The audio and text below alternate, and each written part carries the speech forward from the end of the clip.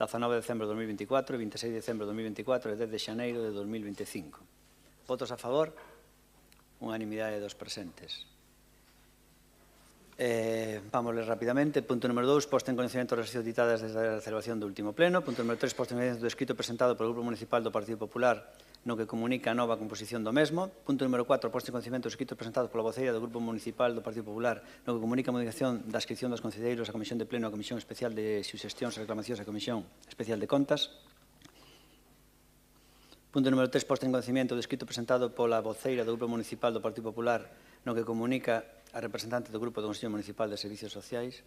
Punto número 6, posta en conocimiento do informe de tesorería sobre o período medio de pago correspondente ao mes de decembro de 2024. Punto número 7, posta en conocimiento do informe trimestral de facturas en tramitar do cuarto trimestre de 2024. E agora estamos xa, unha vez ditado isto, estamos xa na parte resolutiva no que temos neste tema, temos dúas votacións, 2 puntos a debatir de parte resolutiva e depois temos 5 mocións que dúas son debate conxunto, con lo cual, de facto, serán debates 4 mocións, e é o que temos. Antes de continuar co pleno, simplemente decir e recordar que en marzo do ano 2007 se incorporou o secretario, o señor secretario Luís Bermúdez, que está aquí a miña dereita, e que ha estado, pois, obviamente, en todos esos plenos, prácticamente en casi todos, desde o ano 2007, e que se supón que se non hai ningún pleno urxente ou extraordinario próximamente, este será o seu último pleno. Co cual pasará a mellor vida, pero entendendo esa mellor vida, a vida do retiro.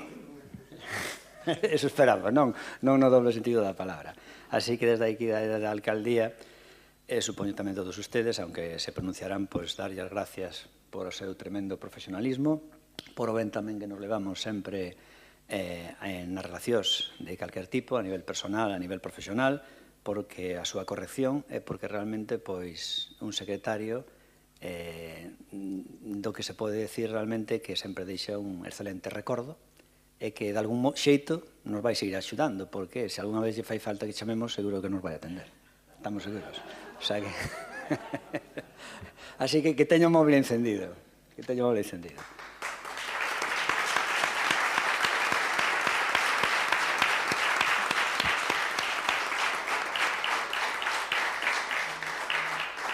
Bueno, antes de seguir con este punto, decir tamén que no público pois sempre temos aquí o que chamar a parte de arriba, a balconada. E hai sempre, pois, veñen os veciños, cando hai un tema moi concreto, pois solen vir veciños para ese tema concreto. Pero, sin embargo, o que é de forma regular, a verdad que solamente veñen moi pouquiñas personas, 2, 3, precisamente está aí Olga, que é unha das habituales da Asociación de Veciños do Ponte, que sole vir a todos os plenos.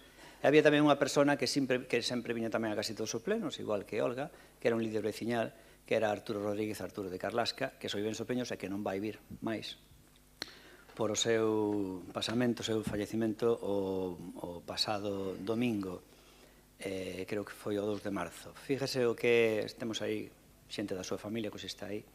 Desde aquí mandarlle obviamente un recordo que é un auténtico líder vecinal. Decir tamén que a xente se fixa en todo, e mandoume unha persona, precisamente un concelleiro de aquí que estuvo na corporación e xa non está, que me mandou unha cousa que me dixo, fíxate que curioso de Arturo Rodríguez, que el coñeceu, porque claro, sempre o vía ademais tamén nos plenos que viña aquí, aparte de falar con ele. Dice, fíxate que curioso, morreu o 2 de febreiro, un ano despois de que se inauguraran as rampas mecánicas da Carballeira. E eu dicía, pois nin idea, dice, podelo mirar? E eu, miramos así, e dice, pois ten razón, a verdade que non me había fixado eso. E fíjate o que as efemérides, non? Que Arturo Rodríguez morreu un ano xusto despois da inauguración da Carballeira, que a obra, entón foi a obra máis importante do barrio que se fixo nunca, e a obra obviamente máis importante da Carballeira. E nada máis, daqui mandarlle tamén un recordo a Arturo, que sempre estará na nosa memoria. Bueno, pois vamos xa entonces con este tema. A aprobación da conta xeral, punto número 8.1, aprobación da conta xeral do Concello de Ourense e do Consello Municipal de Deportes correspondente ao exercicio 2023. Ten a palabra o señor secretario. Buenos días y muchas gracias a todos. Proposta da Concelleira de Economía e Facenda. Visto o expediente da conta xeral do Concello de Ourense correspondente ao exercicio 2023, que comprende a conta da propia entidade e a do Consello Municipal de Deportes, visto o dictame favorable da Comisión Especial de Contas adoptado o 20 de decembro de 2024, cumpridos os trámites legais de información pública sin que se formularan reparos ou observacións segundo o certificado emitido por la Oficialía Mayor, considerando que o artigo 212.4 do texto refundido da Lei Reguladora das Facendas Locais aprobado por Real Decreto Legislativo 2/2004 atribúe ao Pleno a competencia para a súa aprobación, proponse ao Pleno a adopción do seguinte acordo.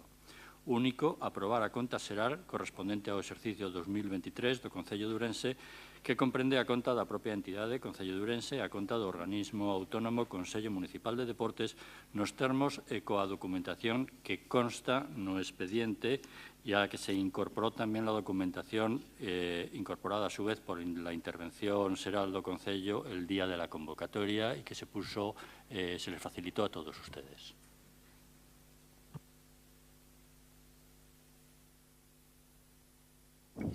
Por o Grupo de Goberno, Tamara Silva ten a palabra.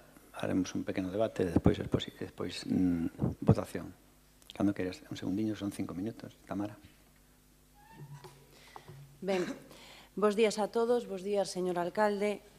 Como xa expuxo o señor secretario, o que traemos aquí é a razón da conta xeral, é un documento puramente contable, realizado dentro do Servicio de Tesourería, e como xa se expuxo, neste caso, é un documento que xa pasou por a Comisión Especial de Contas, onde xa se debatiu coa oposición, non presentaron ningunha emenda no tempo, ningunha alegación no tempo de exposición pública, e como na súa tramitación é habitual, unha vez pasado por este proceso, ten que vir aquí ao Pleno para a súa aprobación. É un documento onde se manifestan os aspectos económicos, financeiros, patrimoniais e orzamentarios, tal como ben recollido na lei. É o único nomear ou resaltar que por primeira vez está consolidado a conta xeral tanto do Concello de Ourense como do Consello Municipal de Deportes, que normalmente non incluía a mesma. Nada máis, do resto, espero contar coa súa aprobación, dado que non houbo ningunha alegación nin na comisión nin no tempo de exposición. E nada máis para continuar coa súa tramitación. Grazas. Moitísimas gracias, Tamara. Damos a palabra por parte do BNG a Luís Seara. Cando queiras, Luís. Bo día a todas e a todos. Sumarme ao recoñecemento que fixo o alcalde na figura de Luís Bermúdez, secretario de pleno deste Concello.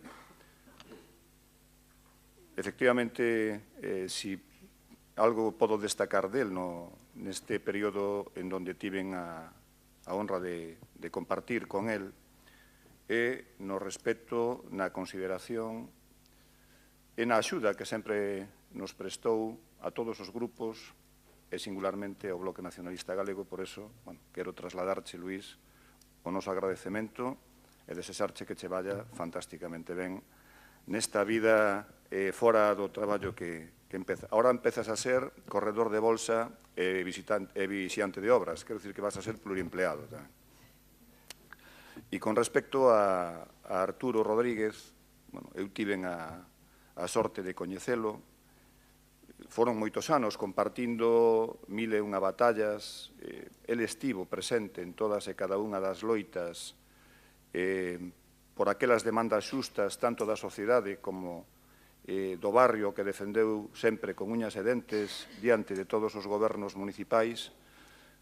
Darlle o noso pesar á familia que hoxe está aquí e darlle o agradecemento porque Arturo foi unha referencia do movimento veciñal e foi un activista social de primeira magnitude. Por lo tanto, sumarme a eses dous recoñecementos. Ben, en relación coa conta xeral, nós xa temos debatido en anteriores ocasións, tanto desde o Goberno municipal como desde algún grupo da oposición, sempre se dixo que esta é unha cuestión estritamente técnica, e nada máis lonxe da realidade. No informe elaborado pola Tesourería Municipal incídese na imprescindible aprobación dun novo documento orzamentario, dado que, dada a súa antigüidade, o orzamento xeral deste Concello non pode adaptarse á realidade actual e non responde ás necesidades de hoxe. Nese mesmo informe advírtese que o remanente de tesoureiría non pode convertirse no instrumento xeral para conseguir esta adaptación, creando novas partidas e deixando outras sen execución. Tamén fala de que o inusual elevado volume de remanentes de crédito resposta en gran medida ás modificacións orzamentarias tramitadas, neste caso, ao longo do ano 2023. Dese conxunto de modificacións, compre traer a colación as incorporacións de crédito por importe de 66 millóns de euros, prescindindo todas elas do preceptivo informe de intervención municipal. Por tanto, cando se fala de que esta é unha cuestión técnica, claramente non é así. Por tanto, os técnicos falan da imperiosa e urxente necesidade de aprobación dun novo orzamento. Esta non é unha cuestión técnica, é claramente unha decisión política. Pero, ademais de todo isto, a conta xeral non reflicte a imaxe fiel do estado financeiro e patrimonial do Concello. É o propio interventor o que di que deberían dotarse provisións polas futuras débedas que terá que afrontar o Concello, derivadas da situación en precario da totalidade das concesións, tal como se observa na concesión do transporte, da limpeza viaria ou da recollida do lixo. De feito, lembrarán que hai poucas semanas tivemos que traer aquí unha modificación de crédito para habilitar 16 millóns de euros correspondente a unha débeda coa concesionaria do transporte, en virtude dunha sentenza firme, sin que esta circunstancia, e isto é moi importante, tivera reflexo nas contas municipais con carácter previo. Cando nos falábamos de débeda oculta, estábamos a referir a isto, unha débeda oculta que acaba saindo á superficie en virtude dunha sentencia firme. O informe conclúe de xeito contundente e afirma: este exceso de gasto pendente de imputación orzamentaria pode afectar negativamente a imaxe fiel das contas. Os informes tamén reafirman a nosa posición en relación coa conta 413. A conta 413 representa o 14,01% do total das obrigas recoñecidas netas consolidadas do exercicio, cando non debería superar o 3% en circunstancias normais. Vela aquí outra das graves anomalías. Espera, Luís. Espera, que che dou. As túas verbas de inicio dedicadas a Luís e Arturo merecen que acabes a argumentación, sin dúbida. Sigue. Moitas grazas. En definitiva, a conta xeral pon de manifesto que a situación económica do Concello é altamente preocupante, que de non subsanar as moitas eivas que se poñen de manifesto por os distintos técnicos municipais, máis cedo que tarde poderemos vernos abocados a ter que ir a un plan de axuste cos efectos que iso pode acabar tendo para o funcionamento ordinario dos servizos públicos. Por tanto, nós imos a votar en contra. Moitas gracias. Por parte do Partido Socialista, María, cuando queiras. Bo día, grazas. A conta xeral é o documento no que, dende un punto de vista técnico, porque sí que é certo que é un documento estrictamente contable, se poñen de manifesto en que gasta o goberno municipal e a que se adican os fondos públicos que ten este Concello. E se, dende un punto de vista técnico, está elaborada por os servizos municipais e non hai nada que decir, aínda que poderíamos decir que Democracia Ourensana nunca apoiou a aprobación da conta xeral cando non estaba no goberno, a pesar de que fose un documento técnico e non teña maior trascendencia, sí que é certo que, dende un punto de vista político, pódense analizar todos aqueles gastos e como executa o orzamento que non ten o Concello de Ourense e o goberno municipal. Unha das eivas máis importantes da conta xeral, que é algo que pasa neste Concello, non só con Democracia Ourensana, senón que xa pasaba antes, é que esta conta tiña que estar aprobada por o Pleno o 30 de xuño. O 30 de xuño, lóxicamente, do ano pasado, non do que vai vir. E tiña que estar rendida ao Tribunal de Contas en data 15 de outubro, ou 16, depende do ano. Dende ese momento, esta conta xeral está fora de plazo e iso inhabilita o Concello de Ourense para solicitar subvencións. As subvencións son unha das fontes de financiamento deste Concello, a pesar de que, ano tras ano, cada día se piden menos pola dificultade da súa xustificación e porque non existe un departamento no Concello que as tramite de maneira exclusiva, e tamén pode acarrear sancións por parte do Tribunal de Contas ou incluso pola propia Lei de Transparencia. E pasa unha cousa moi importante que xa está a vivir o Concello de Ourense, que é que se ven limitados e se reteñen as participacións nos tributos do Estado. O Estado ingresa unhas cantidades fixas mensuais ao Concello de Ourense que non estamos a ingresar e que implican un 40% dos ingresos deste Concello. Entón, o retraso nos prazos deriva nunha serie de eivas que este Concello suma a unha mala planificación orzamentaria que nos consta que dende a Concellería de Facenda intentan subsanar e non é doado porque hai moitas cuestións que teñen un carácter estructural. Por exemplo, que todos os servizos públicos estén en precario supoñen un problema moi grave de xestión financiera e de planificación orzamentaria para este Concello. Cando aprobamos a conta xeral o ano pasado, o alcalde de Ourense dixo neste pleno e consta na acta que é falso que os servizos en precario nos costen máis aos veciños e ás veciñas de Ourense.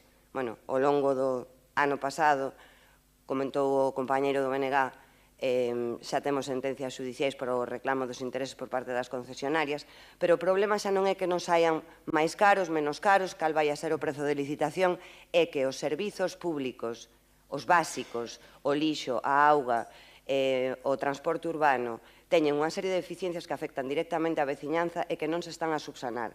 E ademais xa non é que o paguemos máis caro ou menos caro, é que non o estamos pagando. Entón vamos a ter que pagar intereses sí ou sí. Entón, son dúas cousas diferentes. Por un lado, é un documento técnico impecable porque o elaboran os servizos municipais, pero os datos que se extraen da conta xeral reflicten que por parte do goberno municipal hai unha serie de eivas que son exactamente as mesmas que o ano pasado, porque melloran levemente na execución do orzamento, que do 59% o ano pasado era do 48%, e a concelleira dirá, sí, bueno, pero como incorporamos as modificacións de crédito, a execución non é real.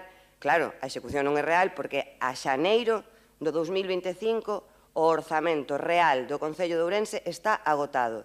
De feito, en xaneiro non se abonaron as nóminas dos traballadores e traballadoras públicas en tempo e forma, porque o capítulo 1 é do ano 2014, o orzamento é do ano 20. Do 20 a hoxe, que parece que pasou pouco tempo, a situación é completamente diferente e este Concello debería de ter traído xa a este pleno un orzamento municipal ou os instrumentos de planificación orzamentaria se teñen que ser as ordenanzas fiscais primeiro que o sexan. Tamén dixo o alcalde no mesmo pleno, no que dixo que as concesións en precario non serían máis caras que a reducción do imposto de bens inmobles, que gracias á democracia ourensana se reduxo no Concello de Ourense, implicou un grande beneficio para os veciños e veciñas que realmente non repercute no peto directo dos veciños e veciñas de clase media e de clase media baixa, solamente dos grandes tenedores de vivendas, e agora alegan que teñen que subir as taxas municipais para poder aprobar un orzamento.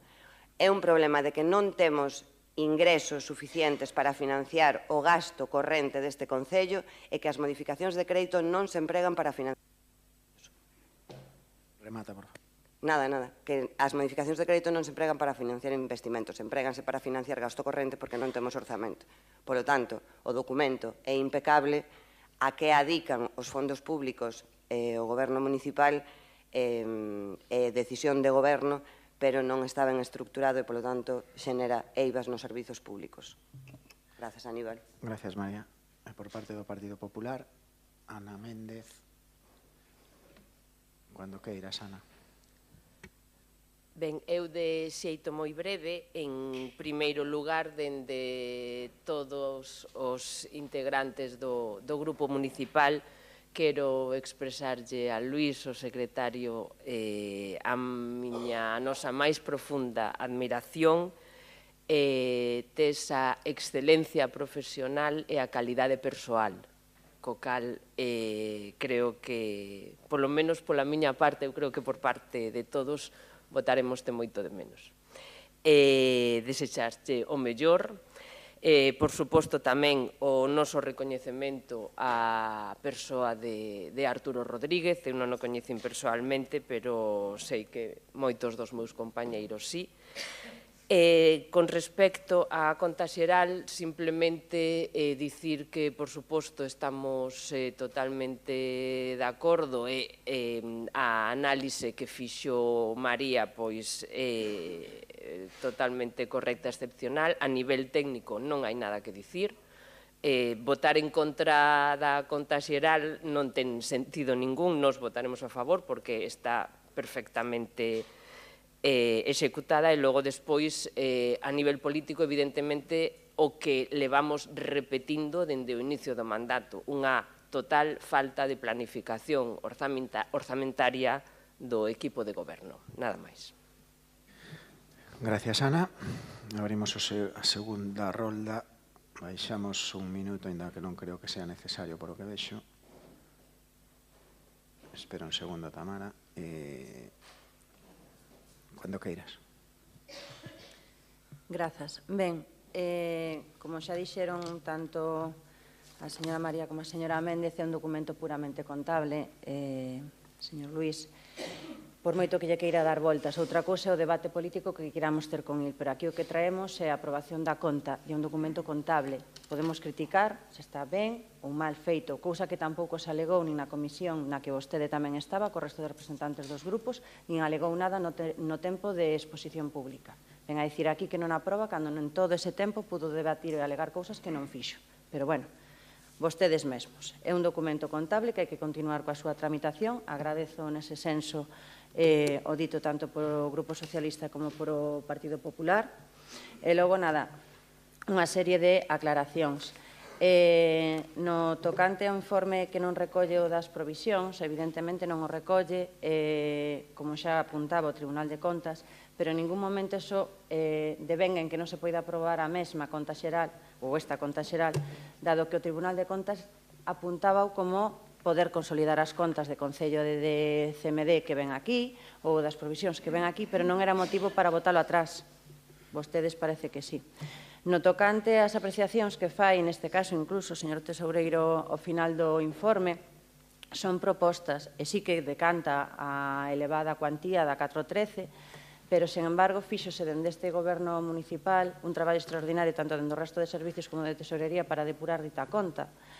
Moitas veces dicimos, non, é que son cousas atrasadas. Hai cousas atrasadas, pero non só deste goberno. E temos que acatar provisións e ter que acatar sentenzas que non son só deste goberno, porque eu creo que a ETAP e a EDAR, por exemplo, no caso no tocante da auga, gobernaba o bipartito. Ou outras cousas que temos hoxe que facer fronte de sentenzas non eran deste goberno, estámoslo a facer. De todas formas, como apuntaba neste caso a señora María, dende o goberno, dende o Servizo de Facenda, se están levando a cabo unha serie de indicacións que se fixeron constar en varias veces en xuntas de área cando preguntou a oposición como depurar esa conta 413, medidas para eliminar a complexidade da carga administrativa que é urxente porque moitas veces o que provoca é que non se poidan tramitar ou levar a cabo os expedientes en tempo e forma, efectos estruturales no Concello en moitos casos que xa veñen de atrás, cambio da guía de tramitación para que poidan modificar todas esas eivas nos plazos que fixo mención a señora María, adiantar o peche de exercicio é unha das propostas que temos para poder que todo isto se avance, pero todo isto non é máis que debate político ou da xestión. O que vimos aquí, remito, é a aprobación da conta xeral, documento contable, está de acordo, non está de acordo no tempo de alegacións ou de exposicións. O único que, parece que non entendeu foi vostede, señor Seara. Nada máis. Grazas. Gracias, Tamara. E damos a palabra, neste caso, ao representante do Bloque Nacionalista Galego, Luís Seara, cando queiras. Ben, os únicos que non entenden son vostedes, pero non entenden nin o que lle din os propios técnicos do Concello. Cando os técnicos están dicindo que o orzamento que hai non é o necesario ou acaído para a realidade existente, para a realidade existente, estánlle dicindo que teñen que facer as cousas ben.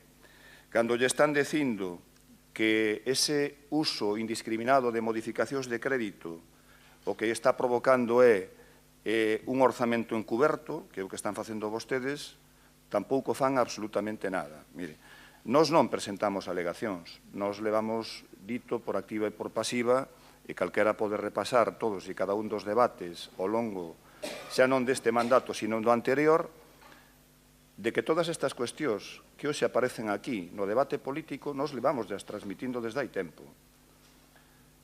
Lévanos enganado sistemáticamente dicindo que están traballando nun borrador de orzamentos. Bueno, pois, a ver cando presentan ese borrador de orzamentos. Levan 5 anos gobernando. 5. Non son nin 4 nin 3, 5 anos. En 5 anos eu coido que puideron ter feito moitas cousas, non? E non as fixeron porque lles vai ben así. Porque lles vai ben así. Unha das razóns, porque efectivamente, agora presentar un borrador de orzamento significa ter que actualizar as taxas. E significa meterse nun debate que para vostedes, me imagino que socialmente, bueno, pois non queren dar ou se é posible que pase sin darse, non?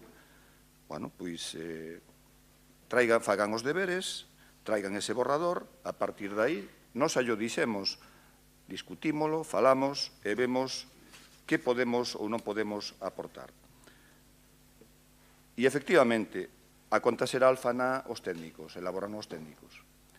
Pero, cando a conta xeral informa, entre outras cousas, de como se executa o orzamento, e esa non é unha cuestión técnica, é unha cuestión política. Por tanto, bueno, nos vamos a manter a posición, que é exactamente a mesma, por certo, que mantivemos en anteriores ocasións. Moitas gracias, Luís. María, por parte do Partido Socialista, cando queiras. Posición que é a mesma que mantiña Democracia Orensana cando non gobernaba este Concello, que nunca votou a favor dunha conta xeral, por moi documento técnico que sexa. O Grupo Municipal Socialista está a favor da conta xeral porque é un documento técnico impecable redactado por os técnicos municipais, os datos son os que son, é un traballo de recopilación de datos que implica que todos os servizos fagan a súa parte. Eso non quita que estamos en contra de como xestiona os fondos públicos o Concello de Ourense e o Goberno Municipal. O razonable é o que importa da conta xeral é que esta poda ser rendida ao Tribunal de Contas porque é un órgano externo fiscalizador e el detecte as eivas que este Concello está a incorrer nelas, como, por exemplo, un orzamento prorrogado, que é unha das máis salientables, e, polo tanto, nos ímonos a abster, non porque estemos en contra da conta xeral, senón que estamos en contra de como o Goberno municipal xestiona os fondos que son de todos os veciños e veciñas. E con respecto aos datos que se extraen da conta xeral e intentando ser constructivos, é un rogo, ou como se diga, a conta xeral indica que dos obxectivos que tiña programados o orzamento, xa do 20, e que actualmente obviamente son outros, están por debaixo do 50%, que non é asumible, temas tan importantes como, e por favor que o alcalde non diga que non son competencia municipal, porque temos competencias municipais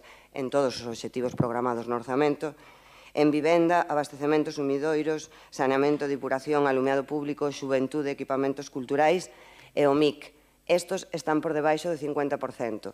Tamén se pode ser, este Concello destina un 34% do seu esforzo en urbanismo e un 1,9% en benestar social.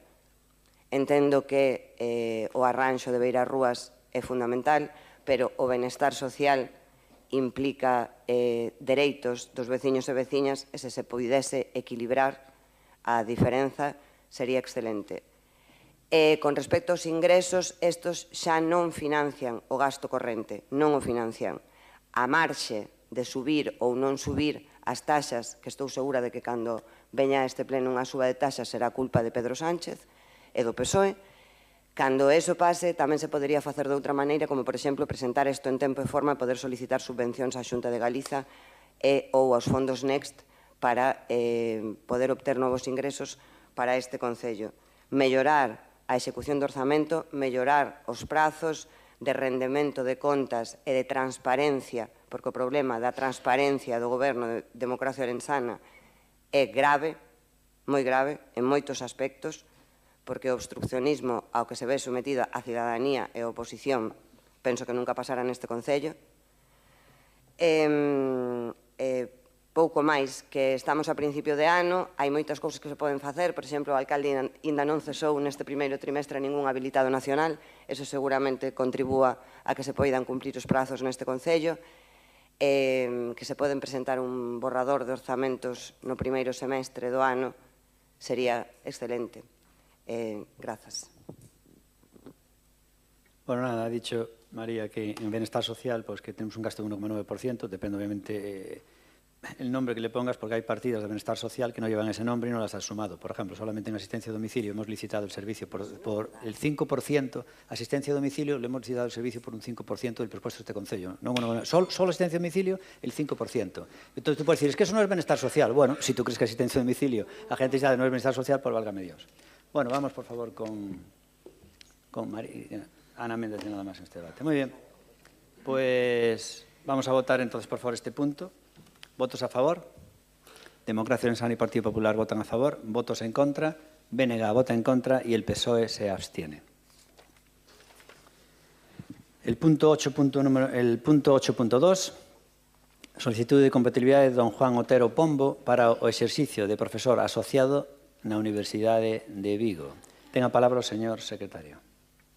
Dictamen da Comisión de Pleno. De conformidade co informe proposta do Servicio de Personal e Recursos Humanos de 29 de xaneiro de 2025, a Comisión de Pleno, por unanimidade dos presentes, adopta o seguinte acordo. Dictaminar favorablemente e levar ao Pleno a seguinte proposta. Autorizar a compatibilidade solicitada por Juan Otero Pombo para compatibilizar o seu posto como funcionario do Concello de Ourense coa actividade como profesor asociado da Universidade de Vigo con dedicación parcial ao amparo dos artigos 3.1, 4.1 e 7 da Lei 53/1984 de 26 de decembro de incompatibilidades do persoal ao servicio das administracións públicas, sempre que se manteñan as mesmas condicións nos dos postos de traballo. En el tema de la compatibilidad de un empleado del Ayuntamiento de Ourense para temas de educación, como en este caso, como es la Universidad de Vigo, el campus de Ourense, nuestro partido político pues reiteradamente ha votado siempre a favor, que ha venido aquí esto a pleno con varias personas que lo recuerdo, como es Gago, asesor jurídico, como es Freire, que está en Hacienda, y no sé si alguno más. El caso es que ahora aquí hay un profesor de informática en el que nuestra postura del Grupo de Gobierno es también votar a favor por varios motivos en esta compatibilidad. Va a cobrar su sueldo íntegro como profesor aquí, como trabajador aquí, y aparte pues a ser un profesor en la universidad, donde también tendrá una pequeña remuneración. Obviamente no va a cobrar un sueldo, vamos a decir, a tiempo completo en los dos sitios. Pero el motivo por el que votamos a favor es que primero se produce si es un profesor que entendemos que es bueno y es reclamado por la universidad, pues queremos que los alumnos se beneficien de un buen profesor. Pero es que además hay una retroalimentación, es decir, una persona que normalmente está en contacto cotidiano con la universidad, eso tiene una retroalimentación que va a ser bueno para un trabajador que está aquí en el Ayuntamiento de Ourense. Y como decía, por ejemplo, un famoso físico, Feynman, decía que a él le produjo un cambio, un segundo renacer en su vida cuando volvió a dar clases con los alumnos, es decir, produce una mejora, a veces mejora más el profesor que los alumnos. Con lo cual, entendemos que es lo que los americanos llaman una win-win situation, en donde ambas partes ganan. Ganamos en el Ayuntamiento de Ourense y gana también la universidad. Y, por ende, también pues gana esta persona a nivel vocacional, que supongo que también tiene un componente vocacional lo que hace. Así que nuestra postura es votar a favor. Si quieren decir algo en este debate, BNG no, PSOE tampoco, y PP tampoco, con lo cual supongo que lo que he dicho en cierto modo va un poco por boca de todos porque parece que están todos de acuerdo. Vamos a hacer pues la votación. ¿Votos a favor? Pues unanimidad del Pleno. Muy bien, pues vamos ahora entonces ya con las mociones. Las mociones, como he dicho, tenemos 5 mociones, pero 2 se van a debatir conjuntamente, que es la de Castelao, la 8.4 y la 8.5. ¿Bien? Se va a votar separado, pero se vota conjuntamente. Vamos con la primera moción, que es la 8.3, que es una moción del Grupo Municipal Socialista para ratificar a xestión pública e directa do CAPD de Ourense. Ahora nos explica todas as motivacións Natalia Benítez. Un segundiño, cando queiras. Grazas, alcalde. Moi bo día a todos e a todas. Se me permiten comezar primeiro dirixíndome ao noso secre. Querido Luís, foi un placer compartir contigo estes últimos 18 anos no Concello de Ourense, non só meu, senón dende o Goberno e a oposición de todos os membros e membras do Grupo Municipal Socialista. Gracias pola túa profesionalidade, pola túa humanidade, por esas charlas de fútbol e, nada, de corazón desexarche o mellor nesta nova etapa que anhelada e que ogallá disfrutes cos que máis queres. E tamén aproveitar para facer un recoñecemento tamén dende o Grupo Municipal Socialista Arturo Rodríguez, presidente da Asociación de Veciños Carlasca, efectivamente unha aperta enorme para a súa familia e amizades, un recoñecemento como loitador incansable polo movimento veciñal, pero tamén polo fomento do deporte de base nos máis cativos e cativas, un amante do seu barrio da Carballeira e que independentemente de quen gobernara, sempre os defendeu e sempre deu a cara por eles para conseguir o millor. Grazas, Arturo, e ata sempre. Ben, vamos á moción do CAP, alcalde. Quero primeiro saudar e darlle a benvida a este salón de plenos do Concello de Ourense, aos membros e membras das familias da plataforma ProCap e a todos aqueles que se suman ao apoio da súa xusta reivindicación. Ás veces a política ten estas cousas. Eu considero que temos que separar a política propiamente dita da condición humana. Este tema é unha cuestión de xustiza social, é unha demanda na que todos deberíamos estar de acordo e apoiar. Dende o Partido Socialista non só contades con elo, senón que levamos 9 meses ao voso carón e agora con moitas máis ganas se cabe. Por iso traemos este tema hoxe aquí. A presentación desta iniciativa que pide que a Xunta de Galicia de marcha atrás, recapacite, rectifique, reconsidere a súa decisión de licitar o CAP a unha entidade sen ánimo de lucro e sen garantir ese futuro para os nenos e nenas con discapacidade de Ourense, creemos que é unha decisión inxusta e que se falta a palabra dada con estas persoas. Non sempre estivemos aí para darlles voz, como non pode ser de outra maneira, igual que outras formacións políticas, que chegamos ata o final. Eu creo que a mellor maneira de separar o político do humano, neste caso, e para iso vou aproveitar as verbas de Eva Gutiérrez no pleno da Diputación, creo que nos chegaron a todos ao corazón, penso que ninguén o pode explicar mellor ca eles.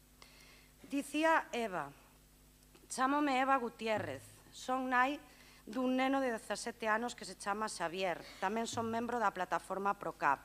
Quixera primeiro explicar o que significa ser nai dun neno especial, dun neno con discapacidade.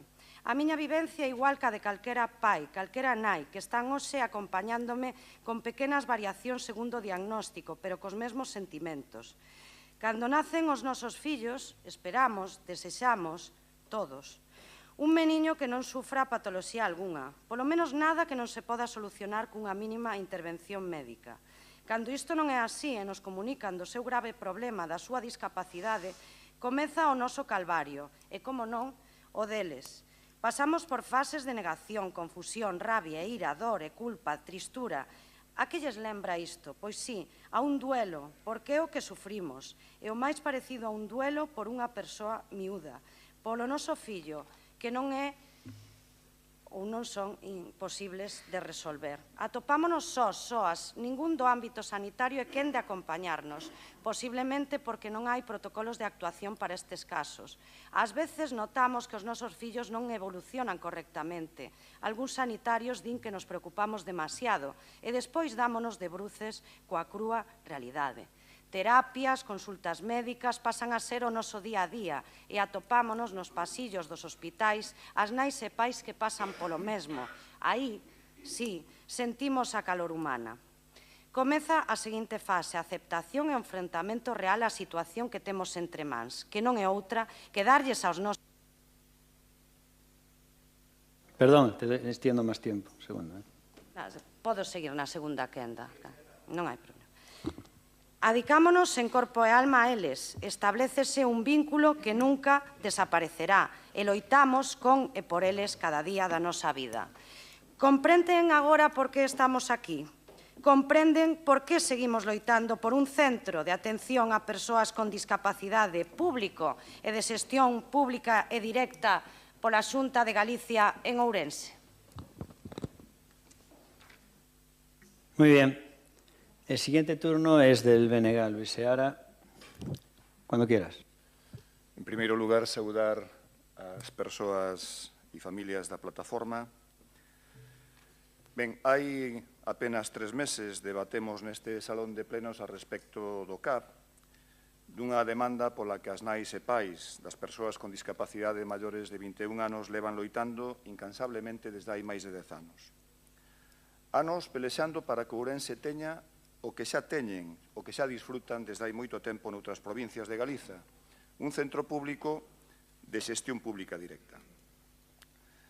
Non resulta doado resumir tanto traballo, tanto esforzo durante este tempo, pero eu, se tivera que quedarme con algo concreto, sería, sen dúbida, un fito sen precedentes, que foi a recollida de máis de 50.000 sinaturas de apoio e fala este feito da empatía, da sensibilidade que a sociedade de Ourense ten con esta xusta demanda. Empatía e sensibilidade que, por desgraza, as nais e pais non atoparon nos seus gobernantes. A teimosía da plataforma conseguiu algo que parecía imposible. Por de acordo a todas as forzas políticas que concurriron no 2016 ás eleccións ao Parlamento Galego, a meirande parte das cales hoxe teñen representación parlamentar. Lograron que, antes das eleccións, todas as forzas políticas que concurriron pola circunscripción de Ourense asinaran un documento cuns compromisos claros e concretos. Entre esas forzas estaban as que hoxe estamos aquí representados neste salón de plenos. Entre eses compromisos figuraba o da asunción da xestión pública por empregadas e empregados públicos. O tempo foi pasando e a plataforma foi sorteando un obstáculo tras outro. O primeiro, un proxecto que non satisfacía as demandas das nais e pais, o que provocou novas mobilizacións e obrigou a Consellería a acometer cambios. O segundo, a pouco de iniciarse a construción, a cal, para a sorpresa de todos, botou moitos meses parada. Soubose, logo de que o BNG preguntara no Parlamento, que fora por mor da crise de prezos provocada pola pandemia, mais nada disto se lle dixo ás familias. Novamente, a presión social forzou a Xunta a unha nova contratación e, novamente, outra promesa incumprida. Pero o peor estaba por vir. Durante este tempo, o goberno do PP da Xunta e a súa sucursal de Ourense adicáronse a xogar ao gato e ao rato coas familias, sen ser claros a respecto de cal ia ser o modelo de xestión do CAP, aínda que algúns podíamos intuílo. Foron moitas as veces e reiteradas que a plataforma e os grupos da oposición interpelaron ao goberno para que dera resposta á principal preocupación das nais e pais a respecto de cal ia ser o modelo de xestión do centro. A ambigüidade foi sempre a resposta. Pero esta situación non se pode manter eternamente e, claro, chegou o momento de ter que abrir o centro e caeuselles a carouta. O tempo amosou varias cousas. A primeira, que Partido Popular e Democracia Ourensana non son de fiar. Sabíamos que a súa palabra non vale nada, agora tamén que non cumpren o que asinan. A segunda, que a sucursal ourensá do PP galego non ten a máis mínima capacidade de incidencia sobre as decisións que se toman a 100 kilómetros de aquí. Son meros convidados de pedra. E en Santiago fanlle máis caso ao alcalde, a Jácome, que a Luís Menor. A terceira, que tanto o Partido Popular como a Democracia Ourensana son uns cobardes.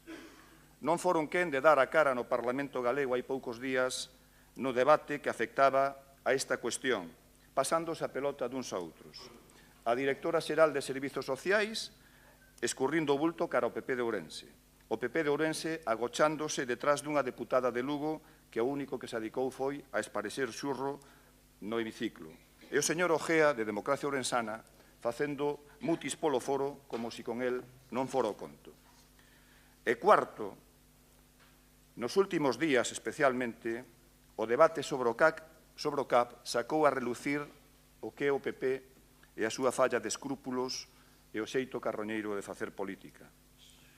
Non contentos con pretender pôr en cuestión e lixar a imaxe da plataforma e dos seus adversarios políticos, utilizaron as entidades do terceiro sector como ariete contra a plataforma, co obxectivo de provocar unha confrontación coas nais e pais da plataforma, que deixaron ben claro outro día que a súa loita non vai en contra nin cuestiona para nada destas entidades, todo o contrario.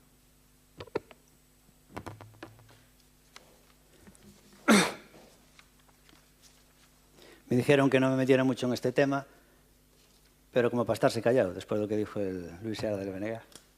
Bueno, vamos, por favor, al Partido Popular. Un segundo, por favor. Es Ana Méndez, cuando quieras. Ben, bos días a todos e a todas. En primeiro lugar, pedo desculpas porque estou bastante resfriada e non quero que ás veces falar que poida toser ou algo. Isto é sumamente importante para nós. En segundo lugar, que é o primeiro de todo, eu quero amosar o noso total respeto e agradecemento aos pais, ás nais e aos familiares que conformades a plataforma ProCap. E dicirvos que, por suposto, entendemos perfectamente a vosa constante preocupación, os vosos medos e as vosas inquedanzas.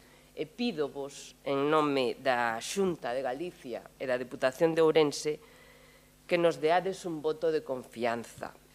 Polo Partido Popular respetamos absolutamente calqueira debate deste tema dos outros grupos políticos. O que me parece realmente de unha baixeza tremenda é a falta de respeto do discurso do Bloque Nacionalista Galego. Señor Seara, creo que debería pedir disculpas e perdón polos insultos que nos acaba de inferir.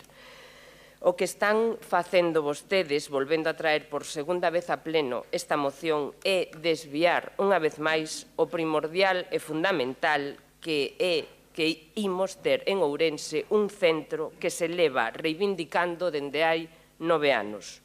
Un centro, ademais, público, de vanguarda, innovador e con equipamento adaptado, que vai ser referente en Galicia e un dos mellores de España, cun importantísimo investimento de máis de 10 millóns de euros por parte da Xunta de Galicia.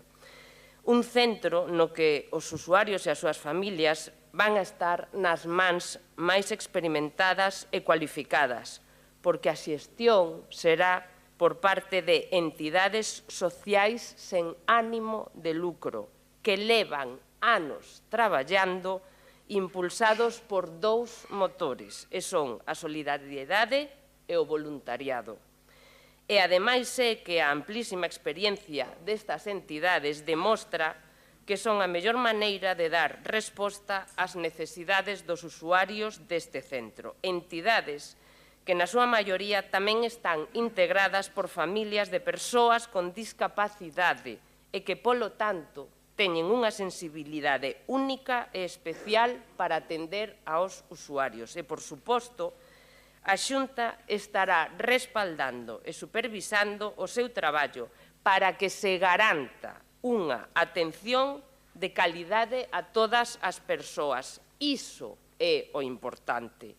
Como tamén é moi importante que o acceso a estas prazas será o mesmo que no resto de centros da rede pública da Xunta e os prezos tamén serán públicos, polo que estará suxeita a iguais regulamentos de funcionamento, de acceso a prazas e de utilización que as de xestión pública, e será sempre e únicamente a Xunta quen outorgará e trasladará ás persoas usuarias. O único que se contrata é a xestión e para iso estáse a exixir, de acordo cos pregos xa publicados, que primeiro a ratio de profesionais de atención directa sexa rigorosísima, é dicir, un ou unha profesional de atención directa por cada persoa usuaria. Segundo, que haxa perfis de profesionais concretos. Falamos de médicos, psicólogos, traballadores sociais, terapeutas ocupacionais, coidadores, etc., etc., igual que a que existe en centros de xestión pública directa. E terceiro, se exixe a obligatoriedade da subrogación dos traballadores. É dicir, se se cambia de entidade, os traballadores seguirán formando parte do CAP. E reitero, trátase dunha xestión garantista. E digo con certeza e seguridade, porque con esta xestión garántese un canal de comunicación directo entre as familias e a Xunta que terá resposta sempre e que non terá que pasar pola entidade xestora se as familias non o queren. Garántese un control e unha inspección rigorosa e exixente, ademais de continua.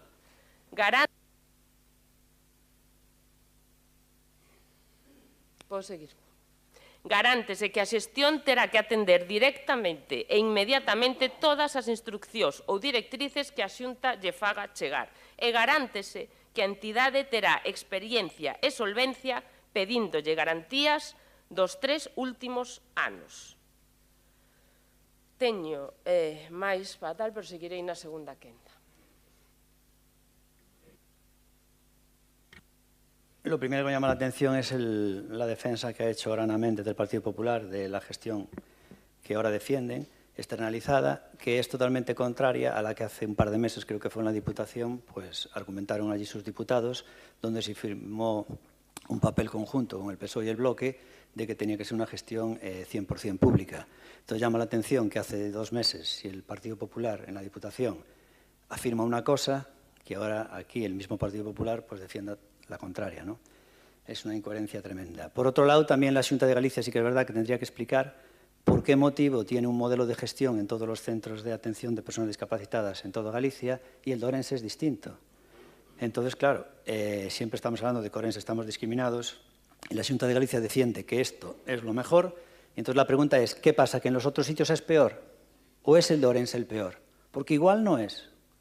Entonces, lo que no puede hacer la Xunta de Galicia es vender en Pontevedra, en Coruña y en Lugo un modelo y luego el de Ourense distinto y decir, no, este es el mejor, coño, entonces los otros son peores. O sea, es algo que es muy difícil de vender. Eso empezando por ahí. Luis Seara empezó hablando de este tema y omitió algo importante y dijo una falsedad. Hablaba de que en el año 2016 en la Xunta de Galicia se llegó a un acuerdo de los 3 grupos, creo que fue a final de año, creo que fue en el año noviembre, pero en marzo del año 2016 el primer partido político que reivindicó aquí un centro para personas discapacitadas pues fue Democracia Orensana. De aquellas, pues nosotros, bueno, se habló con muchas familias y creo que fuimos el primer grupo político en que trajo a pleno este tema. Fue creo que en marzo del año 2016, o sea que unos 8 meses antes de lo de la Xunta de Galicia, ¿no? Y se trajo aquí en este mismo pleno, cuando un servidor estaba en la oposición y estábamos allí pues 8 concejales en el año 2016. Con lo cual fuimos los primeros en reivindicar este tema. Lo medible y no supinable está obviamente ahí ese pleno oficial. A partir de ahí pues empezó a derivar un poco el tema, ¿no? Obviamente simplemente estamos a la Xunta de Galicia porque es quien tiene que asumir el tema. Y una vez que eso demuestra cómo Ourense es la eterna discriminada, es decir, que resulta que en las demás provincias hay un centro de atención para personas discapacitadas continuo, independientemente de la edad, porque aquí teníamos uno que a los 21 años, como era creo que es el de Empelle, pues se tenía que marchar para casa, ¿no? Pero que tenían uno de continuo, sin límite de edad, Ourense no lo tenía, con lo cual es una discriminación absoluta de la Xunta de Galicia, porque en los demás sitios sí y aquí no. O sea, es intolerable como realmente nos están pisando de esa forma. El caso es que nosotros reivindicamos esto y a partir de aquí empezó un poco la polémica, ¿no? Se empezó a decir no ya un centro, que se hiciera un centro de atención para personas discapacitadas independientemente de la edad y gratuito, sino que además tenía que ser de gestión pública. Y ahí es donde se le empezó a añadir una condición a ese centro en el que todos estamos de acuerdo que tiene que ser gratuito, de gran calidad y, obviamente, lo importante de acceso gratuito y de gran calidad. Y ahí es donde se empezó con la polémica de que tenía que ser estrictamente público, ¿no? Repito, no es que nosotros defendamos una cosa u otra, sino que tiene que explicarlo la Xunta de Galicia por tener esa incoherencia, tener dos modelos distintos. Esto me recuerda cuando en el Concord no se admitía en Europa las primeras pruebas que se hicieron y querían implantarlo en India, porque en Europa todavía no estaba admitido el Concord por una serie de motivos. Y decía el de India, mire, genéticamente los de India somos distintos a los de Europa. Lo digo porque como aquí quieren poner el Concord y en Europa está prohibido, es por si es genéticamente los indios somos distintos, ¿no? Y esto es igual, tendría que la Xunta de Galicia explicar si los dorenses somos genéticamente distintos, porque un modelo en toda Galicia menos en el dorense. Bueno, el caso es que a partir de ahí, en esta reivindicación que fue a más, le trajo muchísimas veces, acabo enseguida, y entonces se empezó a politizar el tema. En el momento que tratamos un tema tan delicado como es el de tener pues, hijos discapacitados, en un tema tan delicado, pues, claro, es muy difícil debatir porque hay un tema moral tremendamente delicado. Entonces, la gente, pues, con mucho pies de plomos a la hora de intercalar los debates. Y entonces esto seguramente fue aprovechado por ciertos arribistas y gente aprovechada, porque enseguida una persona que lideraba ese centro de atención a personas discapacitadas se pasó a la política y se metió en la lista de un partido político para ir de número 2, creo que de aquellos era en La Marea.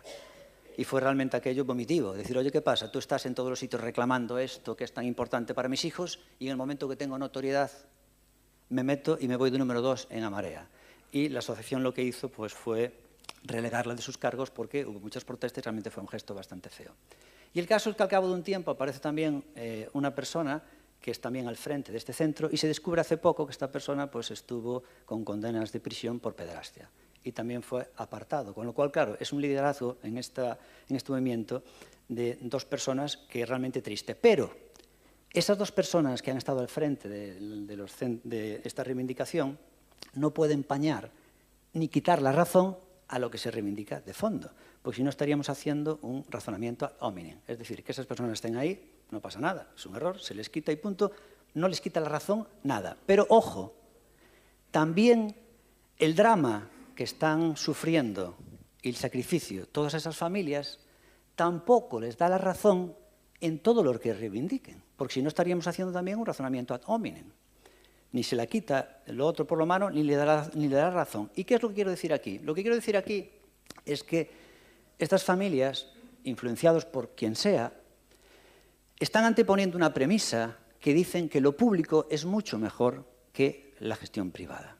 Entonces, ¿qué ocurre? Están reduciendo un debate de siglos, un debate de siglos, incluso ya a inicios ya de los últimos siglos, pero que ha tenido especial bueno, pues, referentes en los debates de Keynes y de Hayek. Modelo más de gestión pública, modelo más de gestión privada. Bloque comunista, bloque capitalista. Y resulta que ese debate ideológico, donde hay multitud de partidos, ellos dicen, no, tiene que ser así porque es lo mejor. No, hombre, porque entonces lo que haces es anular la ideología de todos los partidos políticos. Es decir, es totalmente legítima la reivindicación de querer un centro igual que los demás en Galicia. Pero no puedes decir el cómo. Tendrás que pedir un centro gratuito y de la mejor calidad posible con los presupuestos autonómicos, bueno, que se manejan. Pero luego, el cómo no se puede uno meter en la ideología, porque si no, a los partidos políticos los estás anulando. Es decir, si nosotros creemos que la gestión privada es mejor que la pública, no es por decir, oiga, defienda usted la pública. Hombre, no, el cómo me lo tendrá que decir a mí. Sí que es cierto que sí que hay que preguntar, oiga, ¿y por qué en Galicia es de una forma y en Orense distinto? Eso sí que la Xunta lo tiene que responder, porque ahí hay una incoherencia. Pero en este caso, como es el caso de Democracia Orensana, no nos pueden obligar ni a forzar a decir, oiga, exija usted que sea público. No, yo exigiré que sea lo mejor. Pero si yo creo que el sistema privado es mejor que el público, no me puede anular nuestra ideología. Nosotros queremos lo mejor para sus hijos. Por eso no anteponemos la premisa de que lo público tenga que ser la condición sine qua non. Y por eso estamos en política, es nuestra visión.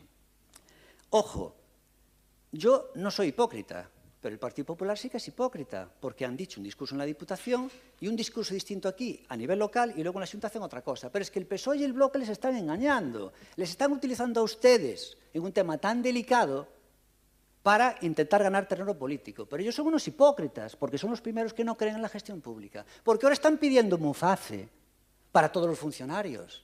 Oiga, si la gestión privada es lo mejor, perdón, si la gestión pública es lo mejor, ¿por qué pide Muface el PSOE? ¿Por qué quieren los funcionarios Muface? Si resulta que lo público es lo mejor, ay, no, para nosotros queremos lo privado. Y luego sí, para las personas del centro de atención discapacitadas, no, ahí sí, para eso lo público es lo mejor. ¿Y por qué no quieres tú lo mejor? No, yo quiero Muface porque me dan cita el día siguiente. Y si voy a la Seguridad Social me tardan cita en dar 8 meses para mirar un menisco. Y en Muface voy ahí a la San Díaz y me atienden el día siguiente. O sea que quieren un discurso, hacen distinto. Y el bloque exactamente lo mismo, porque habla de remunicipalizar, pero donde gobierna es casi todo privado. Hace poco trajimos aquí, o hablamos, de recuperar la gestión pública de la Plaza de Abastos y dijeron, no, está muy bien como está externalizada privada. Y donde gobiernan en Pontevedra acaban de privatizar, sacar ahora la licitación del agua. Y ahora de la basura, todo privado, nada público. Y donde están en Santiago, lo mismo. Entonces, hombre, aquí lo que hay es una hipocresía absoluta y utilizan su drama y realmente el sacrificio y la vida de estas personas para utilizar y ganar debate político. Pues ustedes son unos auténticos hipócritas. Y si no responden a estas preguntas, ¿por qué en otros modelos ustedes defienden lo privado? Ah, no, cuando hablo de las personas que tienen un hijo con discapacidades, ahí defiendo lo público. Tú lo que tienes es morro. Y es lo que tenemos que decir en este sentido. Creemos que hay incoherencias en todos esos partidos. El PP, porque es el que tiene el mando, y hace una cosa distinta. Y según el foro, pues dice una cosa. Y el PSOE y el Bloque, porque utilizan esto como munición, cuando realmente ellos no creen en la gestión pública. Porque ya he dado esos ejemplos de cómo lo hacen en otros ámbitos. Vamos ya con el segundo turno. Por favor, Natalia. Ben, parece que hoxe Democracia Orensana decidiu falar blanquearse nun tema tan sensible. Houbérame gustado que outro día, cando se debatía este tema no Parlamento de Galicia, o seu diputado, que iba a poñer Ourense no mapa, iba a loitar por todas as inversións da Xunta en Ourense, non se metera debaixo dunha mesa e non dera a cara, señor alcalde. E como vostede tamén recolleu cable neste mesmo salón de plenos, donde fai pouco debatemos unha moción para pedir esa xestión pública e directa, e se astivo vostede e o seu grupo municipal. O sea, aquí o único hipócrita é vostede. Logo, o Partido Popular, por suposto, demostrou que lle faltou valentía política e que non son de fiar. Esta reivindicación non leva só unha década. Estos pais e nais levan case 40 anos, en moitos casos, loitando por ese CAP. E todos acordamos, si a Xunta de Galicia investiu casi 10 millóns de euros nese centro, pero vostedes asinaron como o resto de formacións políticas e deron a súa palabra de que cando chegara a hora da verdade esa xestión ia ser pública e directa, porque eles falan con coñecemento de causa e eles son os máis afectados por esta decisión. E que fixeron? Persoalmente, vostedes, en privado, todas as persoas do Partido Popular de Ourense avalaban que iso fora así, pero foron cobardes. E máis, o mellor exemplo está na Deputación Provincial. O seu peso político na Xunta de Galicia e na provincia é cero.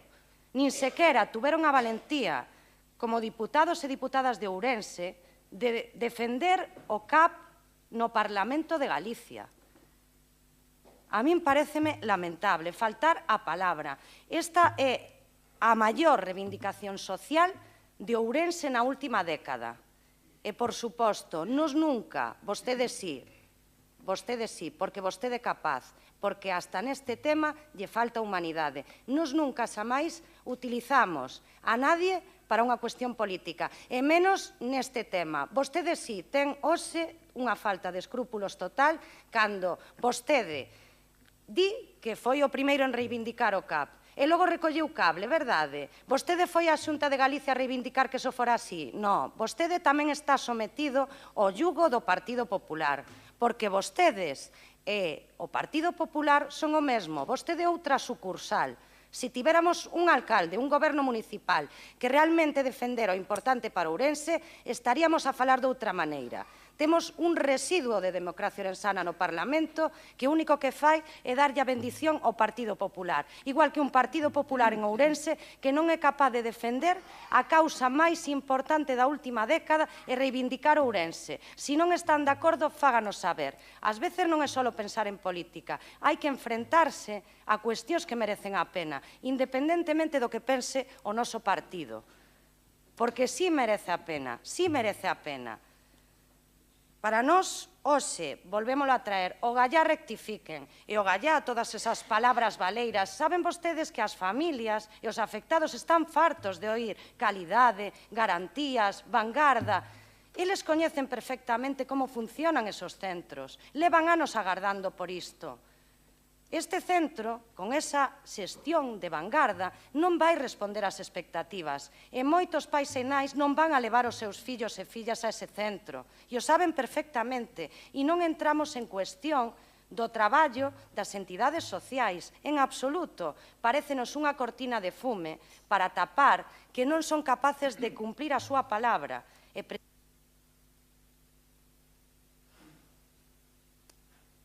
Dous segundos.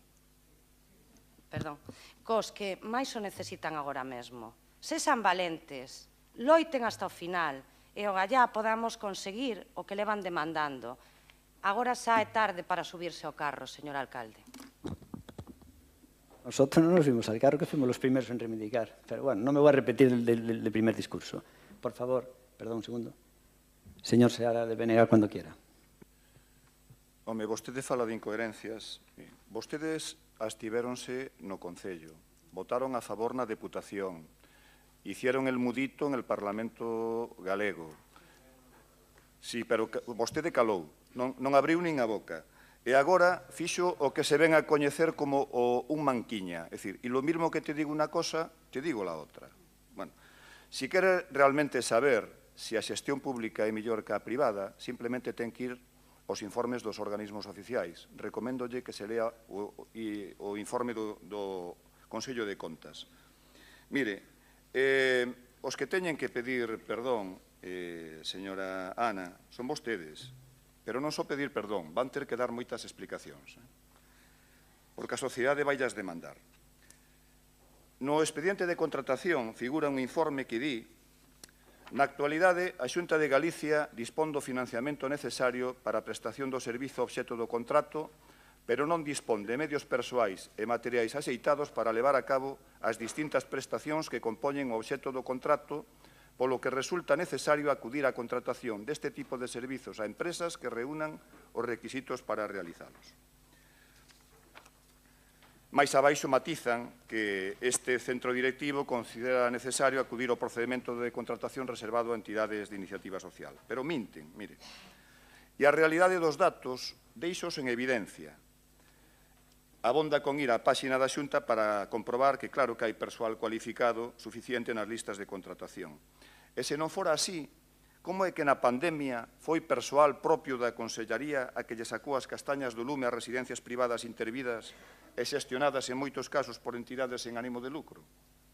Eu fagolles unha pregunta. Se hai persoal cualificado nas listas de contratación da Xunta, como é obvio, e pódese constatar, e, por tanto, a Xunta está en disposición de pôr en marcha este centro en poucos días, por que xestionalo a través de intermediarios, sexan ou non entidades sociais? Porque se empeñan en implantar un modelo que non é o que a sociedade de Ourense quere e as familias demandan. Lémbrolle o das 50.000 sinaturas. Isto non é un capricho. Os servizos públicos son o garante de dereitos e liberdades e unha peza fundamental do estado de benestar. E quero dirixirme á plataforma, ás nais e pais que levan loitando denodadamente sen descanso ao longo destes anos.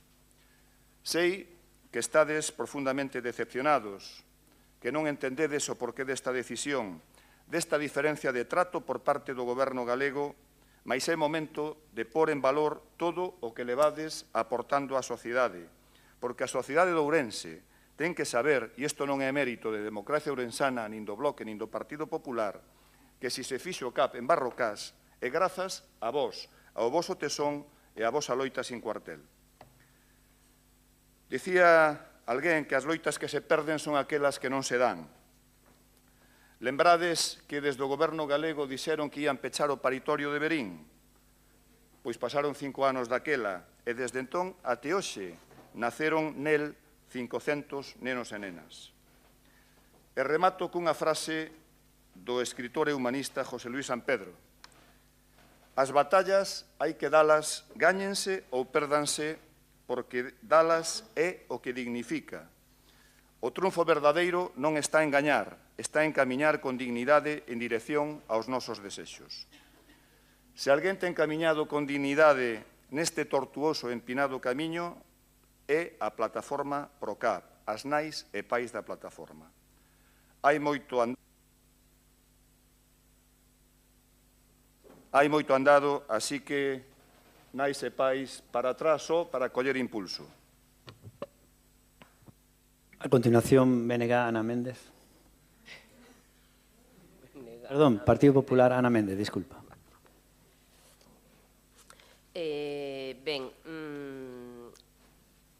Con respecto ao mantra señor alcalde, de que Ourense é a última cidade de Ourense, perdón, a última cidade con respecto ao interese da Xunta de Galicia, simplemente lle vou dar 4 datos, teño un montón máis, pero non vou estar aquí 2 minutos falando diso. A provincia de Ourense é a máis beneficiada do plan de investimentos do Consorcio para a Construcción e Reforma de Centros Sociais Municipais, cun total de 16 concellos seleccionados en un financiamento de 12 millóns de euros. O 40% das casas niño que están financiadas pola Xunta que hai en Galicia están na provincia de Ourense. O Goberno galego pon a disposición dos concellos ourensás un total de 1,4 millóns de horas de SAF polas que achega 16,7 millóns de euros anuais. Os maiores de Ourense contan con 4.450 prazas públicas de atención residencial e centro de día para persoas maiores, as que haberá que sumar agora as 120 prazas da residencia que a Fundación Amancio Ortega vai construir na cidade das Burgas, etcétera, etcétera, etcétera. Podo seguir. Volvo a repetir que aceptamos todos os debates políticos. Tildar e xogar coa falta de humanidade me parece de moita baixeza, pero, bueno, vostedes, Bloque e PSOE sigan co mesmo.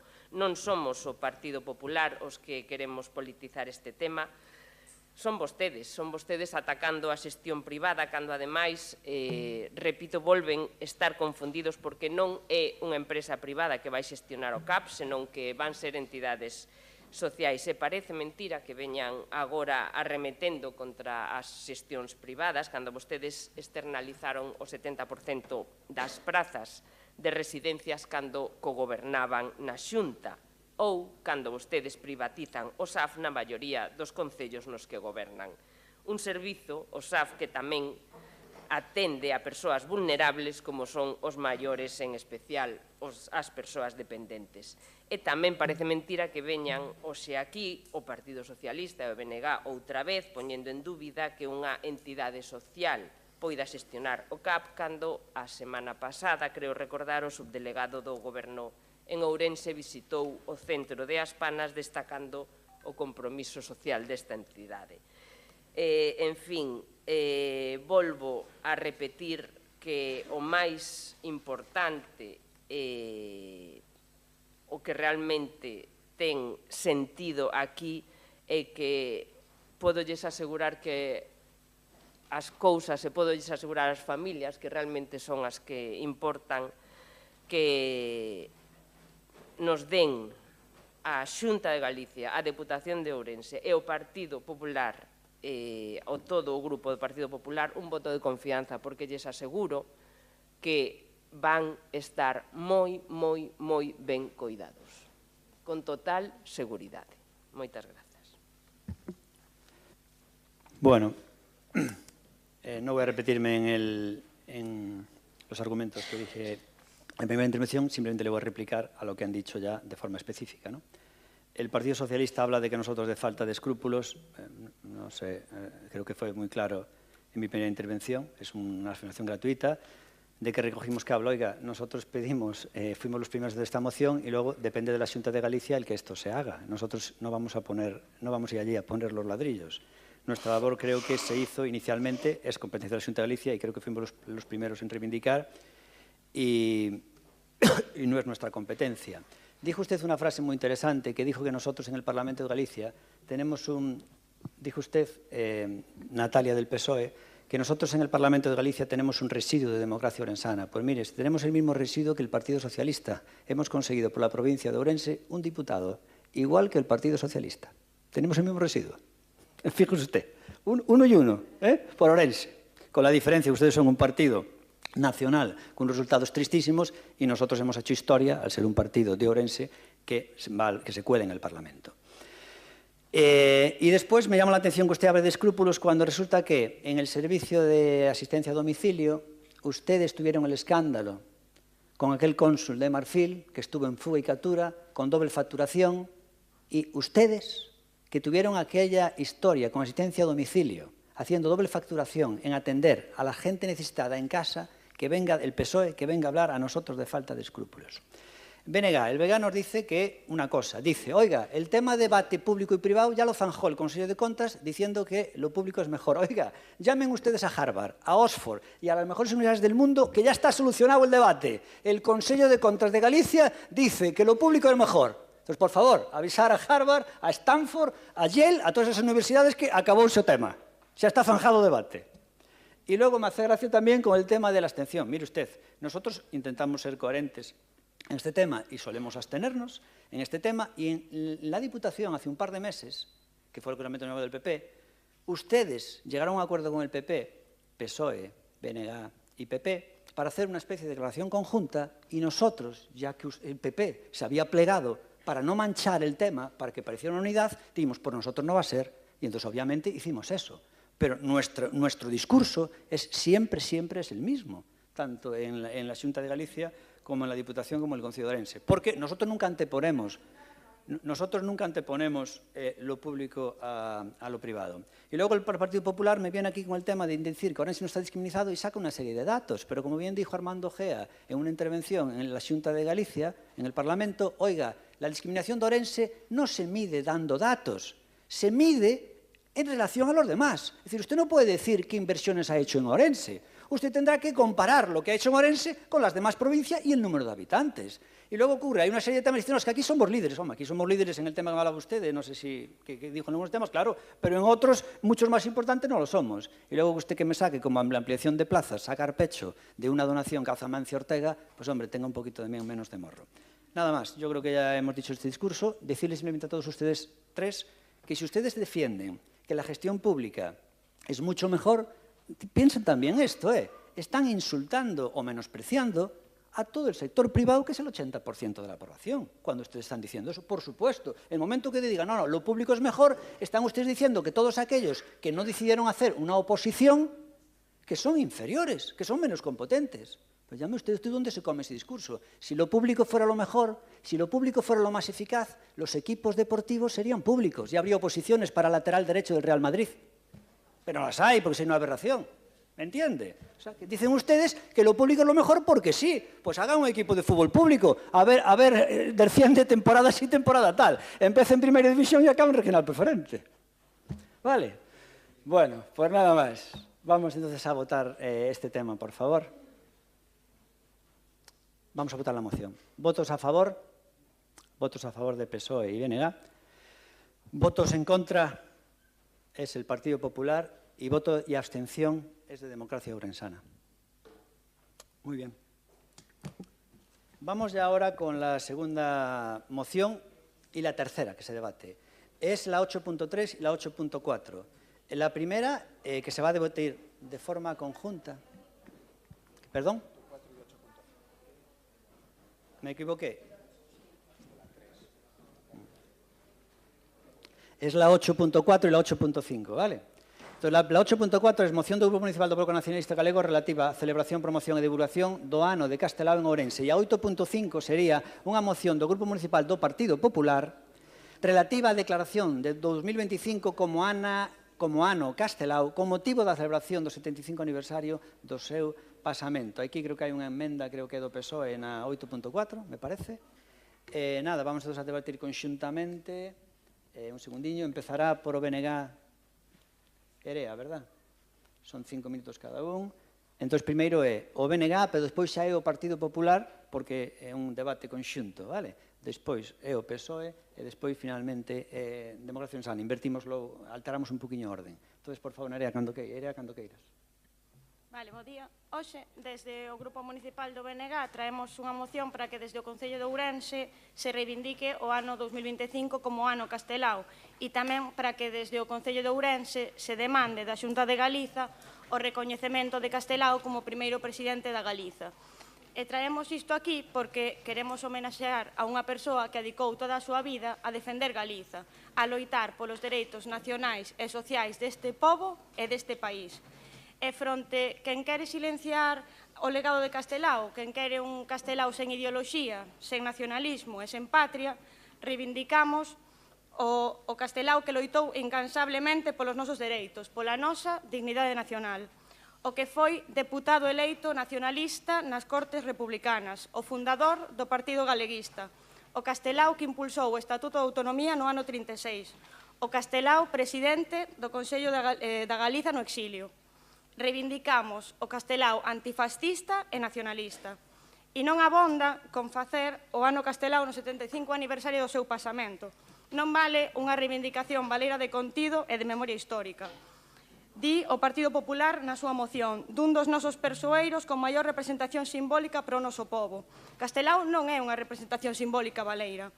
É un exemplo de loita, é un exemplo de dignidade. Castelao viviu o desterro, a incautación de bens, a persecución política e o exilio por defender Galiza. Miren, na ditadura franquista teimaron con negar a figura de Castelao e isto, ademais, recóllese na nota da Dirección de Prensa en xaneiro de 1950. E agora, os vasalos da mesma bandeira continúan coa mesma teima. Falar en abstracto de legado político, de galeguismo, poñer o foco no seu valor artístico e negar que a súa produción literaria e toda a súa produción foi porque Castelao era plenamente político.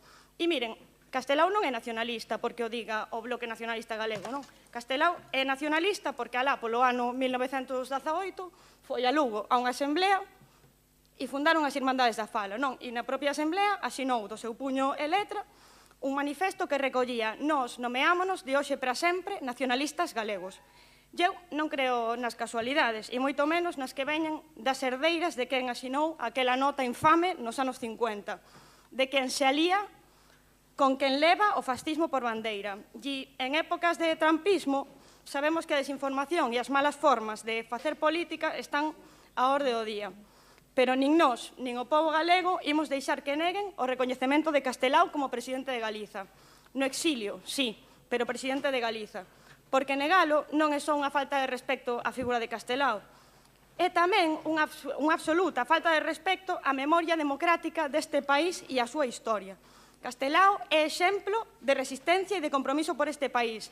É exemplo para moitas das que hoxe queremos continuar co seu legado, converter os ancellos en realidades e os ideais en feitos. Nos, hoxe traíamos esta moción coa mellor das intencións, con intención de reivindicar o legado de Castelao, que entendemos que segue plenamente, madre mía, que respectuosas sodes, Tentela, sí. Que entendemos que segue plenamente vixente neste 2025, de reivindicar unha reparación histórica coa súa memoria, o recoñecemento de primeiro presidente da Galiza.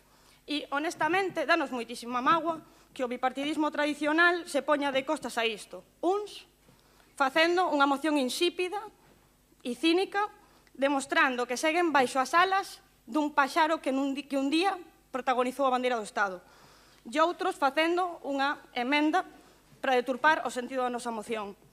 Pedímosles que, por favor, retiren a emenda de sustitución porque é moito máis honesto definir a posición política que teñen que enmascarala.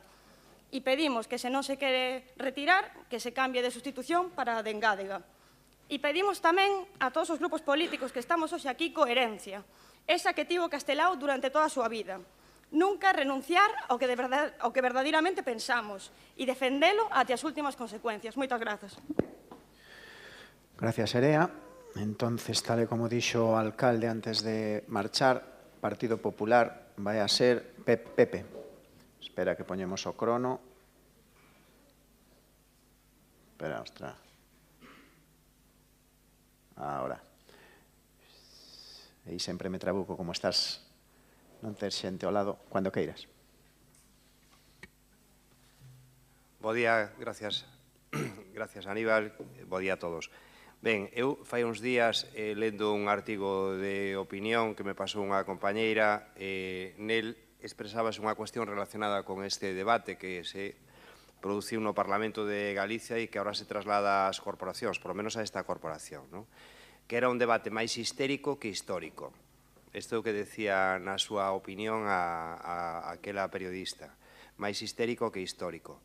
Eu, escoitando a máis nova, unha das mozas da corporación, eres tía máis nova?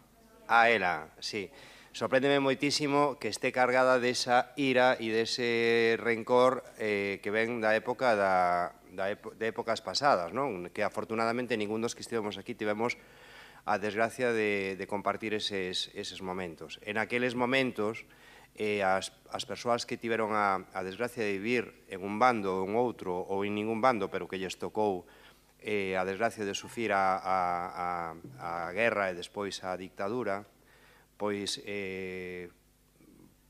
pasaron francamente mal e en aquel contexto a xente se desenvolvía dunha maneira diferente a como nos podemos desenvolver hoxe que vivimos en democracia, non?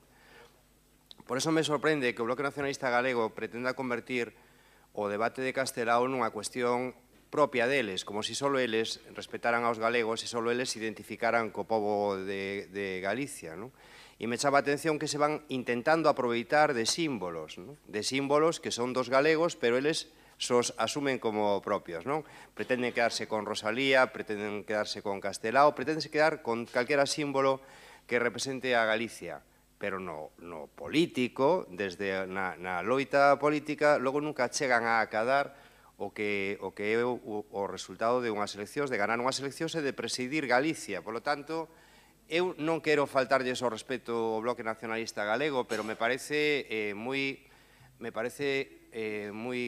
non sei como definilo, pero grave ou triste ou histérico que a persoa máis nova deste salón de plenos se poña a falar das consecuencias da guerra civil, da dictadura e de todo o que pasou, desgraciadamente, neste país, porque exiliáronse moitísimas persoas de todos os bandos, e xente que non tiña ninguna carga política tamén se tivo que exiliar.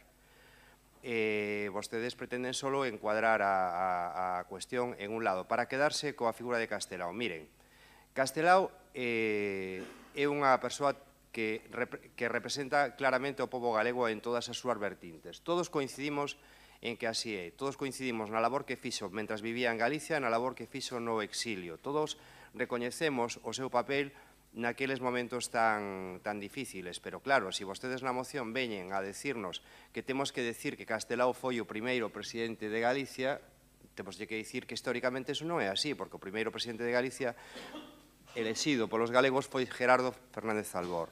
Esta é a realidade.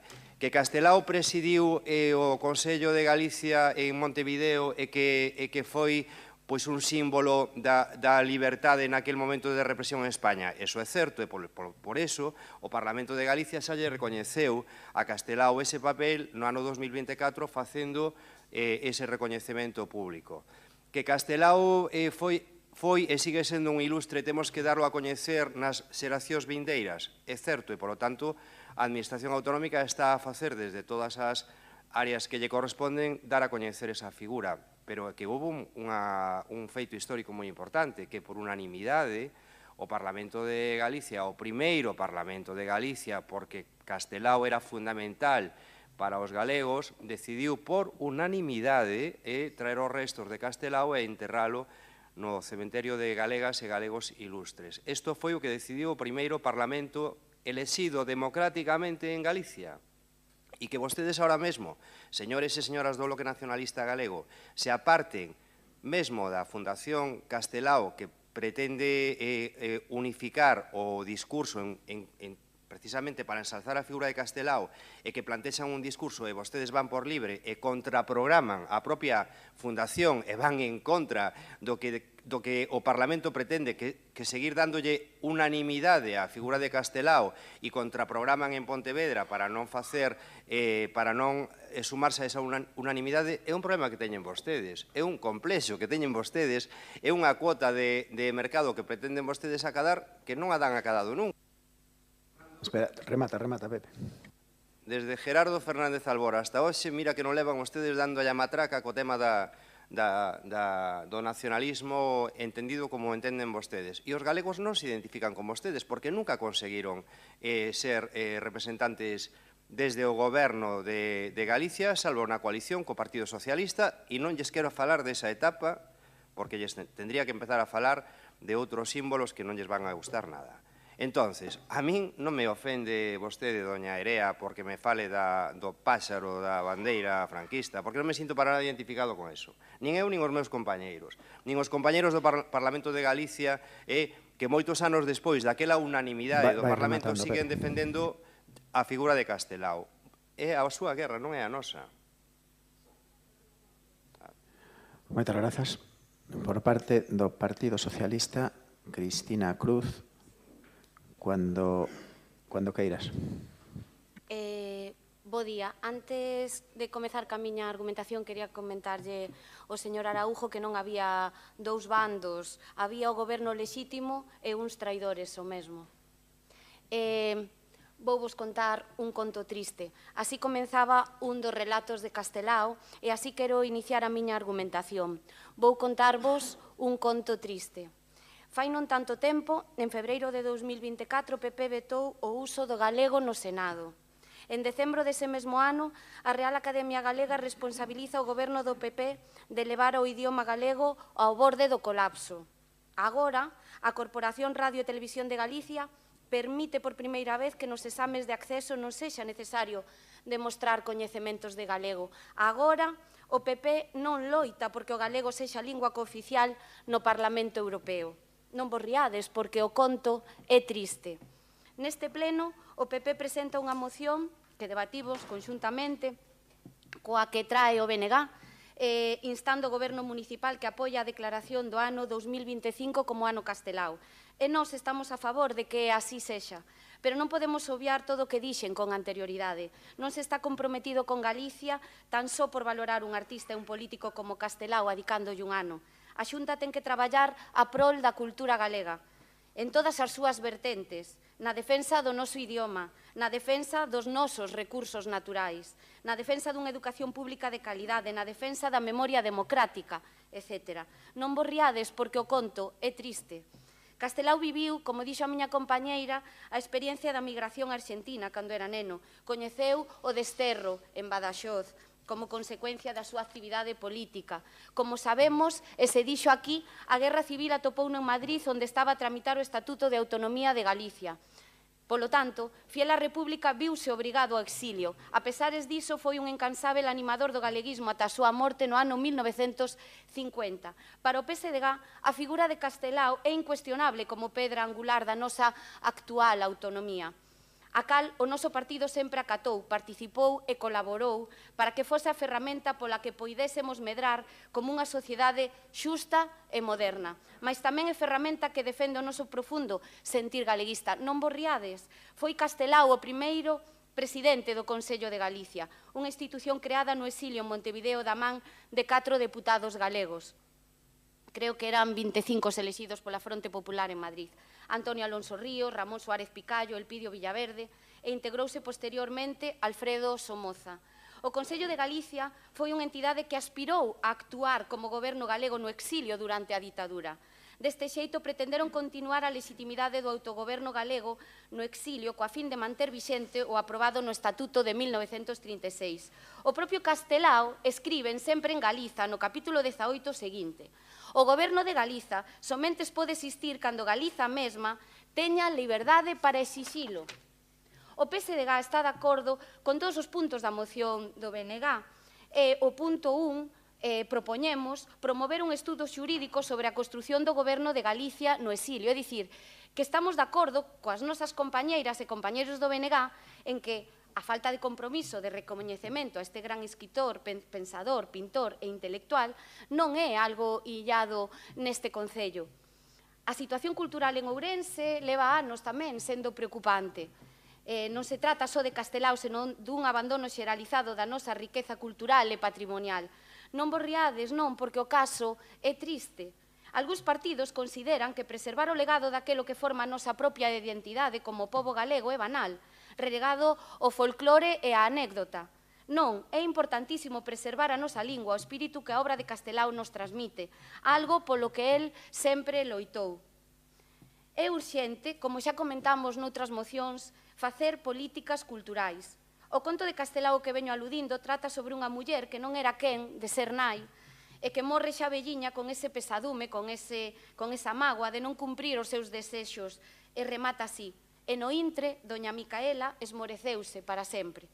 Esperemos que a cultura galega, a nosa lingua, o recoñecemento de figuras tan cruciais para o noso pobo como a de Castelao non se esvaezan, xa que podemos ver na súa obra o que o pobo galego foi nunha época tan espantosa como a da guerra e a posguerra e recapacitar na forma en que se están facendo as cousas. Grazas. Gracias, Cris.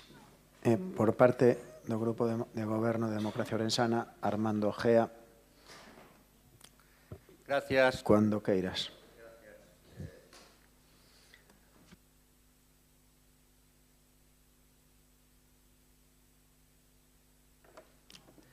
Gracias, Aníbal.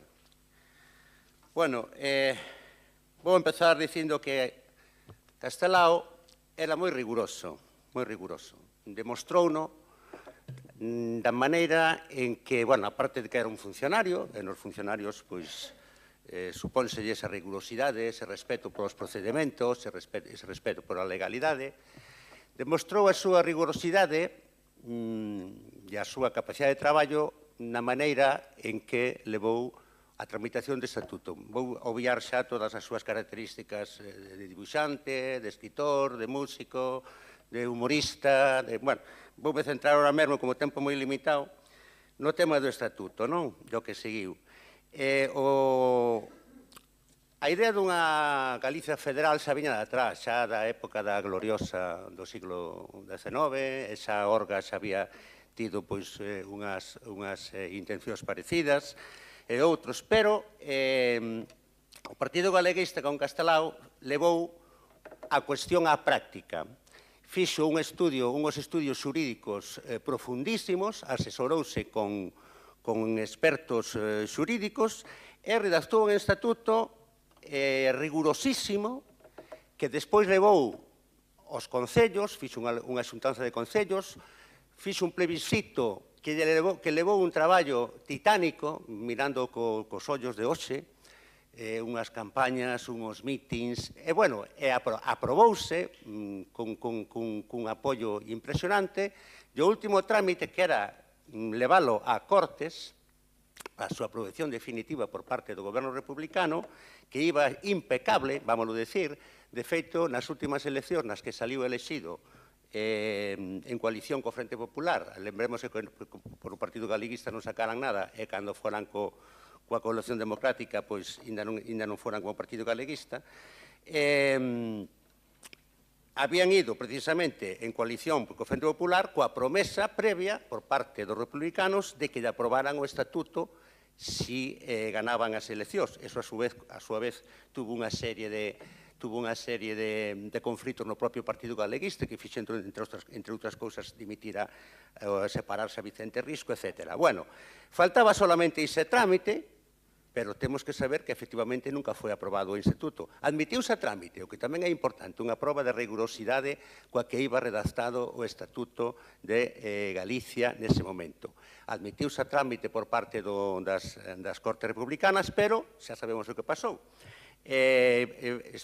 Estoupou a Guerra Civil do Estatuto de Autonomía, todo ese inxente traballo que fixera Castelao, sobre todo, e a outros compañeros do Partido Galeguista, quedou aí, como se dicía a veces, morto na orilla, non? A punto de ser aprobado. Non podemos saber tampouco a ciencia cierta se as Cortes Republicanas o houberan aprobado definitivamente. Probablemente sí, porque foi a formar parte do trato que fixeran para que o Partido Galeguista se presentara polo Frente Popular, que lle saliu caro despois a toda a xente do Partido Galeguista, como todos vostedes saben. Bueno, a partir de aí, Veo a guerra, Castelao pillou no Madrid e quedou no bando na parte republicana, fixo dibuxos, un famoso álbum de milicianos e outros para a República, despois veo o exilio persoal en Sudamérica. Falaba a portavoz do BNG de goberno de exilio de Galicia. Non, home, non é certo. Mire, Galicia non tiña goberno de seu, de feito, dice Castelao, Galicia terá goberno cando, etc. Non, tiñan gobernos de seu o País Vasco e Cataluña. Estaban exilados en Europa, o Lendakari, o presidente da Generalitat.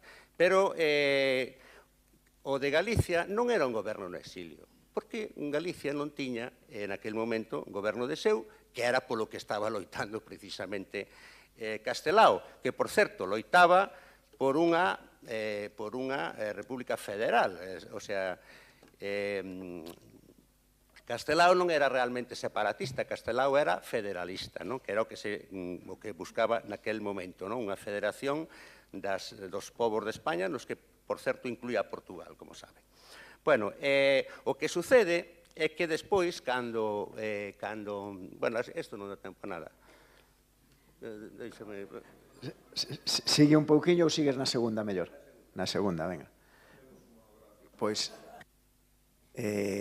vamos para a segunda quenda de intervencións por parte do Bloque Nacionalista Galego. Erea, cando queiras. Espera, que baixo un minuto. Aí tes.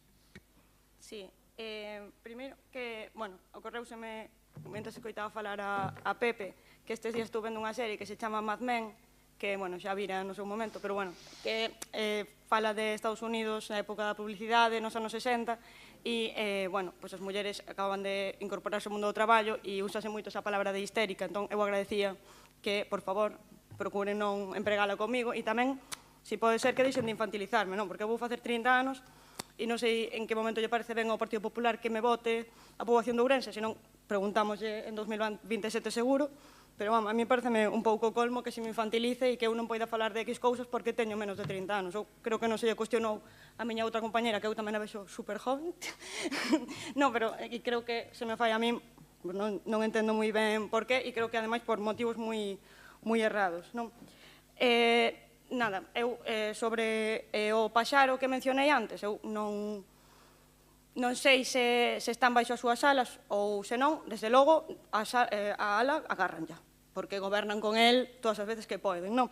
E, ademais, é que o PP tan sequera condenou o franquismo, tan sequera fixo algo pola memoria histórica neste país, aparte de poñerse en contra. Entón, onde honran a Castelao?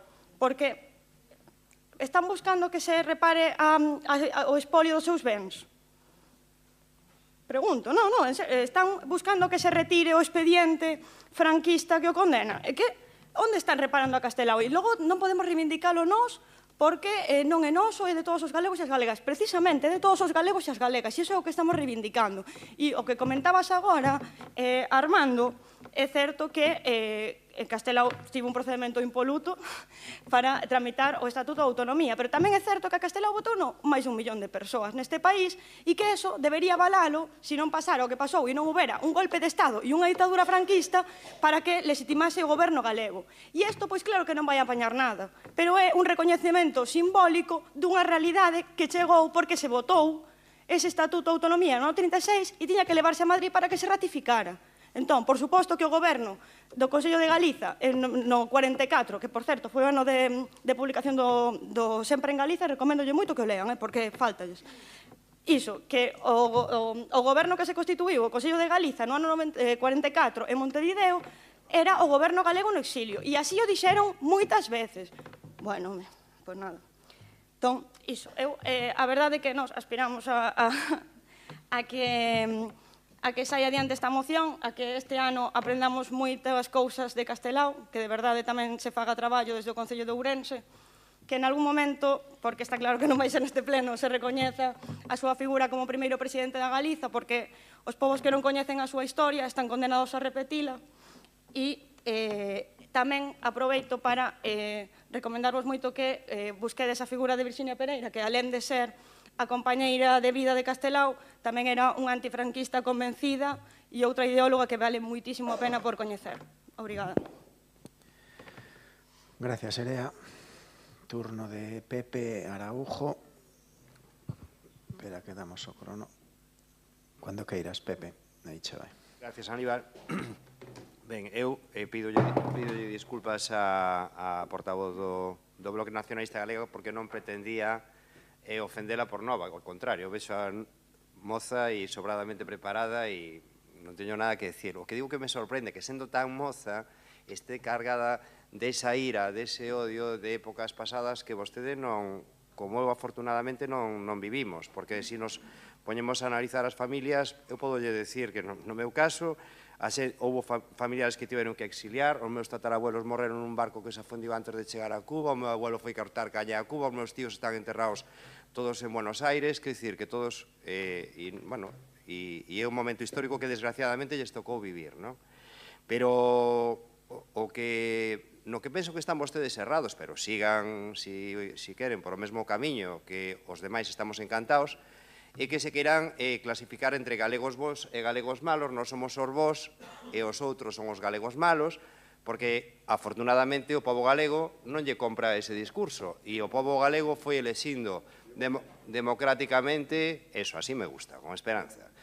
O pobo galego foi elexindo democráticamente os seus presidentes e non quero recordarlles que, ademais de Xerardo Fernández Albor, pois Manuel Fraga, Alberto Núñez e José Alfonso Rueda, presidentes do Partido Popular e presidentes de Galicia, pois foron quenes foron xestionando o autogoberno que hoxe temos e dotando a Galicia da dignidade que ahora se nos ve no resto do mundo. E tamén no idioma, e tamén na cultura, e a industria cultural galega funciona extraordinariamente ben, por moito que a vostedes lles pese. E non llevo a falar de como ten tratado o Partido Popular os emigrantes, como se ten dedicado o Partido Popular a cuidar dos galegos que están no exterior e dos galegos que retornan, porque lles quero recordar ahora mesmo que falando de migración e falando de retorno, os únicos que están ahora mesmo apoiando os galegos que retornan de países como Venezuela, amigos seus, os de Venezuela, pois son o Partido Popular. Así que tampouco nos poden dar tantas clases. E a partir de aí, saúde e sorte. Eu pediríalle ao goberno local que promova a través das diferentes concellerías que propoñemos na moción. Luis Seara que te... No, pero non me molesta, non pasa nada. Digo que lle propondría ao goberno local que a partir de xa nos poñemos a traballar precisamente no que propón o Parlamento de Galicia que dedicarlle este ano a figura de Castelao. Moitas gracias. Non llevamos a votar a favor da moción, por suposto, e tampouco llevamos a votar a favor ainda que acepten a emenda que lles fai o Partido Socialista. Gracias. Gracias, Pepe. Por parte do Partido Socialista, segunda quenda para Cristina Cruz. Espera, que se poño o tempo. Cando queiras, Cristina. Sí, nada, unha apreciación ao señor Armando Gea, sin que sirva de precedente, que sí que o Estatuto de Autonomía de Galiza sí que foi aprobado a piques do inicio da Guerra Civil. O que ocorreu é que esa Guerra Civil propiciou que non se levaran a cabo eleccións en Galicia para conformar goberno de seu. Vale? Entón, eso quería deixalo claro, sumarme a todos en pedirlle, rogarlle ao Concello que se fagan actividades, que se faga unha programación para incentivar, para dar a coñecer, para incidir na figura de Castelao. Porque se algo se saca en limpo deste tipo de mocións, deste tipo de reivindicacións, é esa chega a estes personaxes ilustres que fan que aprendamos do pasado para que o presente e o futuro sexan moito mellor e non cometamos os mesmos erros. Grazas a todos. Gracias, Cristina. E última quenda para, neste caso, por Democracia Orensana, Armando Gea, cando queiras. Bueno, como o tempo é moi escaso, decir que, mira, Castelao era tan riguroso que posiblemente sería o primeiro en tomarse a broma a proposta do BNG, non? Non se pode votar que Castelao fose presidente de Galicia, como tampouco se pode votar que a Guerra Civil a ganase o goberno republicano. A historia é a que é, e non se pode votar Sí, que quere, que traigamos a votar quen ganou a guerra. Non, a historia está escrita. Non, foi unha guerra. Houve un golpe de Estado fallido que devengou nunha guerra civil. Houve un golpe de Estado, pero o golpe de Estado fallou. Luís, Erea. O golpe de Estado fallou e derivou nunha guerra. Por favor, pero deixa de falar. Foi guerra civil. Bueno, Luís, por favor, Luís, que non quero... corta o tempo. Foi unha guerra civil. Por favor, Luís, non me gustaría ter que tomar outra medida, pero xa está, sí, non te preocupes. Tú expláyate, non hai problema. É que parece ser que só poden falar iles deste. Eu, por aproveitar ben o tempo, resumo facilmente, resumo rápido, porque senón non dá tempo a desarrollar as ideas. Respeten a historia, o que non pode ser, o que non pode ser, é que dentro de... Luís, tes un aviso. O Bloque pretende que dentro de 4 ou 5 anos os rapaces que van ao colexio que estudien no seu libro de historia que Castelao foi o primeiro presidente de Galicia. Eso é unha falsidade histórica e non se pode permitir. Que estamos en 1984 de Orwell que reescribían a historia cada día. Castelao foi presidente do Consello de Galicia, que foi unha cousa promovida a instancias do Lendakari para que, como pensaban que os americanos iban a facer caer a Franco, pois, como pensaban eso, ter preparada unha cuestión para unha cuestión federal, pero claro, despois os americanos deixaron tranquilo a Franco, o famoso abrazo entre Eisenhower e Franco, e entonces, claro, a cousa quedou morta. Castelao fixo todo o que pudo, constituiu o Consello de Galicia, que tampouco tuvo tanta representatividade galega como pensan. Eran 25 diputados galegos que tratou de poñer de acordo e só se escribiron uns poucos, como todos vostedes saben. En todo caso, o tema morreu. O Parlamento reconocémoslle, efectivamente, ao Consello de Galicia como precursor do goberno galego, ou como protoxunta, ou como protoparlamento, ou como queiran chamar. E iso sí que se lle acepta, e hai que lle aceptar. Pero nada máis, non podemos decir que foi o primeiro presidente galego porque o presidente é un presidente dunha institución e a institución non existía. Castelao tiña moi clara a diferencia entre revolución e institución. As revolucións levan despois o enfriamiento da institucionalización. Nunca se chegou a institucionar hasta os anos 70, hasta a transición, Galicia como realidade política. E iso sería o Castelao o primeiro en aceptalo, pola rigurosidade que tiña, como dixen antes. Entón, non podemos aceptar, porque ademais é unha falsedade histórica, que non se pode, derivaríamos en algo orwelliano se aceptamos isto. Sencillamente decir que lóxicamente, apoiar todas as accións que leven ao coñecemento obxectivo e histórico de Castelao, non a súa idolatrización. Unha cousa son as idolatrías e outra cousa son as admiracións e as valoracións dos personaxes históricos. E aquí o que parece pretender o BNG é que convertamos a Castelao nunha especie de ídolo, que lle poñamos un santuario e que lle poñamos unhos cirios. Non, Castelao non merece eso. Castelao non merece eso. Castelao foi un loitador. Unha cousa boa que tuvo Castelao foi que conseguiu un amplio consenso nunha época en a que todo o mundo estaba contra todo o mundo, había unhas polarizacións inmensas. Espera, remata Canabras. Castelao acabou sendo recoñecido, como foi sendo recoñecido precisamente porque foi o máis tolerante de todos, o que máis conseguiu consensuar naqueles momentos difíciles as cousas. Xuntou agrarios, xuntou republicanos, xuntou, etc. E nada, decir que, por resumir, vamos a votar a favor da emenda do PSOE, se se somete a votación, porque non estaría demais un estudio que eu estou seguro de que, porque ademais xa se pronunciaron nestes días na prensa historiadores, un concretamente de Ourense, Vázquez Monxardín, que falou, que a pouco máis calificou de ocurrencia a proposta do PSOE, e outros profesores universitarios que xa escribiron sobre a idea. Pero, bueno, votaremos a favor da emenda do PSOE. Absteñerémonos na do Bloque, porque sí que estamos de acordo co resto das cousas que se piden. Aquí meten o tema do ómnibus, non, como pasou en Madrid, e votaremos a favor da do Partido Popular, nada máis. Perfecto, pois rematou o debate intenso por outra parte, e sometemos á votación. Aquí sí que voulle dar traballo a Luís no último día, como procedemos entonces? Primeiro. Bueno, es que lo primero es que no se ha pronunciado con mucha claridad, a mi juicio, doña Erea, porque en lugar de decir si aceptaban o no aceptaban la enmienda presentada por el Partido Socialista, si me deja, termino. En lugar de decir si aceptaban o no aceptaban la enmienda, lo que les ha pedido ha sido que la retiren o que la cambien, para que en lugar de ser de sustitución, que fuera modificación. Doña Cristina no se ha pronunciado, entiendo yo que no ha aceptado su solicitud, de tal manera que lo que le correspondería a usted es ratificar si aceptan o no aceptan la enmienda como está presentada. ¿No aceptan la enmienda? Pues entonces tienen ustedes que votar primero la enmienda.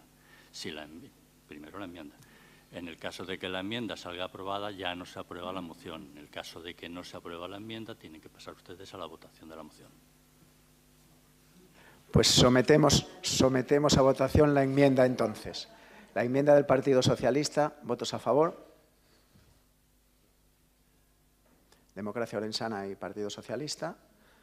¿Votos en contra? Partido Popular y, bueno, ahora hay que sumar. Sí. O sea, se acepta. Se acepta la enmienda. El siguiente punto, entonces, ahora. Votamos. Sí. Ya que es la última vez. Ha quedado aprobada la moción en la redacción dada por la enmienda que es la que ha sido aprobada. Entonces, ya no se vota esa moción y pasamos a votar la moción presentada por el Partido Popular. Muchas gracias, Luis. Trabajo en tu último día. ¿Votos a favor de la enmienda del Partido Popular? De la moción del Partido Popular. Democracia Orensana, Partido Popular, por unanimidad. Bueno, pues pasamos al siguiente punto del Pleno, que es el punto 8.6, moción del Grupo Municipal Socialista para instar al Gobierno municipal a comprometerse e impulsar todas las acciones necesarias para dar cumplimiento a las demandas de la vecindad del barrio de Vistahermosa en este año 2025. Va a defender esta moción Natalia Beneitez. Espera que sumo un minuto. Cuando queiras, Natalia. O fío de Castelao, se hai unha frase que lle pega moito a isto é mexan por nós e din que chove. Se podía ser o eslogan do Goberno municipal en canto á atención e, sobre todo, ao abandono que sufren os nosos barrios e o rural nos últimos anos. Quizáis se deba a que poñen as súas ansias e os seus esforzos noutros lugares, pero o feito é que no día de hoxe hoxe debateremos un exemplo moi bo de todo isto, que é o barrio de Vistahermosa, pero nunca estivo o rural e os nosos barrios peor que na actualidade. Eso só pode ser mérito seu. O barrio de Vistahermosa é quizáis un dos mellores exemplos diste abandono.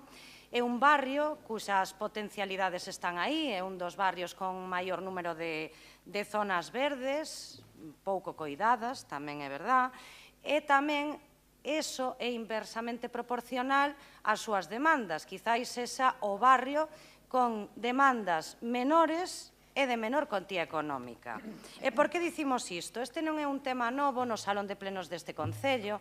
Nos anos 2023 e 2024 o Bloque Nacionalista Galego tamén trouxo as demandas de Vistahermosa a este pleno, de xeito individual, coa rúa Xoán Vicente Viqueira, e, doutra banda, creo que foi o ano pasado, con as demandas que hoxe incorporamos a esta iniciativa.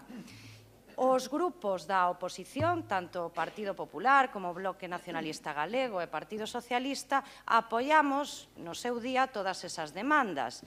E o grupo de goberno de Democracia Orensana abstíñase en estas iniciativas, afirmando que estaban traballando nelo, que algunhas iban a resolver de xeito inminente, pero os feitos falan por si sós. A día de hoxe non se resolveu nada, Vistahermosa está peor aínda do que estaba e, sobre todo, o Concello, o Goberno Municipal, actúa como un auténtico muro ante as súas peticións e tamén un muro cando teñen que ir a ver in situ cales son as súas demandas, que xa digo, non son moitas nin supoñen unha gran contía económica.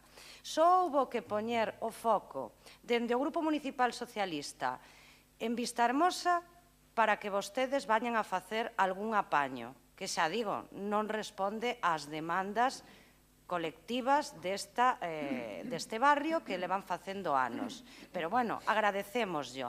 Iso para os veciños e veciñas non arregla absolutamente nada, nin veñan a blanquearse hoxe.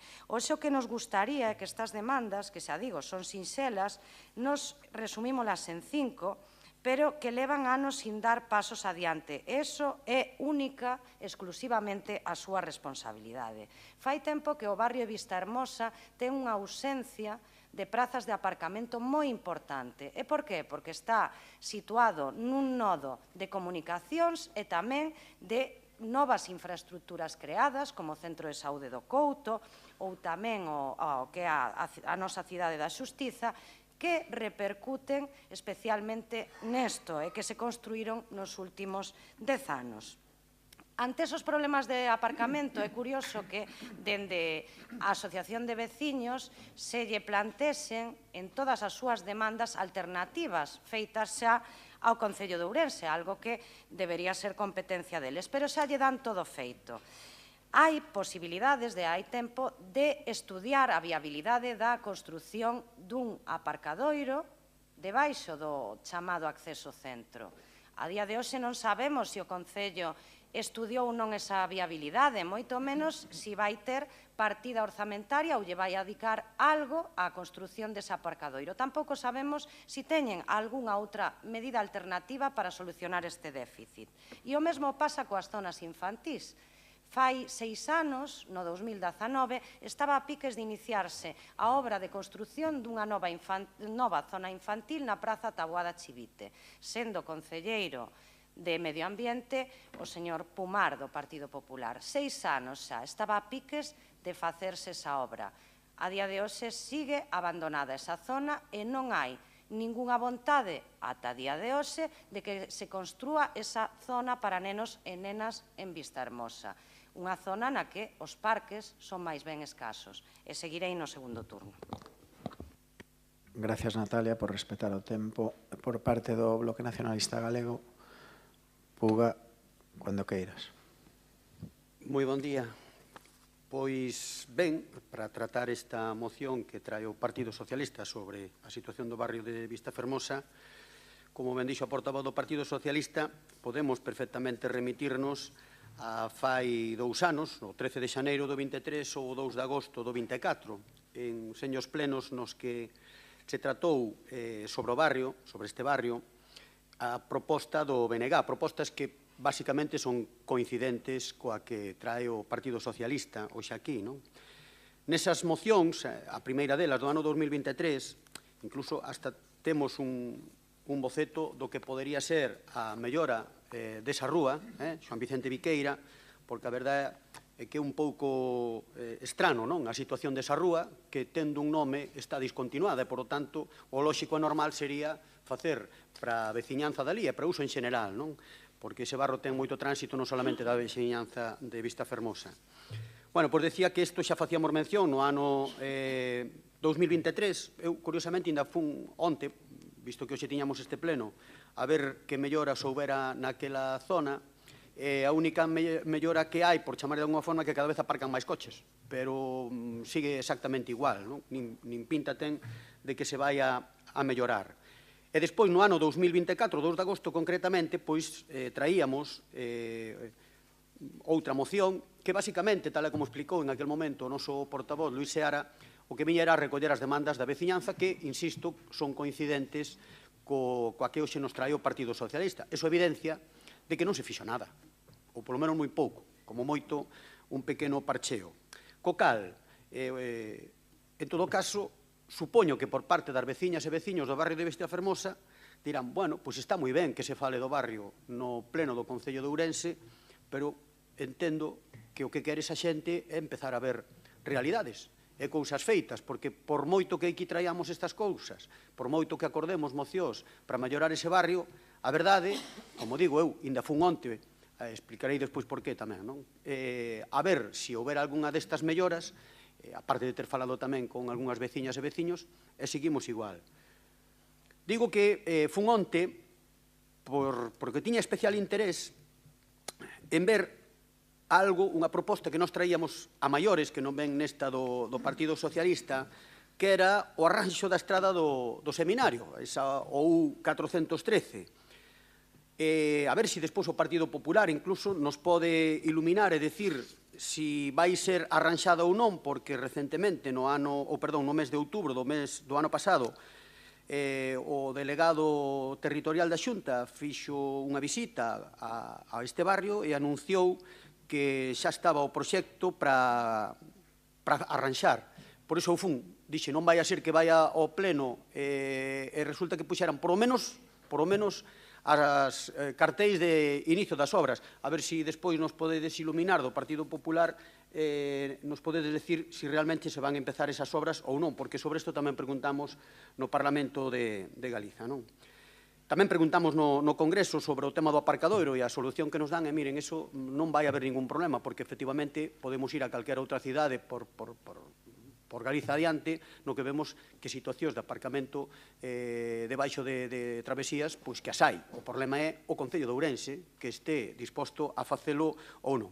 Bueno, en resumidas contas, o que ten que ver con zonas verdes e demais, nós, lóxicamente, imos apoiar esta moción, a ver se, dunha vez por todas, efectivamente, as veciñas e veciños dese barrio comezan a ver realidades e non un ano tras outro estar vindo coas mesmas solicitudes e reclamacións a este pleno do Concello. Eso, en realidade, non di nada ben do noso cometido como representantes da veciñanza, non? Porque é certo que ese barrio, lóxicas son as súas queixas, porque nese barrio convertiuse casi nunha especie de aparcadoiro disuasorio, é dicir, hai moitísima xente que decide xa parar en ese barrio, aparcar por ali, e iso é o que motivaba, por iso decía antes que Xoán Vicente Piqueira estivera saturado agora de vehículos, que é de xente que ven a Ourense, pero deixa ali o vehículo.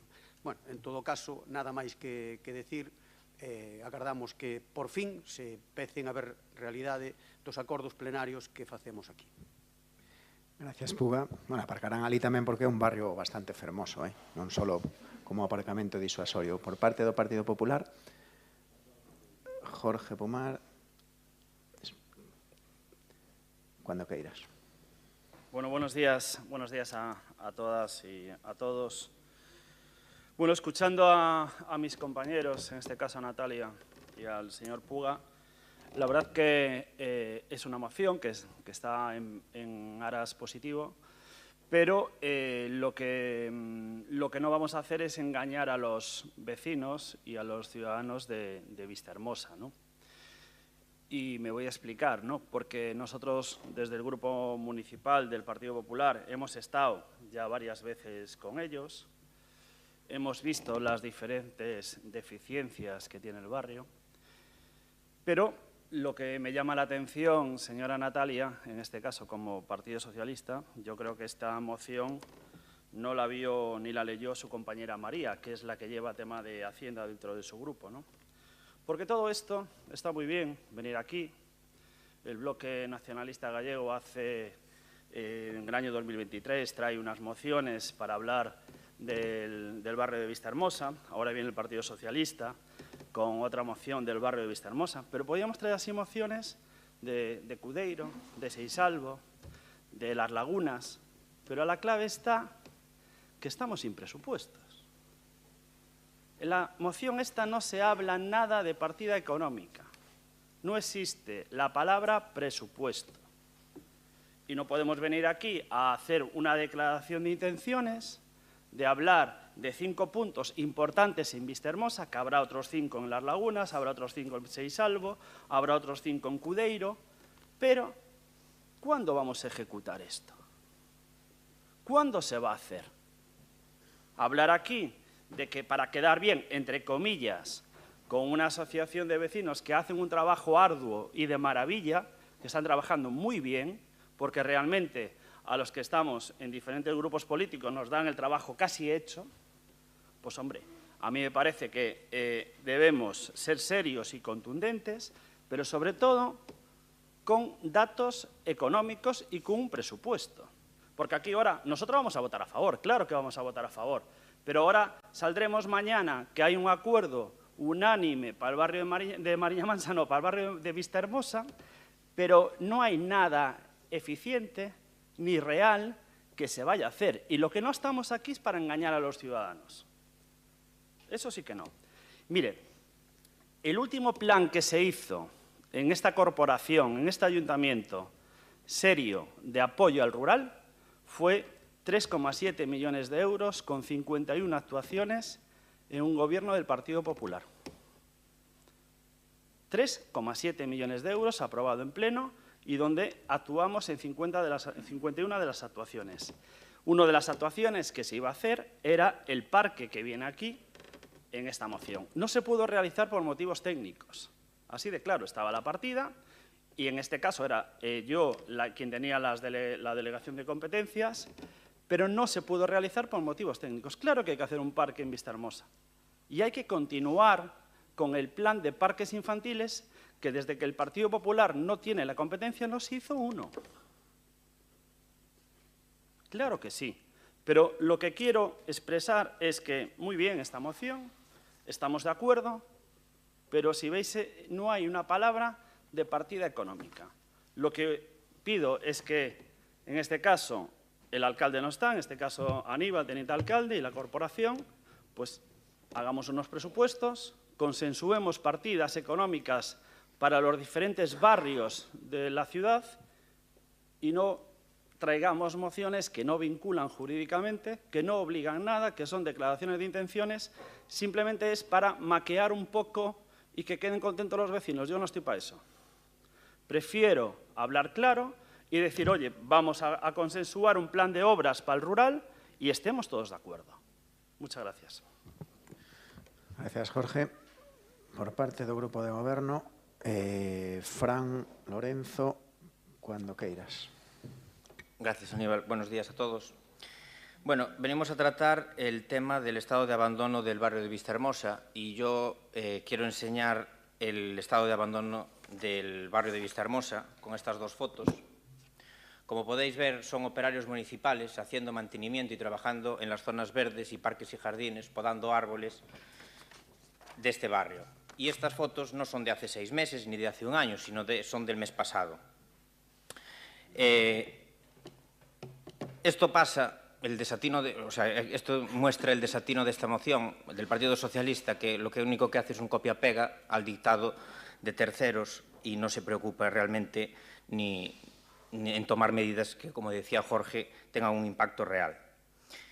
Sobre el resto de cuestiones que se indican en la moción, voy a pasar a explicar un poco cómo está cada una de ellas, porque somos conscientes de todas las necesidades del barrio. En cuanto a la adecuación de aceras de Xoán Vicente Viqueira, lo tenemos programado ejecutar antes de la primavera. El parque infantil de la Plaza Taboada Chivite, actualizamos el proyecto que en su día, como citaba Jorge, estaba hecho, pero necesitaba una actualización. Tenemos los presupuestos y estamos esperando que se incorpore la inversión que se aprobó en la modificación de crédito del año pasado. Sobre el aparcamiento de Isasorio ya dijimos que hicimos la consulta tanto al Ministerio de Fomento como a la Confederación Hidrográfica. La Confederación Hidrográfica todavía no nos ha contestado. Y sobre la pista polideportiva que proponen en el Parque de las Letras, pues haremos la misma consulta a la Confederación Hidrográfica, ya que, no sé si recordarán, pero hace 2 años se propuso, había proyectado una ampliación del punt track en el Parque de las Letras. Ese proyecto fue a Confederación y nos lo echó abajo porque no se podía ejecutar. En resumen, lo que quiero mostrar es que somos muy conscientes de las necesidades del barrio de Vistahermosa desde la Concejalía de Infraestructuras, así como de todos los barrios de esta ciudad, y atendemos todas las peticiones que podemos con los medios disponibles. Está claro que nos gustaría hacer mucho más y llegar y atender todas las peticiones que nos llegan, pero muchas veces no es posible. ¿Por qué? Pues porque yo creo que se están olvidando de una cosa y Jorge lo apuntaba. Cuando trajimos aquí una modificación de crédito en 2023 para dotar dinero y poder tener inversión, votaron que no. Cuando trajimos un plan de choque de mantenimiento que afectaría a Vistahermosa y a todos los barrios, ahí no se acordaron de Vistahermosa. votaron que no. El año pasado, pues afortunadamente conseguimos sacar una modificación de crédito. Esa modificación de crédito estamos pendientes de que se incorpore y podremos llevar a cabo. Sí, a la segunda, efectivamente. Como bien apunta Tamara, la primera vez votaron que no, la segunda votaron que sí y afortunadamente ese crédito es incorporable y podremos acometer estas mejoras en el barrio. Entonces, en conclusión, está muy bien recuperar y reutilizar mociones antiguas si quieren rellenar, ahora digamos que queden como un brindis al sol, pero cuando es importante mojarse por los barrios, la oposición está demostrado que no lo hace. Y si tan mal lo hiciéramos, pues no seríamos seguramente la lista más votada en Vistahermosa en las últimas elecciones y ustedes, desde luego, no lo han sido. Nada más. Gracias, Fran. Vamos coa segunda quenda de... Restamos un minuto e ten a palabra Natalia Benéitez por parte do Partido Socialista. Cando queiras, Natalia. Grazas, Aníbal. Ben, empezarei polo señor Pumar. Como saberá o concelleiro, o Partido Popular, sen orzamentos, desde os últimos aprobados no 2020, apoiou modificacións orzamentarias con inversións en zonas verdes e novos parques infantís da cidade. Polo tanto, o que me está dicindo entra en contradicción. Se vostedes mesmos aprobaron ese orzamento, vamos a esperar a que se incorpore e todo o que plantexamos sería viable. Igual de viable e respetuoso é que vostedes traigan as demandas a pleno, e eu estou encantada, dos veciños de Palmés a través de Pepe Araújo, pero non para quedar ben con eles, porque eu estou convencida que o Partido Popular quere que se solucionen. O igual que nós traeremos as de Vistahermosa e do barrio que faga falta, porque realmente que hai que poñer o foco neles, porque o Goberno municipal, salvo a día de hoxe, que o señor concelleiro lle agradezo as explicacións, o primeiro é que non lle explicou todo isto aos veciños, non lle contestou as súas solicitudes de información, nin sequera teñen valor de pasarse por ali, dar a cara e dicir, imos a facelo en 2 meses, en 3. A min paréceme cobarde. E se isto, traer unha iniciativa a pleno é útil para darlle información aos veciños e para que entre todos poidamos sacar adiante as súas demandas, maravilloso, ese é o obxectivo, non quedar ben con ninguén. A súa obriga é traballar para todos e para todas. Tanto se viven nun barrio, como se viven no rural, como se viven na rúa do paseo. E iso, desgraciadamente, e os datos están aí, non o fan. Para que hoxe haxa unha mellora ou unha poda, como as fotos que ven, pasaron 10 anos. Esta semana, señor Lorenzo, foron a podar unha mora, unha árbore que levaban anos demandando que podaran os veciños de Vistahermosa porque o Partido Socialista traía esta moción aquí. Por que non o fixeron antes? Eu creo que non costa nada e o que imos, que só fai falta vontade política e compromiso. E seguro que lle votan máis dos que lle votaron. Perda conta, se cumpre cas súas obrigacións.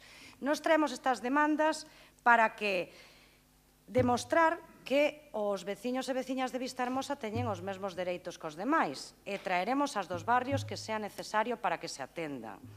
Darlle voz a Vistahermosa e o resto de barrios, que rindan contas os que teñen que rendilas e, sobre todo, que cumpran a súa obriga e que transformen esa realidade.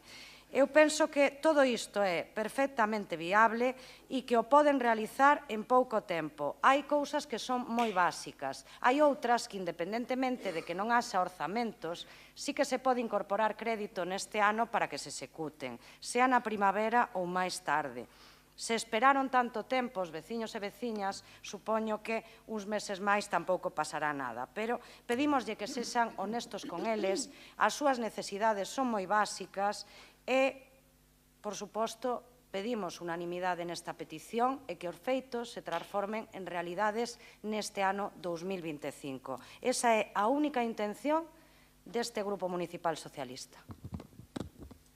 Gracias, Natalia. Antes da segunda quenda do BNG, se algunha fortaleza ten o grupo de goberno actual, garantízoche que ha de estar en contacto cos veciños.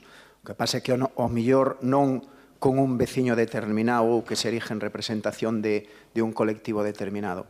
Porque acabas de poñer o exemplo de Vistahermosa e fai nada, mándame recao o cura de Vistahermosa, don José, amigo personal, pois para podar ali 2 árboles. Fai nada, mándame recado outros veciños, pois para facerlle outro favor. O sea, quero dicir, hai contacto permanente. Eu digo, no meu caso en primeira persona, é de todo este grupo de goberno. O mellor, pero escoita, o mellor de aí os nosos bons resultados nos barrios, que en vez de facerlle caso a unha única persona, facemoslle caso realmente aos veciños. Por parte do BNG era Puga. Cando queiras. Home, Aníbal, acabas de delatarte, Acabas de delatar. Por qué? Non de delatar o cura, digo delatar... No, o cura porque teño a confianza suficiente con él para que se fai unha petición, e como eso pasa moitísimas días, o sea, casi todos os días son dinámicas destas que vos acabo de comentar, por exemplo, co exemplo do cura de Vistahermosa. O mellor é que estamos non acertando. No, por suposto, é que non hai ningún favor. É o noso traballo. No, pero é que tú acabas... No, perdona un segundo. É que tú acabas de decir que non o facíamos. Eu estou simplemente dicindo que sí que o facemos. E esa forma de actuar, que efectivamente sabemos dela, non é unha forma de actuar dun goberno. Eso é unha forma de actuar caciquil. Vale? Gústeche a definición ou non.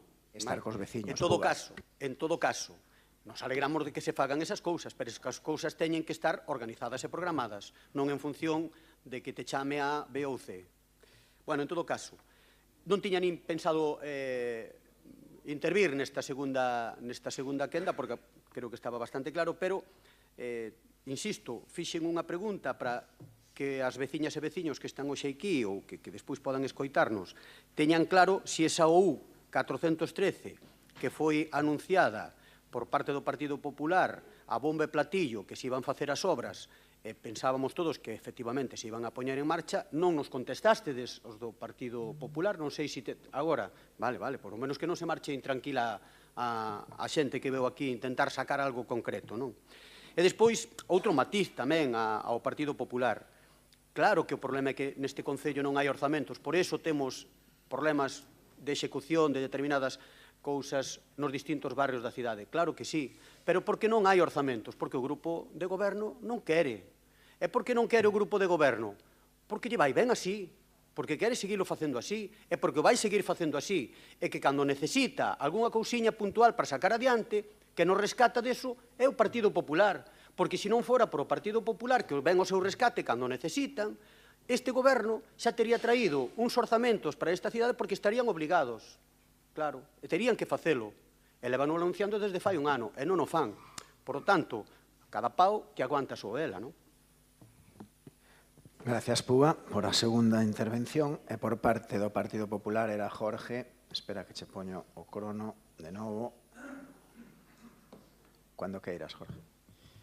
Bueno, muchas gracias. Me reitero a lo que dije en mi primera intervención, que si queremos hacer un plan importante para los barrios, con el Partido Popular, claro que se puede contar.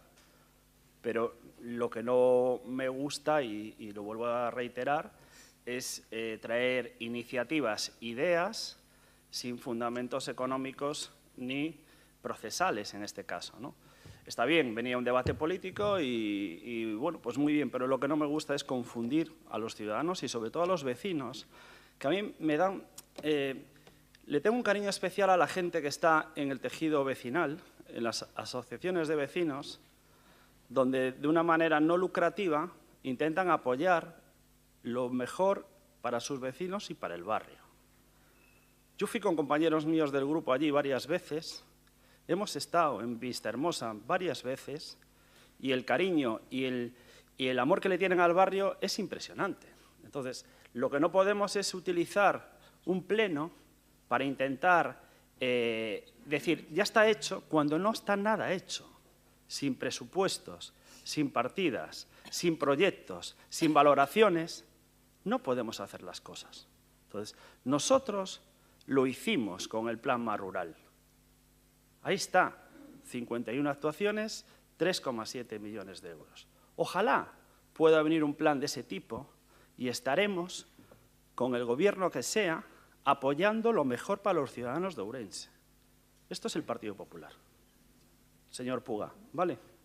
Entonces, mire, y en relación a lo que es la carretera que decía usted, la OU 413, sabe que estuvo el delegado de la Xunta con los vecinos, se está trabajando en el proyecto, ya se hizo la cartografía, la topografía, y es una obra que se va a realizar, por supuesto, pero todo lleva un tiempo y unas actuaciones que hay que realizar.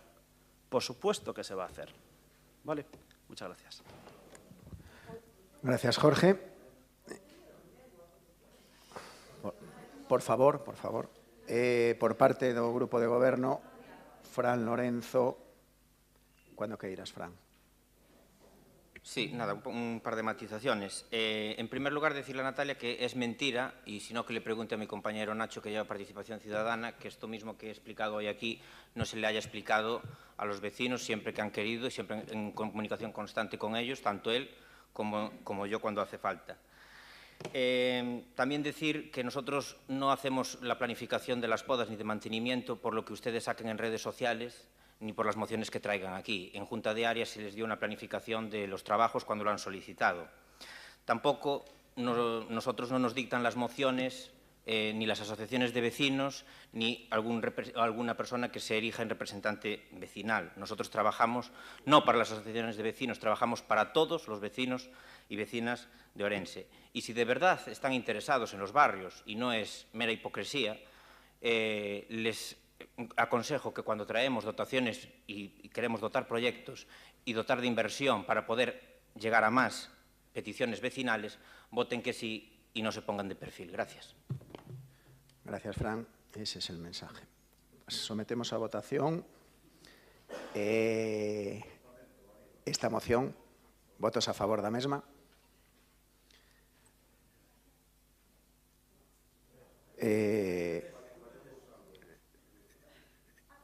Sí. Votos a favor, Partido Popular, BNG e PSOE. Votos en contra, non hai. Abstencións de Democracia Ourensana.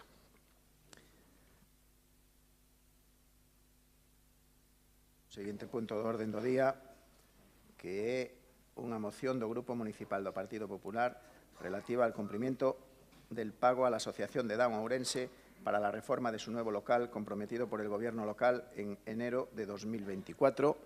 Ten a palabra Ana Méndez do Partido Popular. Subimos un minutiño.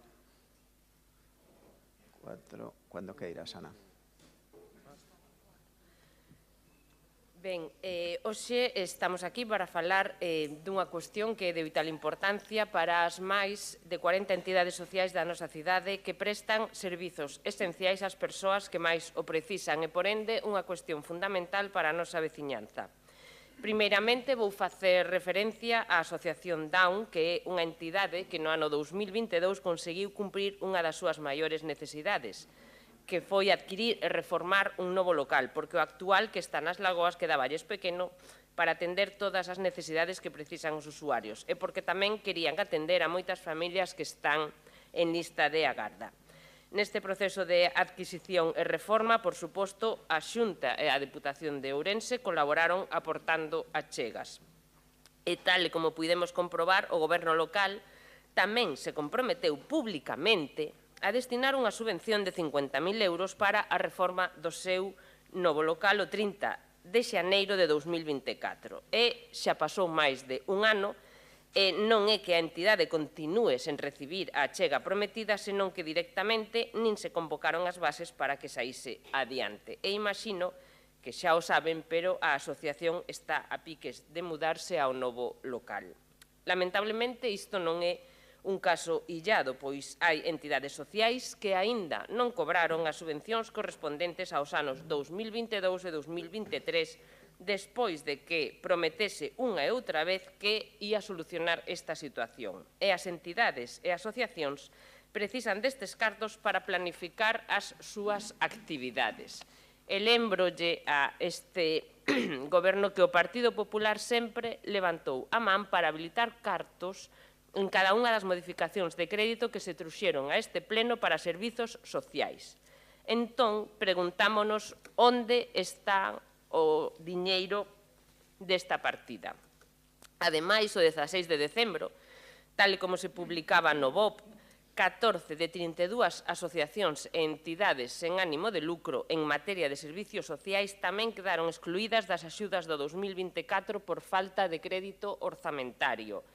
Falo de ADO, da Asociación Española contra o Cancro, Asociación Diabética Aurea, Alcer, Discafis, Cogami, Fundación Amigos de Galicia, Adido, Redmadre, Asociación de Fibromialxia, Valoresc, Apúntaste, Igaxes, Apes e Amencer. Así que, outra pregunta que nos facemos, se xa sabían que os cartos non eran suficientes para todas, por que non se levou unha modificación de crédito cunha contía maior cando saben que dende a oposición nunca nos opoñemos a que as entidades reciban cartos para levar a cabo o seu labor. Por outra banda, pero non menos importante, hoxe tamén queremos pedir que se convoque o Consello Municipal de Servicios Sociais, un órgano fundamental e unha ferramenta esencial para o diálogo e a cooperación entre as administracións públicas e as entidades e asociacións que traballan no ámbito dos servicios sociais. E esta non só é unha petición nosa, senón que, evidentemente, falo para ti, Aníbal, xa que está sustituindo o alcalde, todas estas follas son correos que recibimos todos os grupos que nos levan mandando dende a semana pasada as asociacións para pedirnos axuda para que os grupos da oposición consigamos que se convoque. Correos que tamén foron enviados a vostedes, polo que solicitamos que comecen xa a pensar nos servicios sociais, nas entidades e nas asociacións e que fixen unha data para convocar este Consello. De feito, a última vez que se convocou foi cando gobernaba o Partido Popular e dende entón permanece na total inactividade, o que supón unha exclusión das entidades do proceso de toma de decisión no ámbito dos servizos sociais municipais. E, por último, con esta moción tamén queremos solicitar ao Goberno local que as subvencións para as entidades sociais se convoquen no primeiro trimestre de cada ano, de maneira que teñan acceso aos recursos con antelación para planificar ben a súa actividade. Unha petición que tamén nos chega de todas as entidades e asociacións. Cal é o problema aquí? O mesmo de sempre, non temos orzamentos e, polo tanto, non hai planificación posible, aínda que neste caso, se ao Goberno local lle interesasen os servicios sociais e valorase o traballo que fan todas as entidades, esforzaríase por planificar e sacar as bases no primeiro trimestre do ano, igual que o fai a Xunta. Así que hoxe pedímoslle tamén que pensen nas entidades e asociacións e convoquen as bases neste primeiro trimestre do ano. E, con respecto a emenda que presenta... Un minutiño, gracias, Aníbal. Con respecto á emenda que presentan dende o Bloque Nacionalista Galego, eu pediríalles que, en vez de que sexa de sustitución, que sexa de engádega, para que, evidentemente, estamos totalmente de acordo e así podemos engadila e votar, apoiala. Grazas.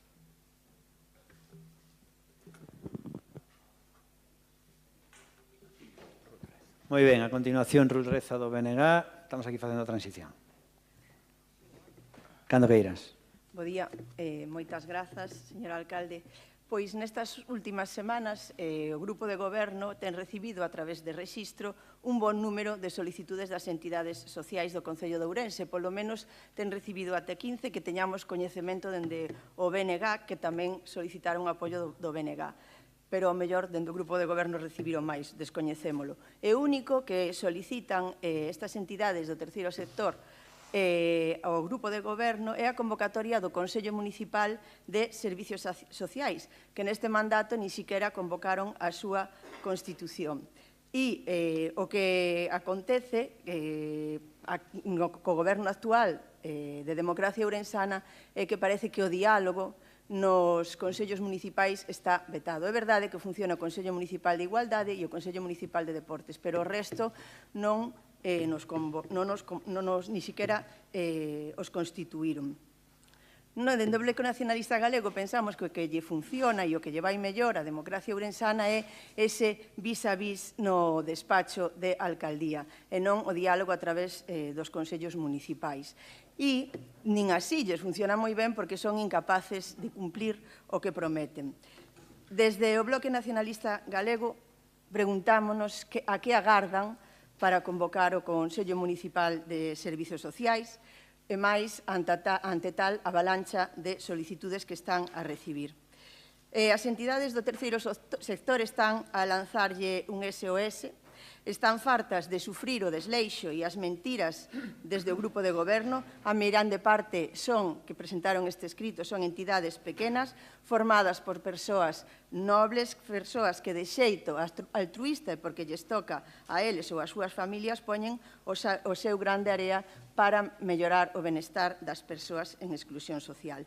E que fan vostedes dende o grupo de goberno? Pois vostedes danlle as costas unha e outra vez. A día de hoxe hai moitas entidades do terceiro sector que están na corda bamba, están desenvolvendo programas para os que teñen dereito a unha subvención, que obteñen esa subvención, pero non reciben a mesma porque vostedes estánllo a negar. E isto aconteceu no ano 2021, no ano 2022, no ano 2023 e tamén no ano 2024. E saben que seguirá acontecendo. Levamos dicíndolle isto durante 3 anos e non puxeron os medios para que estas entidades recibiran estas subvencións ás que teñen dereito.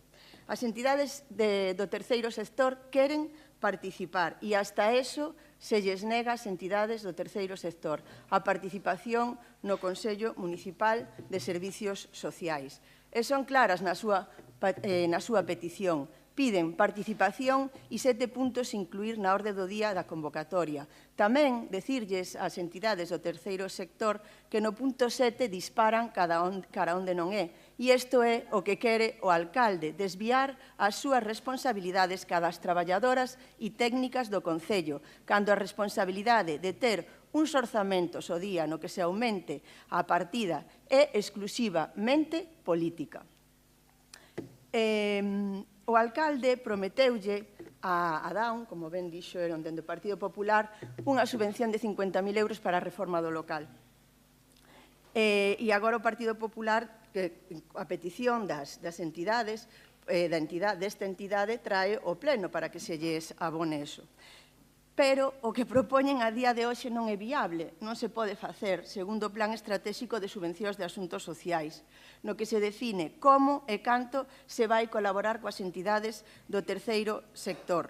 E nós entendemos que non podemos mirar para outro lado e levantar a man e decir que sí, senón que o que pretendemos é intentar facer unha proposta para que poida chegar a estas entidades a esta entidade do terceiro sector, pero non só a esta entidade, senón tamén a outras entidades, pois as necesidades que teñen, non? E o que lles prometeu o alcalde. Desde o Bloque Nacionalista Galego propoñemos unha alternativa para que o Concello poida colaborar con Daun e co resto de entidades sociais. Ademais de colaborar co desenvolvemento de proxectos, que é o que se fai agora, segundo o Plan Estratégico de Subvencións, pois se dende o goberno local se detectou que existen necesidades noutro ámbito, como pode ser para a reforma dos seus locais, e que isto non é a primeira vez que acontece, porque xa aconteceu con outras entidades sociais, non é a primeira nin a segunda a que lle acontece isto. Grazas. Si detectan que existe esa necesidade, pois ben, poden modificar a través de Xunta de Goberno Local o Plan Estratégico de Subvencións para incluir unha partida para as entidades do terceiro sector pois que necesiten facer este tipo de investimentos nos seus locais, posto que é unha necesidade que se está a detectar a día de hoxe. E sí que mudamos para que sexa unha emenda de engade, que así pode ser.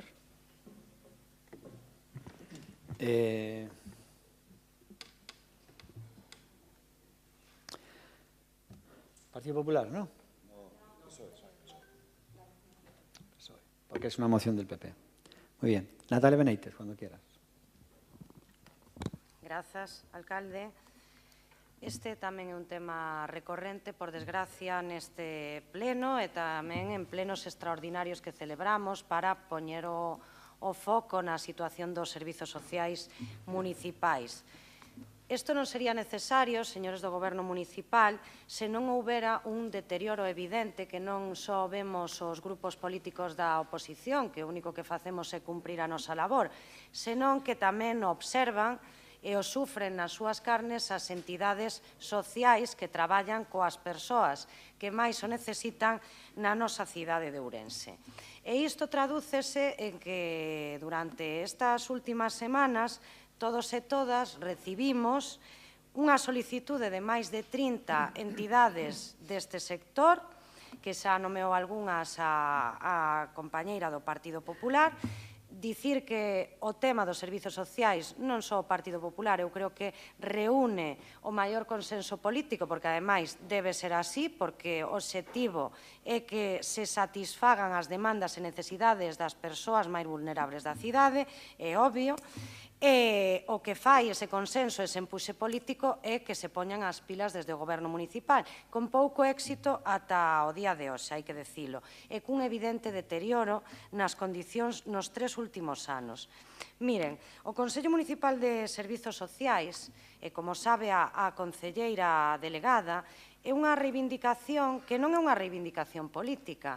Existe unha obriga legal de convocalo, ademais que debería convocarse por parte de calquer goberno, sea do color que fora, porque é necesario dar participación aos que máis saben en materia de servizos sociais na nosa cidade.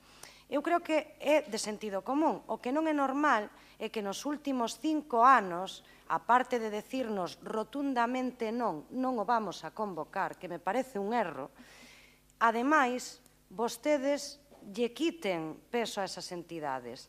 Se vostedes cumpriran co que marca a lei, non estaríamos falando destas demandas e de outras. Ás veces hai que pararse a escoitar e non vir con datos para decir canto facemos polos servizos sociais, cando o primeiro erro é non escoitar e ás veces utilizar políticamente a certos colectivos cando interesa e logo, como o caso de Asociación Down Ourense, fai un ano facerse a foto e un ano despois nin sequera dentro dun mes inauguran o seu novo local, nin sequera ter arranxado o compromiso de pagamento desos 50.000 euros. Iso é a súa responsabilidade. É bastante bochornoso que teñamos que vir aquí tamén a trasladar as súas demandas porque é algo que deberían ter resolto. E máis, sería unha prioridade para calquera no seu lugar. No que coincidimos co Bloque Nacionalista Galego neste caso é que o pago ou o abono desta axuda para a reforma dun local sí que debería ir enmarcado, non como plantexaba o Partido Popular, e por iso lles agradezo tamén que se puxeran de acordo en que a emenda sexa de engádega, nese plan estratégico de subvencións, no que hai que modificar certas cousas, este é unha delas, e no que tamén haberá que darlle a volta, ao igual que accederon desde o Goberno Municipal, e me parece un acerto no tema de becas de libros e comedor, ao tema das subvencións a entidades do terceiro sector. As bases necesitan unha volta, necesitamos que se modifiquen, que se adapten, e iso non se pode facer de espaldas a estas asociacións. E tamén os partidos políticos estamos para aportar.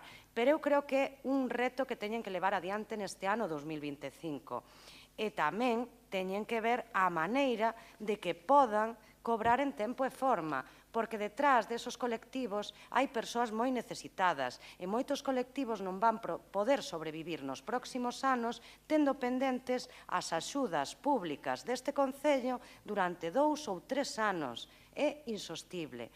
E non poden estar mendigando sempre por cobrar esas axudas e que se lle den prazos, e se lle den prazos. Eles teñen unha labor, teñen un traballo feito, teñen que xustificalo e vostedes son os únicos responsables de que se asilicen esos trámites e se facilite por parte da Administración o necesario, porque a súa labor é para todos imprescindible, pero os que gobernan e teñen que facilitala, son únicamente vostedes neste caso, igual que nos tocou a outros no pasado.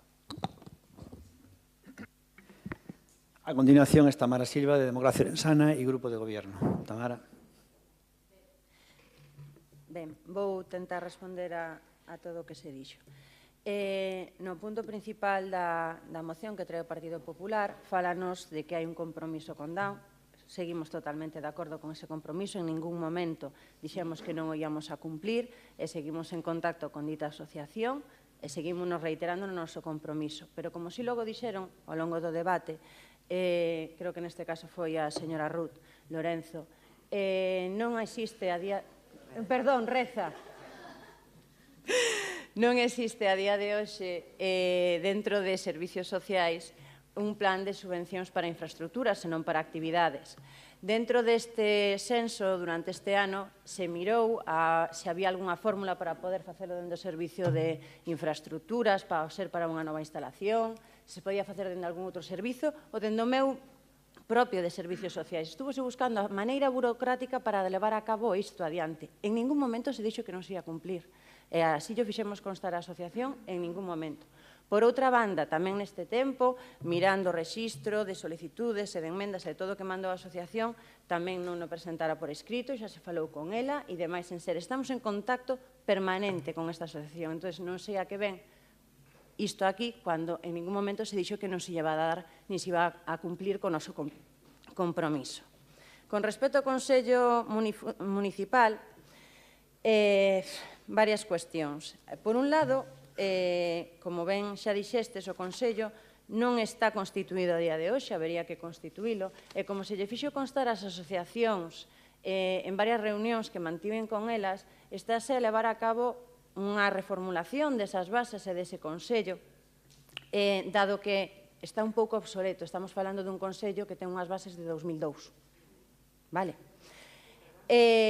Por outra banda, moitas desas solicitudes de engádeda a este Consello das que falastes, que, por certo, Natalia, non foron 30, se non lembro mal, creo que foron unhas 15. Non, ti mezclaches churras con merinas, e logo te explico.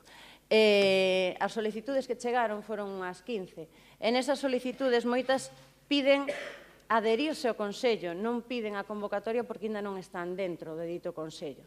E, por outro lado, o que mezclaches e co que leva a señora Ana Méndez, foi aquelas asociacións que quedaron fora das subvencións de 2024, non as que pediron entrar no grupo. Mezclaches unha cousa coa outra. Por outra banda, decir que este Consello é un órgano que carece de competencias executivas como tal, porque parece que estamos a dicir que son eles os que van a resolver estas cuestións. Non ten competencia executiva como tal, pero sí que nos fan constar e nos fan chegar os requerimentos, as solicitudes da sociedade. Pero iso tamén o fan en cada unha das reunións que manteñen comigo, porque dende servicios sociais, ni unha soa vez que unha asociación pedise unha reunión non fose recibida e escoitada. Reunións que mantivemos de feito individual con todas as que pediron e reunións que mantivemos de feito grupal. Inda a última, de feito grupal, foi o 30 de setembro, onde estaban a maioría destas asociacións que pediron ser escoitadas e así foron escoitadas. Entonces, todas aquelas engádedas que queren facer as asociacións están sendo escoitadas a día de hoxe. Por outra banda, unha das cousas que pon a moción, o compromiso do goberno local con colectivos máis vulnerables é totalmente inexistente. Para ser totalmente inexistente, este goberno é o que máis está a dar para asociacións e en servicios sociais, tanto en emerxencia social como en moitos eidos, que tamén sinalou a señorita Natalia, que estamos a perder de vista. Non, mira, fomos o goberno que máis demos en emerxencia social. Pero no caso de asociacións tamén, porque teño aquí, unha das peticións que non as iba a nombrar, que nombrou a señora Ruth, que se están a facer dende asociacións, unha delas é que se suba o presuposto en ditas asociacións porque van sen modificarse 18 anos. Bueno, como os datos son os que hai aquí dende 2011, todo o que se daba para asociacións pasamos de 66.000 euros 324 cando entramos ao goberno, pero que actualmente, e os datos son os que son, no ano 2022 deronse 325 máis 86.000 euros que se pediu nunha modificación de crédito máis todos os convenios. No ano 23, 325 máis 74.000 máis en convenios, pero que no 24 chegamos a dotar para asociacións 807.344 euros, o que nunca se xestionou e se deu. O goberno que...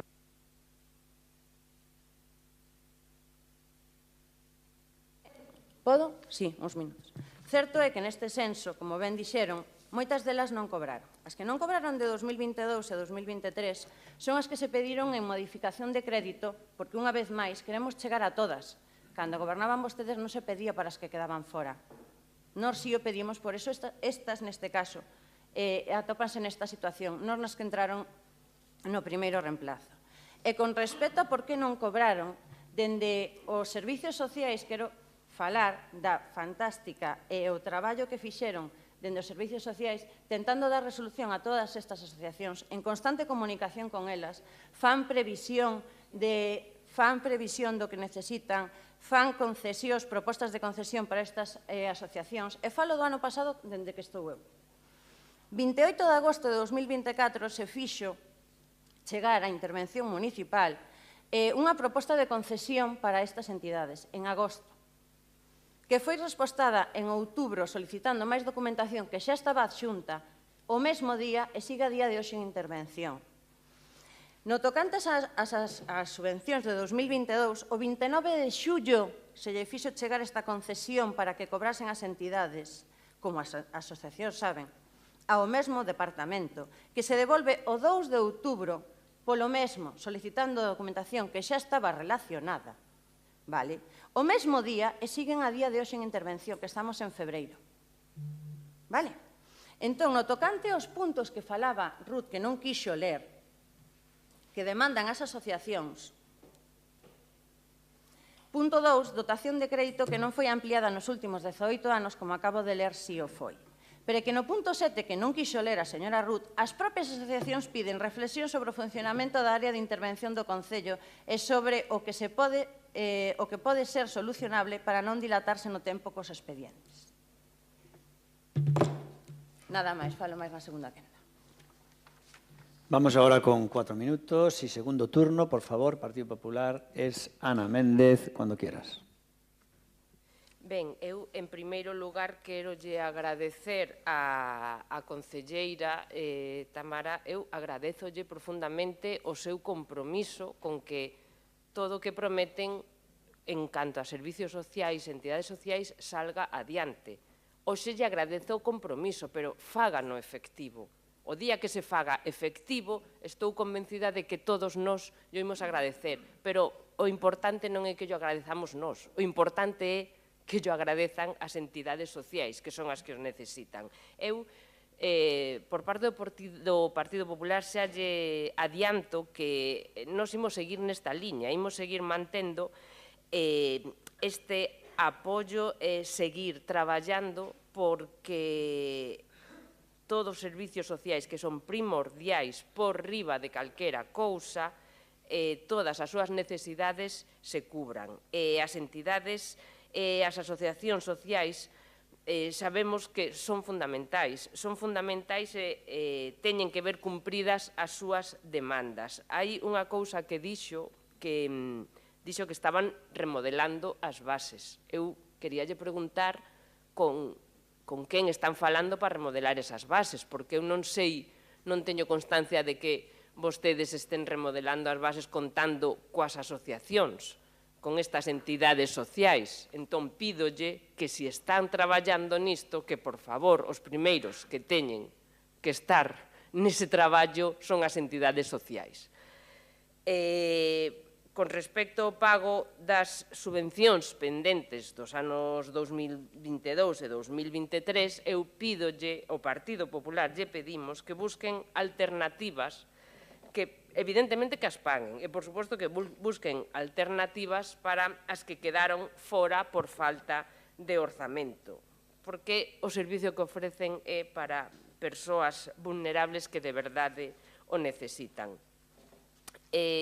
Simplemente reiterar que, por favor, que comecen a traballar por eses servicios sociais, como lle pedimos todos, polas familias de Ourense e polas entidades, porque aparte desas que están sen cobrar, están as que quedaron fora, aparte de todo iso hai unha lista de agarda de moitos meses, pois, por exemplo, para unha cita nos servicios sociais.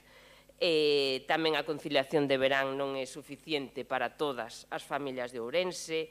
Hai moitas familias que cada ano quedan fora, como dicían os meus compañeiros dos outros grupos políticos, das axudas de libros e comedor, etcétera, etcétera. Entón, por favor, pois póñanse a traballar de verdade nos servicios sociais. Nada máis, grazas.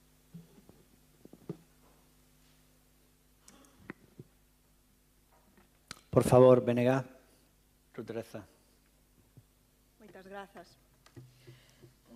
Pois, dende o Bloque Nacionalista Galego, a verdade é que xa non nos fiamos. Eu non sei que farán as entidades do terceiro sector ou que non farán, pero nós, dende logo, que xa non nos fiamos.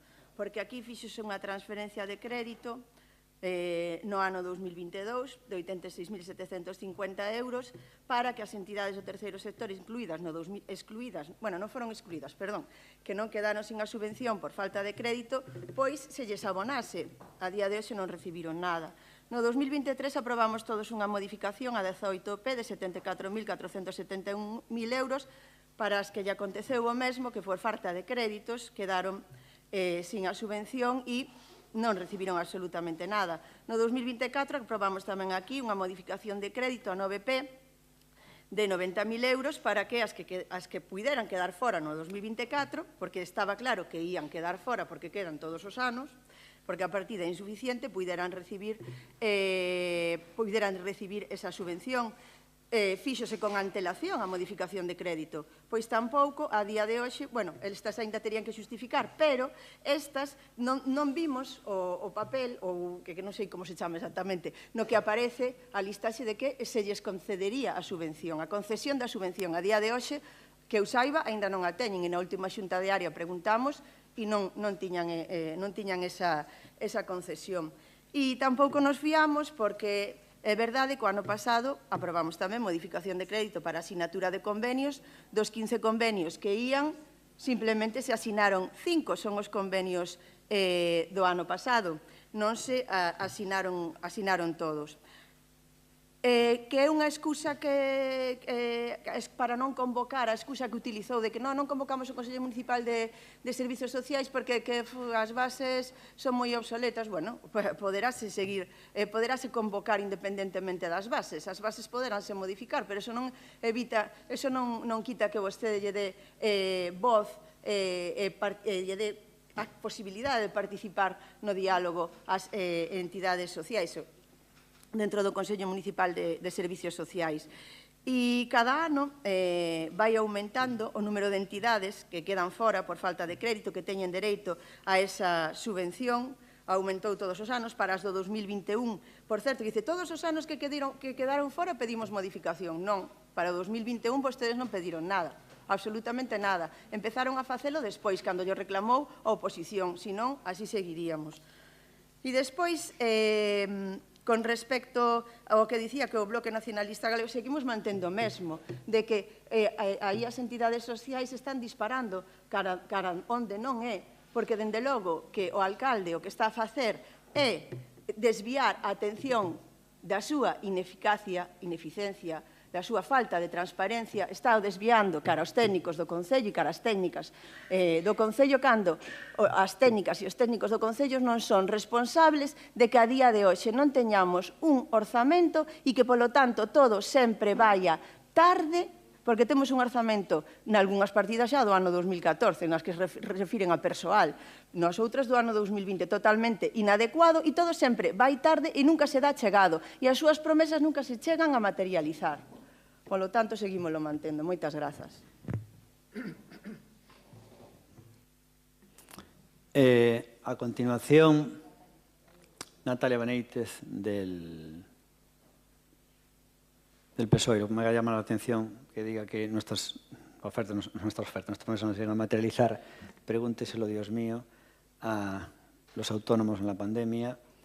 Pregúntenlo a todos los comerciantes con el bono comercio, que fueron 20 millones de euros en total, 10 y 10, y pregúntenselo a Cáritas, cuando ustedes estaban gobernando, le daban creo que simbólicamente 20.000 o 15.000 y nosotros le damos 250.000 cada año. Entonces, que usted diga que nuestras promesas no se van a materializar es tremendo. Ya tuvo su turno, no puede hablar.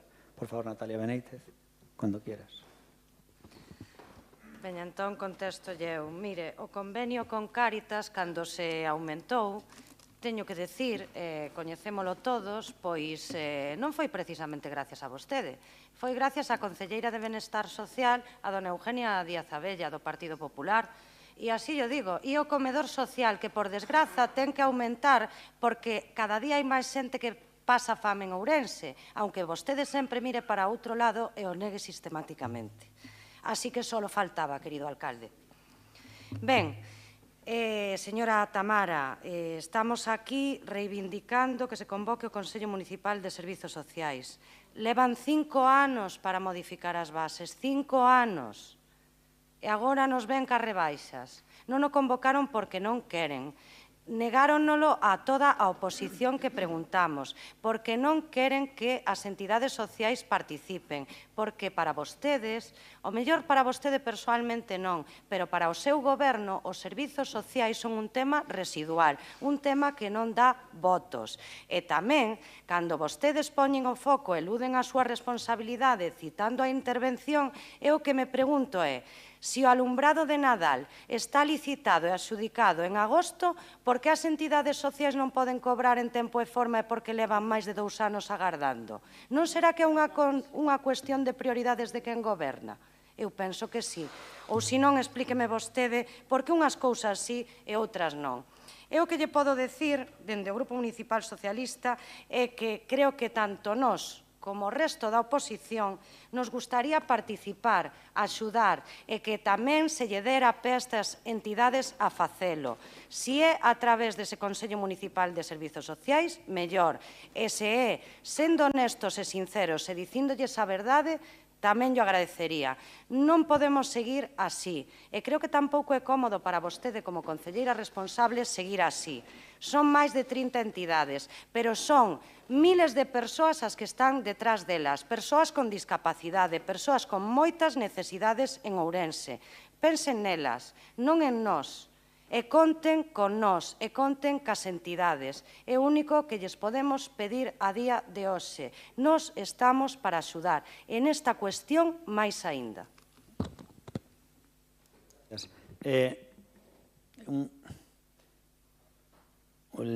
Normalmente, en una alcaldía, normalmente no, como se hace, el alcalde delega ciertas competencias, lo cual no significa que las competencias que delegue pues que sean exclusivas de las personas que han recibido esa delegación. Entonces, el hecho de que quien tenga la firma sea porque se le delega la competencia, en este caso a la Concejala de Asuntos Sociales, no quiere decir que la decisión, Natalia, te estoy hablando a ti, no quiere decir que la decisión fuera de ella. Es decir, cuando se le subió a Cáritas una cuantía tremenda, que es la de 250.000 euros al año, porque realmente es el comedor social, pues quien lo hace es el grupo de gobierno que en aquel entonces era Democracia Orensana y Partido Popular, que gobernábamos en aquel momento conjuntamente. Bien, la decisión de subir la Cáritas fue mía, precisamente del alcalde. Bien, el hecho de que ella tuviera la competencia delegada no significa que todas las decisiones sean de ella y viceversa, ¿vale? Entonces, que ahora mismo digas, no fue cosa tuya, fue de quien tenía la competencia delegada, pues es faltar a la verdad. En cualquier caso, esta es mi versión, ¿vale? Es decir, que la próxima vez, por eso a mí me gusta cuando hay una idea, matarla ya y sacarla a la prensa para que nadie diga, no, le robaste tú, como recordando a Araujo que decía, no, es que la idea tal no es tuya, es de no sé qué, que andan así robando ideas. Por eso a mí me gusta que quede constancia en la hemeroteca de quién es el primero que lo dice, para que luego no haya ni trampa ni cartón. Porque lo que está haciendo ahora es robar una iniciativa. Es decir, la iniciativa de subir a Cáritas fue nuestra y ahora tú dices, varios años después, no, es de quien firmó. No, es de quien firmó porque tiene una competencia delegada. No quiere decir que sea ella, porque quien da la orden es la alcaldía. Y ella tiene que hacer lo que le diga el alcalde. No, si no lo hace, entonces se le quita la competencia. Claro, se le quita la competencia. Es decir, cuando alguien... Es que usted ha faltado la verdad. Eso fue de Democracia Orensana. Y si esa persona hace algo que no nos gusta, pues se le quita la competencia, claro. No en todo, porque hay cosas que permiten cierto juego y todo eso también es verdad. Es decir, hay cosas también que son iniciativas propias del delegado, obviamente, muchas, y otras que no nos gustan y como gobernamos juntos, pues tienes que aceptar. O sea que tampoco es todo al 100%. Nada más. Es decir, hay autonomía también. Bueno, simplemente lo digo porque está robando ahora mismo una iniciativa y una idea, y eso no se debe hacer. Tamara, un segundinho. Un segundo, ya. Grazas. Nada, simplemente respostar unhas cousas que se dixeron. Señora Méndez, sí, por suposto que contamos coas asociacións para a modificación destas bases, senón non partirían do outro xeito. Foron elas nas reunións que mantiven tanto individual como sobre todo nas grupais, nas que me fixeron constar desta demanda de modificar estas bases. Con respecto ao que dixo, bueno, xa derivando do tema, porque a moción era sobre a Asociación Down e demais enseres, fala de a lista da garda en comedores, estáse cubrir toda a lista, en comedores e libros. En conciliación do verán, que non chegan as plazas suficientes, o que se dixo dende aquí é que se fixo unha reorganización de dito servicio. E o ano pasado tuvemos lista de espera 0 no mes de agosto, por primeira vez. Entón, se que non chegan as plazas, non había ninguén que demandase plaza que quedase sen ela. No tocante, nada, os comedores xos nomei. Nada máis nese senso. Con respecto ao que dixo a señora Ruth, non sei se é que non escoita cando falan o resto de compañeiros das corporacións ou que temos atención selectiva. Verá, dixo que as modificacións de crédito que se pedían, que logo non se materializaban ou non ían a iso. Claro que se pediron e se materializaron. E din datos que me pasaron, por suposto, como non do servicio, e dixen onde foron e en que plazos se suscribiron. E as propostas de adxudicación e de concesión que se fixo desde o servicio, logo da revisión de todas as propostas, de cada unha delas tamén o dixen. Non sei se é que non atendeu, porque logo na segunda intervención volveu a dicir o mismo. Ou é que o trae preparado e non escoitamos. A única que non ten proposta de concesión é a 2024, porque non ten o RC firmado. Non, o resto tamén dixo que logo non se materializaba. En fin. Por outro senso, no tocante de modificar as bases, que se non o fago é porque non quero, creo que debería de saber de sobra, porque leva bastante máis tempo nisto que a min, que eu levo un ano e pouco, para explicarlle os procedementos administrativos a vostede, pero repítollo. Primeiro se modifican as bases, logo se constituye o Consello e, por último, se convoca. Non convoca o Consello se quero modificar as bases. Pero, bueno, digo yo porque primeiro decía que se podía convocar igual se quero modificar as bases. Repítollo o proceso de xestión burocrática que debería de coñecer que leva máis tempo que a min. Nada máis. Bueno, volvamos ya al tema de votar. A mí me parece este tema pues bastante bajo haber traído esta moción, porque se trata de una promesa que nosotros hicimos a la entidad Down. Y entonces, ¿qué ocurre? Unos trámites burocráticos que todos sabemos cómo son, ustedes hacen una moción en medio de un trámite para decir, oiga, hagan esto. No, pues ya está en marcha, ¿no? Y ese es el tema. Nadie, lo de dar una subvención de ayuda de 50.000 euros para la sede de DAM, pues le prometió precisamente, y ahí tengo que decir, para que ustedes vean con nuestra sinceridad, que ahora no tenía que decirlo, gracias a quien lleva asuntos sociales en la Diputación, que es la alcaldesa de Boborás, creo que es, ¿no? ¿Cómo se llama? Patricia. Que estábamos con el tema bloqueado y le dijimos, hombre, pues tenemos que valorarlo. Y entonces llamó Patricia, se puso el teléfono y dijo, mira, Gonzalo, ¿qué te parece? Nosotros damos tanto y vosotros dais 50.000. Y nosotros nos mojamos, la Xunta va a dar tanto, la Diputación va a dar tanto, que luego creo que ellos aumentaron de lo que me dijo por teléfono. Y vosotros dais tanto, ¿qué te parece? Y dije, bueno, y entonces lo cerramos al momento. O sea, y le dije yo, coño, qué bien negocia esta tía, qué rápido cierra los temas, ¿no? Y entonces fue gracias a ella. Recuerdo la llamada de teléfono que fue en la Alameda. Y creo que fue hace un año y medio así. Dijimos, bueno, venga, queda cerrado el tema, ya está. Nosotros damos eso y ya está. Sabíamos además que si lo traíamos a pleno,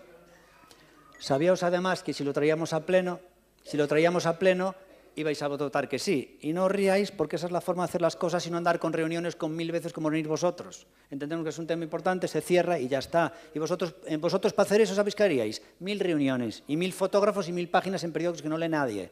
Eso es la diferencia de lo que haríais vosotros. Y comisiones de investigación, eso es lo que haríais vosotros. Vale. Y nada más, y ahora estamos con este tema, pero por otro lado, que se haga una moción a intentar quitar sangre, tal. Por otro lado, el otro día ayer vinieron por aquí los de la asociación de Down, que los estáis llamando todos vosotros para reunirse con ellos y de bueniños, y yo le pregunté, mira una cosa, cuando gobernaba el PP, el PSOE y el Bloque, ¿no os daban lo que os damos nosotros? Y dice, no, por supuesto que no. Entonces, sois muy hipócritas porque cuando gobernabais vosotros no dabais las cantidades que damos nosotros ahora desde el ayuntamiento. Cuando no tenemos... Son competencias impropias, porque realmente quien tiene el dinero es el Estado y la Xunta en este tema. Bueno, vamos a votar. Hay una enmienda que la han aceptado, con lo cual se vota conjuntamente, ¿vale? Es una enmienda del BNG. Es irrelevante lo de sustitución y engádeda. Ese es un tema que hacéis vosotros. El de adición o sustitución es irrelevante. Es una historia que os ponéis vosotros. Dime. A ver. En este caso lo han aceptado y ya está. Por favor, que se pronuncie por última vez el señor secretario. Lo que pasa es que en este caso, al transformarla en una enmienda de adición, se conserva el punto número 1, es un punto más. Pero lo que yo me refiero es que para la votación es lo mismo.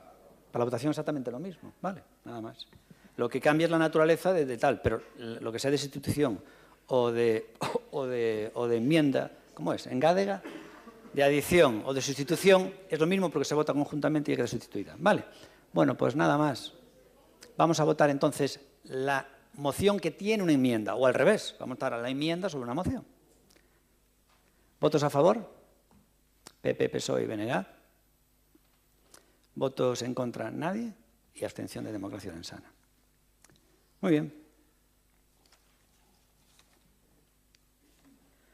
Pues nos vamos ya. No hay ninguna moción con carácter de urgencia y tenemos una declaración aquí. Sí. Tenemos una declaración institucional do Día Mundial das Enfermedades Raras. Ah, no. No, Arrouco. Vale, entonces, punto número 10 es declaración institucional do Día Mundial das Enfermidades Raras. Tiene la palabra Noa Arrouco, que es concejala de Igualdade y de Salud y de Festejos. Un segundiño, cuando quieras. O 28 de febreiro celébrase o Día Mundial das Enfermidades Raras, que celebramos baixo o lema Persoas, para posicionar o impacto sociosanitario destas patoloxías nas persoas con enfermidades raras. Solicitamos a adhesión das institucións públicas, privadas e a cidadanía a nosa declaración institucional, pois calquera persoa pode verse afectada. Calcúlase que falamos de 300 millóns de persoas en todo o mundo, dos cales 3 millóns en España e 200.000 persoas en Galicia. É unha acción liderada no noso país baixo o paraugas da Federación Española FEDER e en Galicia pola Federación Galega e polas máis de 450 asociacións que as integran. Queremos que lembredes que detrás de cada campaña, de cada necesidade, de cada enfermidade, de cada síntoma, de cada perda, hai persoas e familias que enfrontan as enfermidades nas que apenas investigan e hai moi pouco coñecemento e experiencia en atendelas. Non só para os que as padecen, senón tamén para os profesionais que se enfrontan a unha nova enfermidade. Na súa maioría aparecen na infancia, son xenéticas, graves, discapacitantes e poden poñer en risco a vida. Tárdase unha media de máis de 6 anos en diagnosticalas e tan só un 6% conta cun tratamento específico, das 6.417 identificadas en Europa. O atraso no diagnóstico e a falta de tratamento teñen un gran impacto en quen convive con elas. 3 eixos imprescindibles nos que centrarnos para mellorar este escenario. Investigación, diagnóstico e tratamento. Optimizar os recursos destinados á súa investigación, evitando duplicidades, propiciando a súa sustentabilidade e facilitando a transferencia do coñecemento e a información. Equidade no acceso a un diagnóstico e tratamento precoz, certeiro e seguro. É difícil alcanzar a equidade cando a propia regulación permite a inequidade. Lograr o acceso en tempo e forma adecuados aos medicamentos autorizados en Europa, incorporando a participación dos pacientes e as entidades que o representan neste proceso. Todo iso debe ir acompañado dunha atención integral, tratamentos sostibles, xa que son enfermidades crónicas, incluída a rehabilitación funcional, logopedia, fisioterapia, terapia ocupacional, a interoperabilidade técnica, exemplo, historia clínica, así como construir o ansiado especio sociosanitario, cunha coordinación eficaz entre ambos os ámbitos de actuación, o que garantiría un acceso máis eficaz en tempo e forma aos dereitos das persoas con enfermidades raras. Desde FEDER e FEGEREC instamos as institucións competentes a impulsar medidas dirixidas a garantir a prevención das enfermidades raras en materia de investigación, diagnóstico e tratamento, porque detrás de cada unha destas accións hai persoas como vostedes e como eu. Moi ben, pois moitas gracias. Bueno, pois a continuación pasamos xa a parte de información, impulsos e control. Vamos co tema de rogos e preguntas, entón cada partido pode facer 6 en total, sexan rogos ou preguntas, co cual empezamos por o BNG e antes de nada, pois o BNG trae escritas xa unhas que pasamos a... Empezamos por elas, non? Que trae escrita. Quérela usted mellor ler, non? Son, basicamente, preguntas formuladas por Grupo Bloque, son en principio 3. Non? Sí. Dúas, un punto 1 e un punto 2, perdón, ten dúas, efectivamente. Entón, señor Seado Benega, cando queira. Unha digresión, alcalde. Que vos momentos nos ten dado a Alameda, Sí, A min lembrame unha canción cada vez que paso por aí, eu xa son un pouco maior, dun cantante que se chamaba Pablo Abraira, que cantaba aquella de Gavilán o Paloma. Bueno, pois... Técnicamente foi en Bispo Cesario esta vez. Vale. Vou a pasar a ler entón a pregunta. O pasado 16 de decembro de 2024, a Xunta de Goberno Local acordou anular o expediente de contratación do Servizo de Transporte Colectivo Urbano do Concello de Ourense, así como ordenar a elaboración dun novo expediente de contratación corrixindo os erros ou as omisións que levaran á anulación do expediente anterior. Tendo en conta a incidencia que a licitación ten para a posta en marcha do tan ansiado transporte metropolitano, no que actualmente se está a traballar, solicitamos resposta oral para as seguintes preguntas. En que estado de tramitación se atopa a día de hoxe o novo expediente do Servizo de Transporte Colectivo Urbano do Concello de Ourense? En que estado se atopa a tramitación do novo expediente do transporte colectivo urbano, dos autobuses?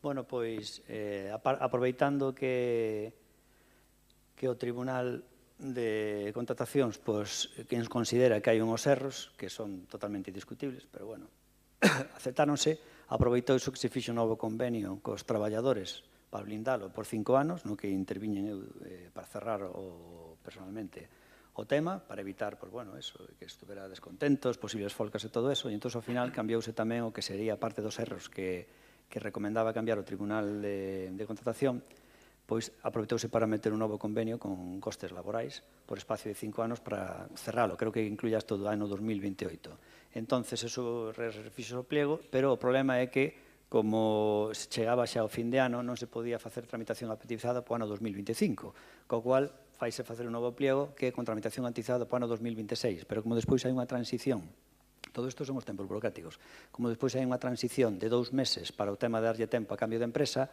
ora faxese unha tramitación anticipada, co cual vaise licitar e adjudicar nos próximos meses, pero non se poderá producir un cambio da empresa hasta 1 de marzo do ano 2026, inda que este adjudicado en antes. En cualquier caso, as líneas pódense cambiar antes, o transporte metropolitano tamén se pode cambiar antes sin ningún problema, porque a empresa que ten que facer o que lle digamos dentro duns límites.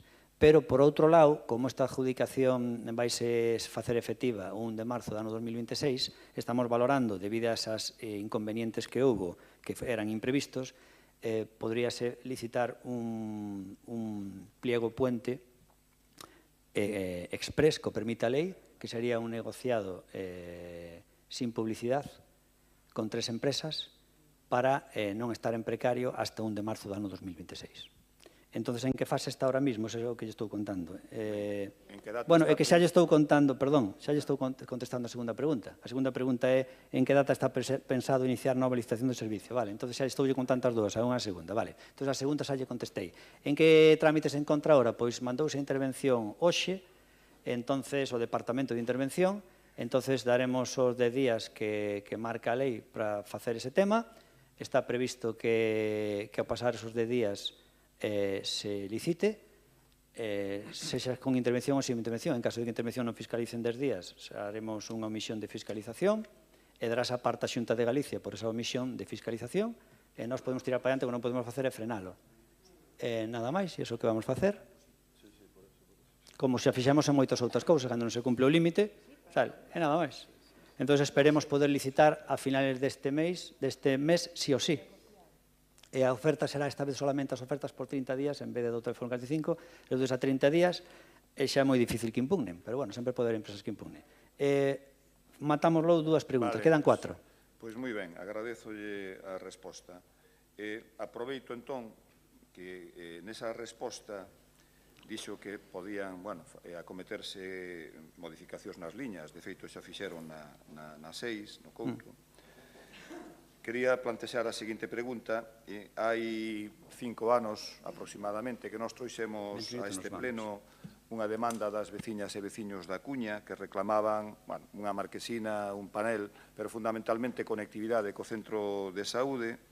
Somos conscientes da situación cada día máis insostible do transporte público no feito de que non se garante a puntualidade nas frecuencias, porque os tempos están totalmente desfasados. Por tanto, queríamos pedir ese compromiso coas veciñas e veciños da Cuña e, se ten pensado, esa é a pregunta, pois dar satisfacción a esas demandas de novas liñas e esa marquesina e ese panel que levan reclamando desde hai moitísimo tempo. Y bueno, en principio las nuevas líneas ya contemplan, creo que una línea para que enlace un poco San Francisco con el centro de salud de La Cuña. Pero en cualquier caso también es verdad que se va a mejorar mucho la accesibilidad cuando hagamos las rampas mecánicas. El proyecto está acabando ya para hacer unas rampas mecánicas en la calle Vázquez de Otanco. Fran, ¿cómo va el proyecto? El proyecto de Carballeira. No, contesto yo, pero ¿cómo va el proyecto? El proyecto está a punto de entregar de las rampas mecánicas de allí, que también mejora muchísimo el acceso. Y las líneas de autobús, pues es que ahora tienen un problema de retraso. Orense nos amplió. Entonces, realmente siempre lo tuvieron. Si tienen un problema de no cumplir con los horarios, siempre lo tuvieron porque las líneas llevan 30 años y Orense no amplió demasiado. Bueno, pero reducironse as velocidades a 30, hai máis radares, hai unha serie de cuestións. Sí, é verdad, é certo. En todo caso, eu pídolle que teña presente as demandas desa vecina. Sí, no, ya se estaban contempladas. El 4, por favor. El 4, por favor. Sí. Eras tú, Luisa. Sí, Puga. A ver si vou levar as culpas agora. Puga, el 4. Sí, desculpas. Solicitamos por rexistro este luns a convocatoria urxente da Xunta de Área para ser informados sobre o expediente da discoteca Macao.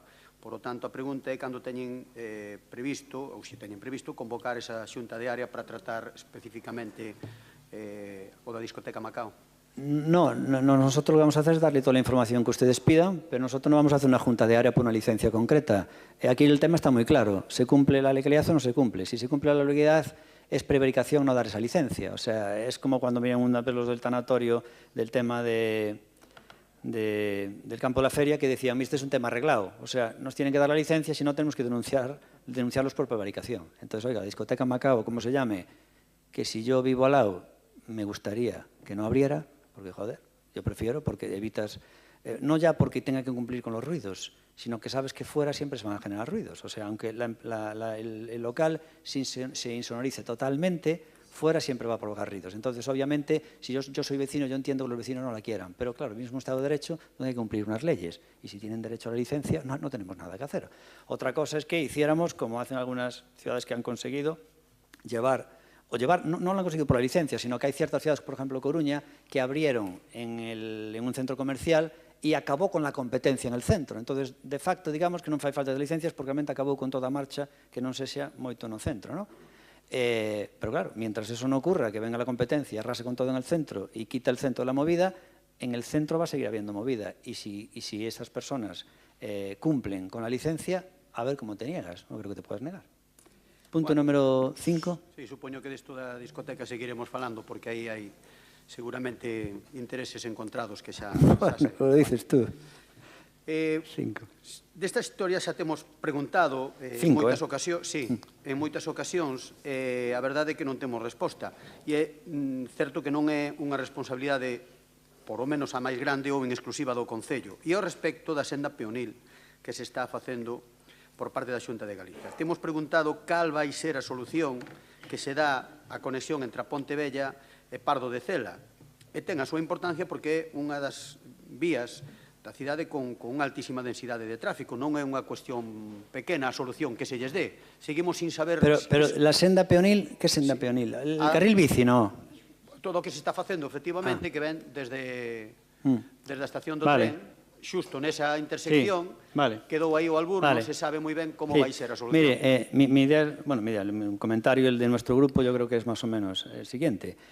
Muchos planes que se hacen por temas de planes de puntuaciones, de lo que está bien y no. Ayer hablamos de la Plaza de Abastos en una reunión con la Xunta de Galicia para ver si llegamos a un consenso sobre el plan funcional y la Xunta ha decidido que si haces una Plaza de Abastos donde tengas un foro para debates y exposiciones te da más puntos. Sí, lo deciden ellos, ¿no? Aunque realmente luego saca una vez al año. Entonces, se obedece muchas veces esos parámetros. Entonces, en Europa, para conseguir subvenciones, pues, ¿qué es lo que queda bien? Pues un carril bici. Entón, un carril bici te dá puntos. Entón, te dijeron, oye, mira, como son unos fondos Next Generation, se hace con fondos Next Generation, creo, ¿no?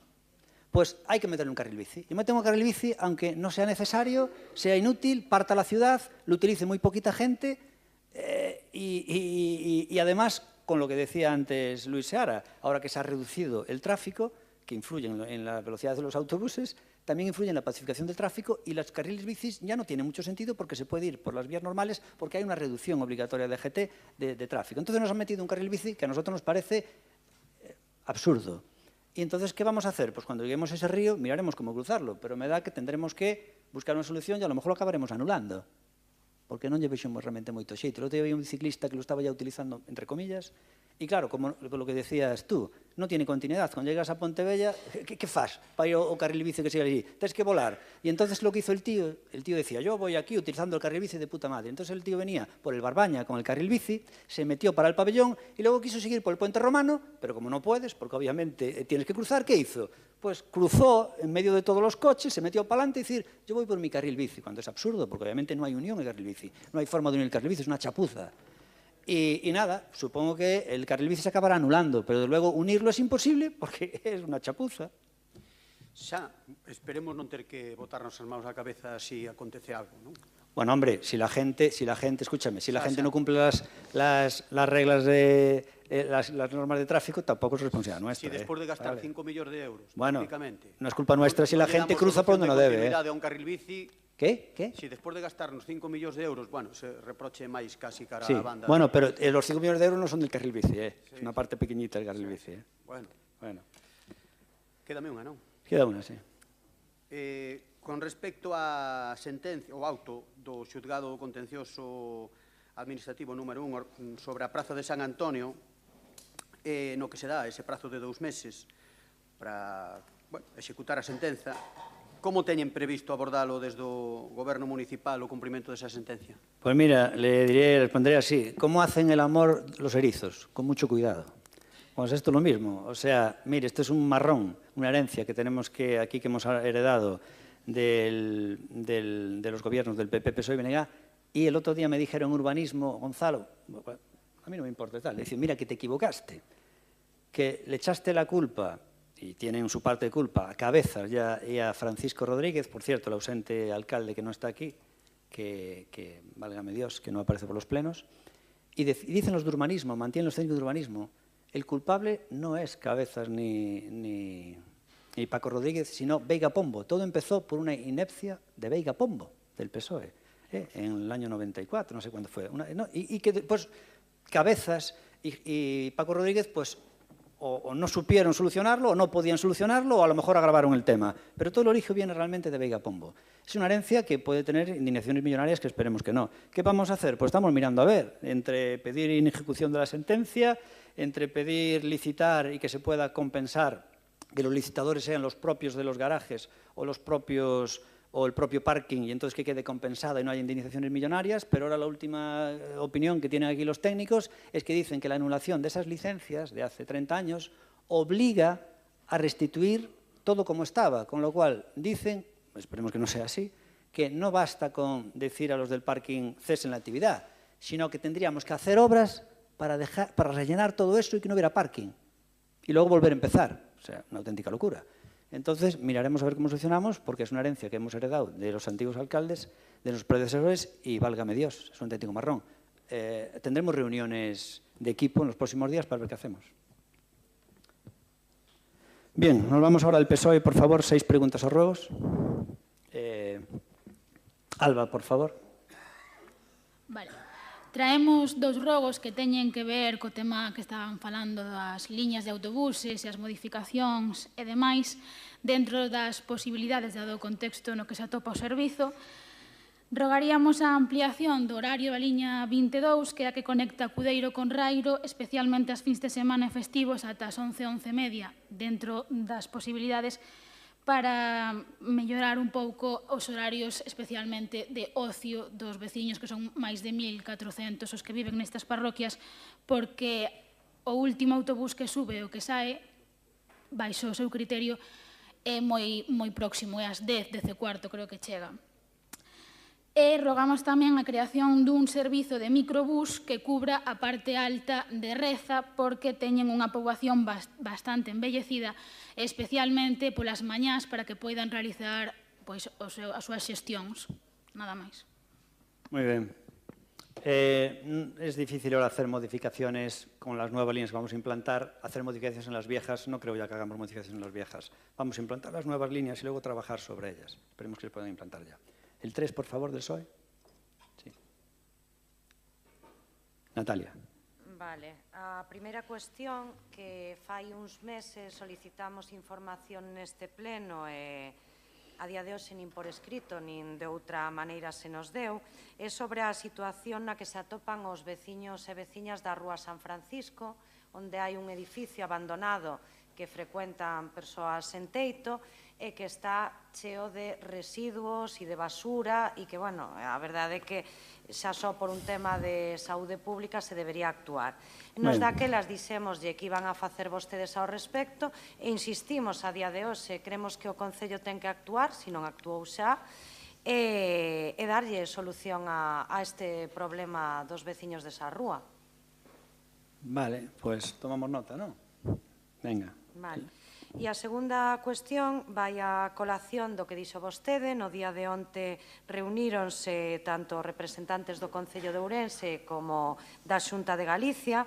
Vostede públicamente manifestou a posición, eu entendo que contraria ao tema da construción desa pasarela peonil que inicialmente demandaban os praceiros, e nos o que lle preguntamos hoxe cal é a postura do Goberno municipal con respecto a esa pasarela, si se vai incluir ou non no futuro plan funcional consensuado. Bueno, pues consensuado ya es difícil, pues si no estamos de acuerdo ya no puede ser consensuado.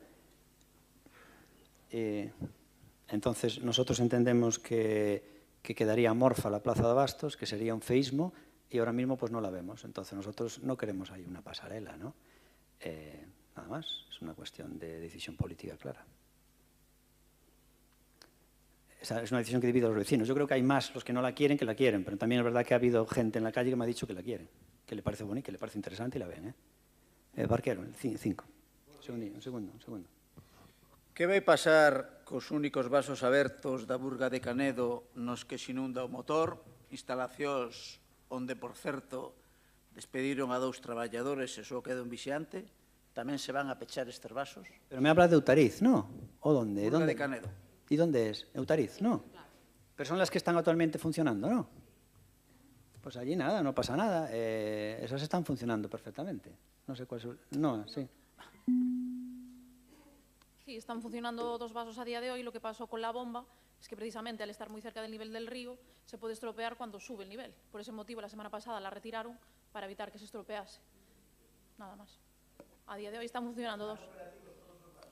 Los 2 principales. De Burga de Canedo, sí.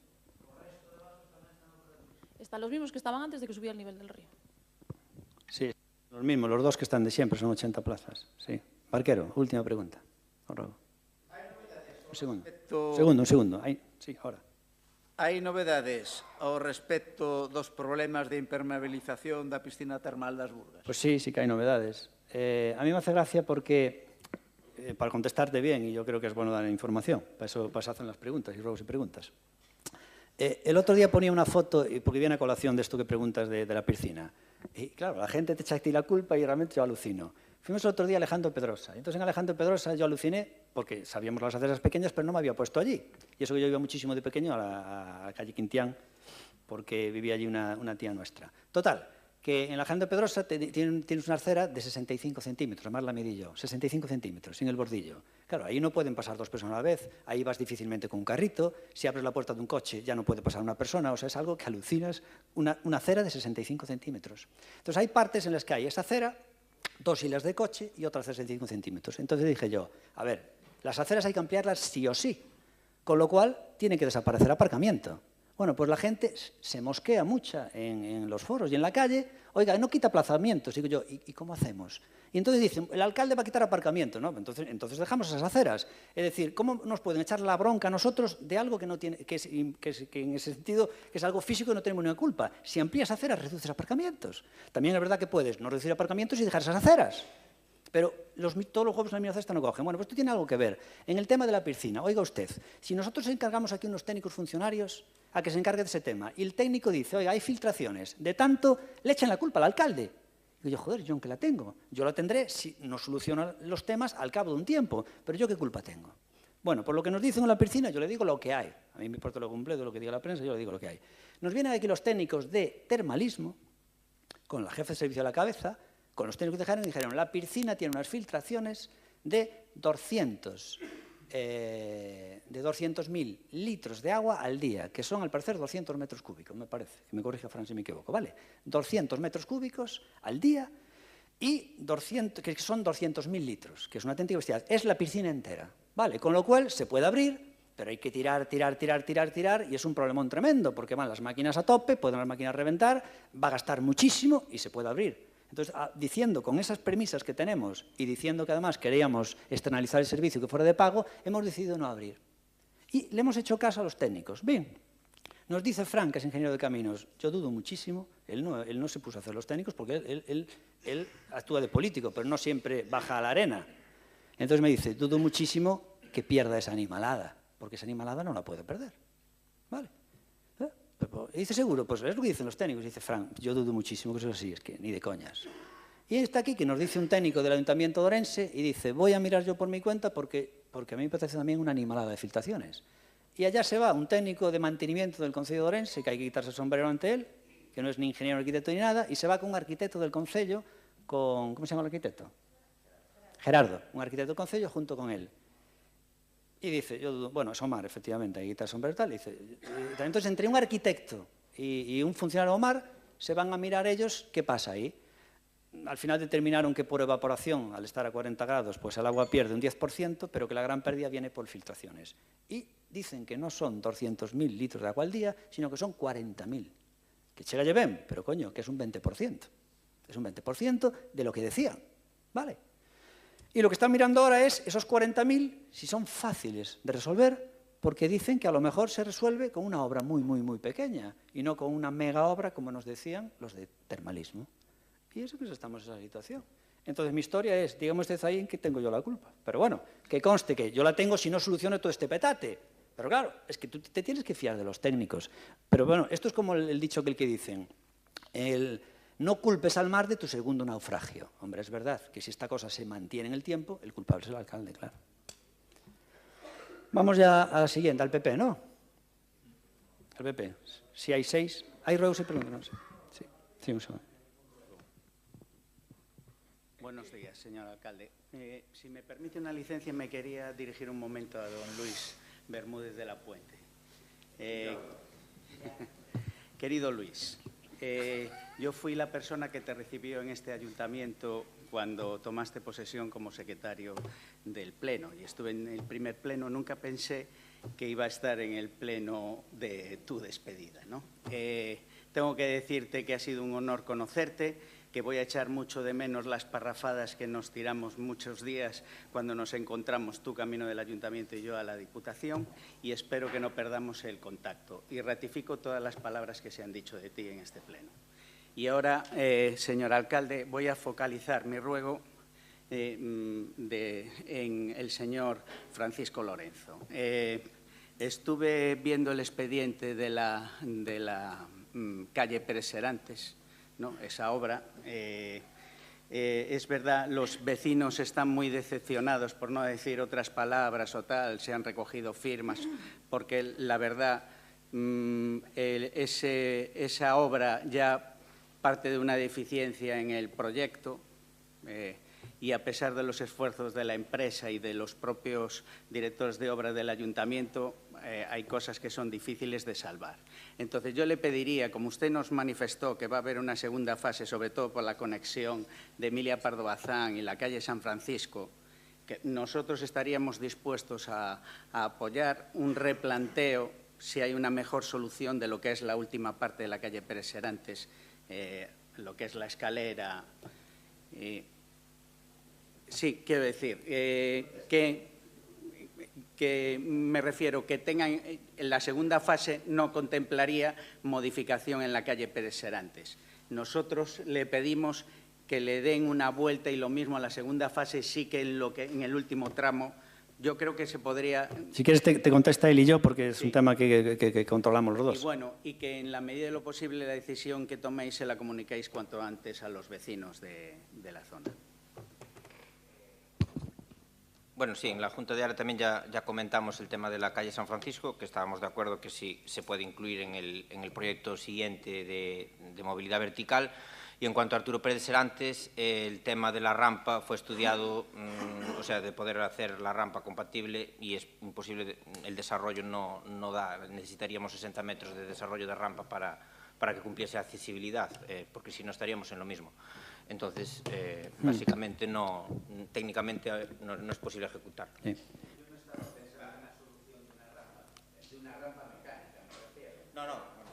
A ver, yo contesto contra ese tema.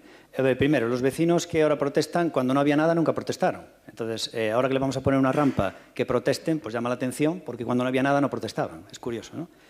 Ahora que van a tener mejoras, pues algunos vecinos, cuando realmente la mayoría va a estar encantados. Mira, realmente ahí es muy difícil poner algo que no sea una rampa, porque el tema de un ascensor tiene que pasar por una rampa y tienes que librar, no sé cuánto tiene que librar, 2 metros de cada...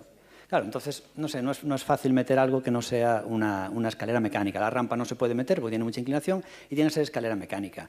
Entonces, claro, no hay otra solución, porque un ascensor en principio es muy difícil. Y luego, lo que se va a cometer después para llegar a Peña Trevinca, a la cima ya de lo que es el Alto de San Francisco, pues allá supongo que ahí sí que será un ascensor pegado ya al muro, y que es el último tramo, pero realmente rehacer lo que ahora se está haciendo y volver atrás, yo creo que ahí tiene muy difícil solución. A lo mejor la única solución que habría en su día, que ahora ya no podemos hacerlo, sería si se hace un ascensor y una rampa que librara 2,5 metros de cada lado.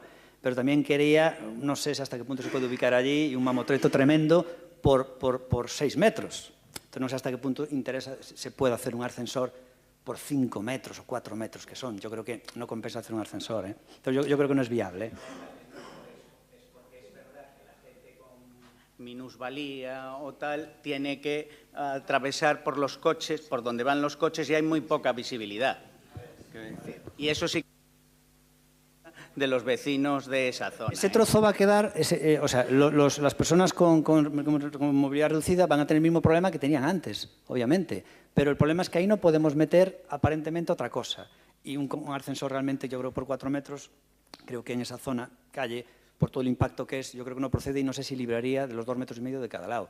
Entonces, claro, ¿qué ocurre? Si no podemos solucionar el problema de las personas con silla de ruedas, al menos solucionémoslos personas con problemas de movilidad, pero que pueden andar. Es decir, el hecho de que no podamos solucionar personas con silla de ruedas no debería impedirnos intentar solucionar el de otras. Entonces, no podemos solucionar el de las personas con silla de ruedas, pero el de otras personas sí. Una persona mayor que más o menos ande va a poder utilizar las escaleras mecánicas. Y luego, bueno, es lo que quería decir, nada más. El no 2, un segundín, es Noelia. Bueno, buenos días a todos.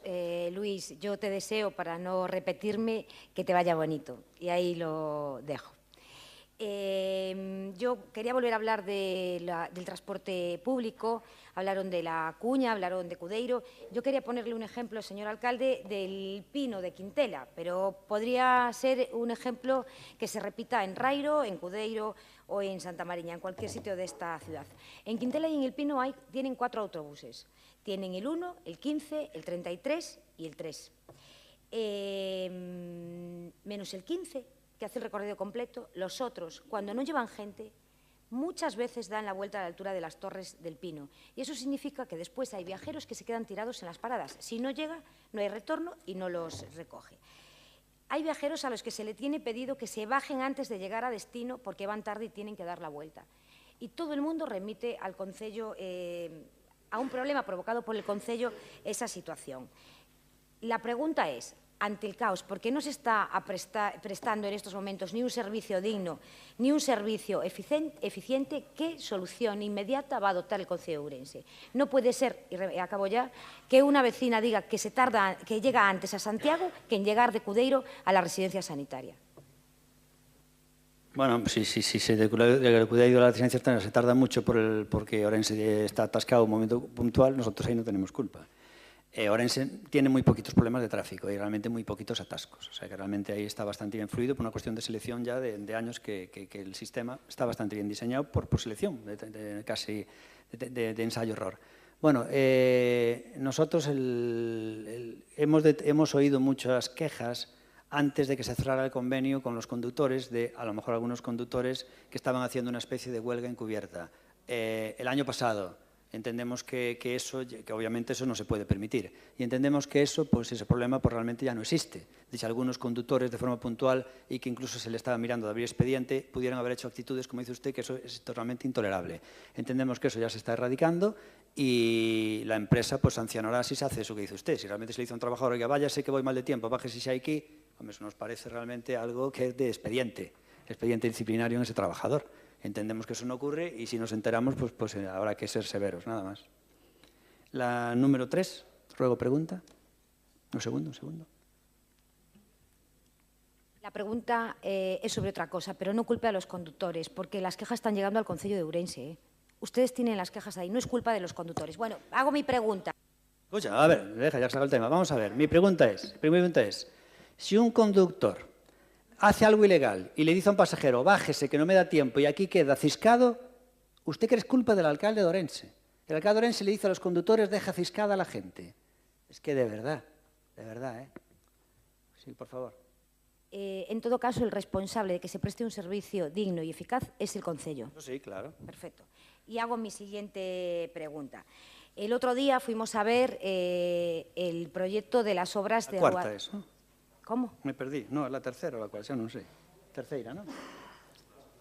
Cuarta, yo creo que la cuarta. Bueno, venga. El otro día fuimos a ver el proyecto de las obras de la Rúa do Sol, Rúa do Campo y Rúa Boavista. Un proyecto que no se ejecutó en su totalidad. Nos lo enseñaron los funcionarios municipales, los técnicos, y nos dijeron que se iba a cumplir con todo lo que estaba proyectado y que se iban a acabar esas obras. La pregunta es qué se va a hacer y cuándo se va a empezar. Un segundillo, por favor. Fran. Bueno, ya lo explicamos, ya lo expliqué en Junta de Área también, lo que no se ejecutó en esa obra, dentro de ella ya no hay margen, digamos, a ejecutar nada más, tendrá que ser en un proyecto independiente y se hará pues en cuanto se pueda. Nada más. Vale. Pepe, el señor Pumar, por favor. Bueno, me sumo a las palabras hacia Luis. Luis, muchas gracias por tus consejos, por tu profesionalidad y sabes que te deseo lo mejor y feliz vida, que hay mucha vida fuera de este ayuntamiento, ¿no? Una petición, señor alcalde. En la zona de expansión de la ciudad, en las Torres del Polvorín, viven a día de hoy 200 vecinos, hay 2 restaurantes y solo se disponen de 3 contenedores.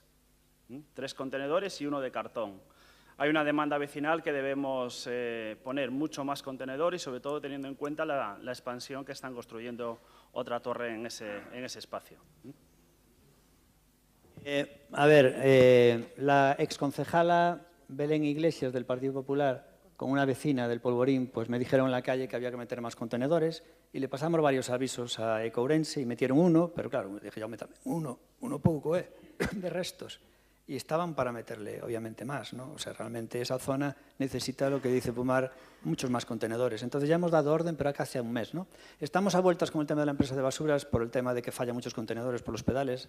Por cierto, recuerdo que ustedes votaron en contra de comprar contenedores, entonces me llama la atención que el señor Pumar me diga, a ver, que fan falta contenedores cuando usted votó en contra de comprar 3.000 contenedores para la ciudad de Ourense. Entonces, hombre, parece un poquito hipócrita, ¿no? Entonces, bien, como ahora tenemos contenedores viejos porque ustedes no han aprobado la compra de 3.000 contenedores, estamos lidiando con eso y queremos hacer con la empresa de limpieza que está el proceso ahora en licitación, sacarlo, o sea, que se resuelva como Dios manda, también se adjudica en el 2026 y también estamos valorando hacer un contrato puente express. Mientras no se adjudique el otro, haríamos 2 en paralelos. Y a ver si solucionamos el tema porque entendemos que no están cumpliendo con el pliego y también, no sé, como se hizo en el pasado, descontarle varias facturas. Pero bueno, a ver qué pasa. Por favor, la última pregunta, si tienen, es...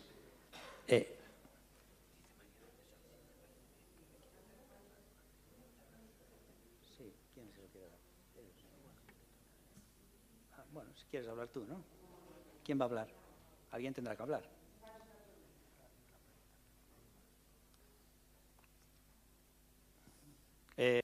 Inma, del PP, por favor. Buenos días, señor alcalde. Es un ruego. Rogamos que realice el mantenimiento adecuado de los árboles de la calle del Paseo, que van desde la sala Ángel Valente hasta el Parque de San Lázaro, sobre lo que es en el relleno de los alcorques, por evitar caídas accidentales que pueda haber. Y luego pasa el relleno que se estaba haciendo un nuevo sistema que era esperando a que florezca, ¿no? Ah, Claro. vale. Desde la sala Ángel Valente a lo que es el Parque de San Lázaro. Tomamos nota del tema, ¿no? Tomamos nota, muchas gracias, Inma. Bueno, pues en principio aquí concluye nada más. Entonces el pleno, antes de levantarnos, simplemente decir que el siguiente pleno en principio va a ser lo ordinario, me parece. El señor Luis Bermúdez, que es el secretario, pues estará en el Ayuntamiento de Orense durante unos días en su puesto habitual, aunque simplemente hoy la despedida del señor Luis Bermúdez es por el tema de que es el último pleno en el que tiene, pues digamos, presencia pública. Y ahora me quieren aquí hacer algo improvisado, alguien del PSOE que, o no sé qué, que en nombre de todos, yo no sé. A ver, aquí, ¿quién toma la nombre? ¿Usted qué? A ver, ¿cómo es el tema? María, por favor, ahora habla. A ver. Va a hablar Barquero, mientras yo voy a procurar. Nada, que al parecer aquí improvisadamente pues tiene un detalle de despedida, algo así, pero improvisado, lo debieron hacer esta mañana, no sé qué. Eso al margen de las otras despedidas que se pueden hacer. Bueno, pues nada más que decirles que el siguiente pleno yo creo que va a ser el ordinario el mismo día que hoy, porque febrero tiene 28 días, con lo cual va a ser exactamente el mismo día que hoy. ¿Hoy qué día es? 7. Bueno, pues entonces es el 7 de marzo, y si hubiera un extraordinario sería por el tema de la ordenanza del agua y alguno más, entonces a lo mejor sería a finales de febrero si podemos traer alguno del tema de la ordenanza, ¿no? Para ir acelerando ya por el tema de los presupuestos. ¿Y qué? El tema del introducto ya saben ustedes, que espero verles a todos disfrazados en las calles. La ordenanza del agua. Y ahora, pues nada más, levantamos la sesión y esperamos, en cualquier caso, a despedirnos aquí ya a mano. Así que levantamos ya la sesión y nos quedamos un rato. Venga, gracias. Muchas gracias, señor Luis. ¿Quiere decir algo? ¿Quiere decir algo? ¿Quiere decir algo? Bueno, gracias.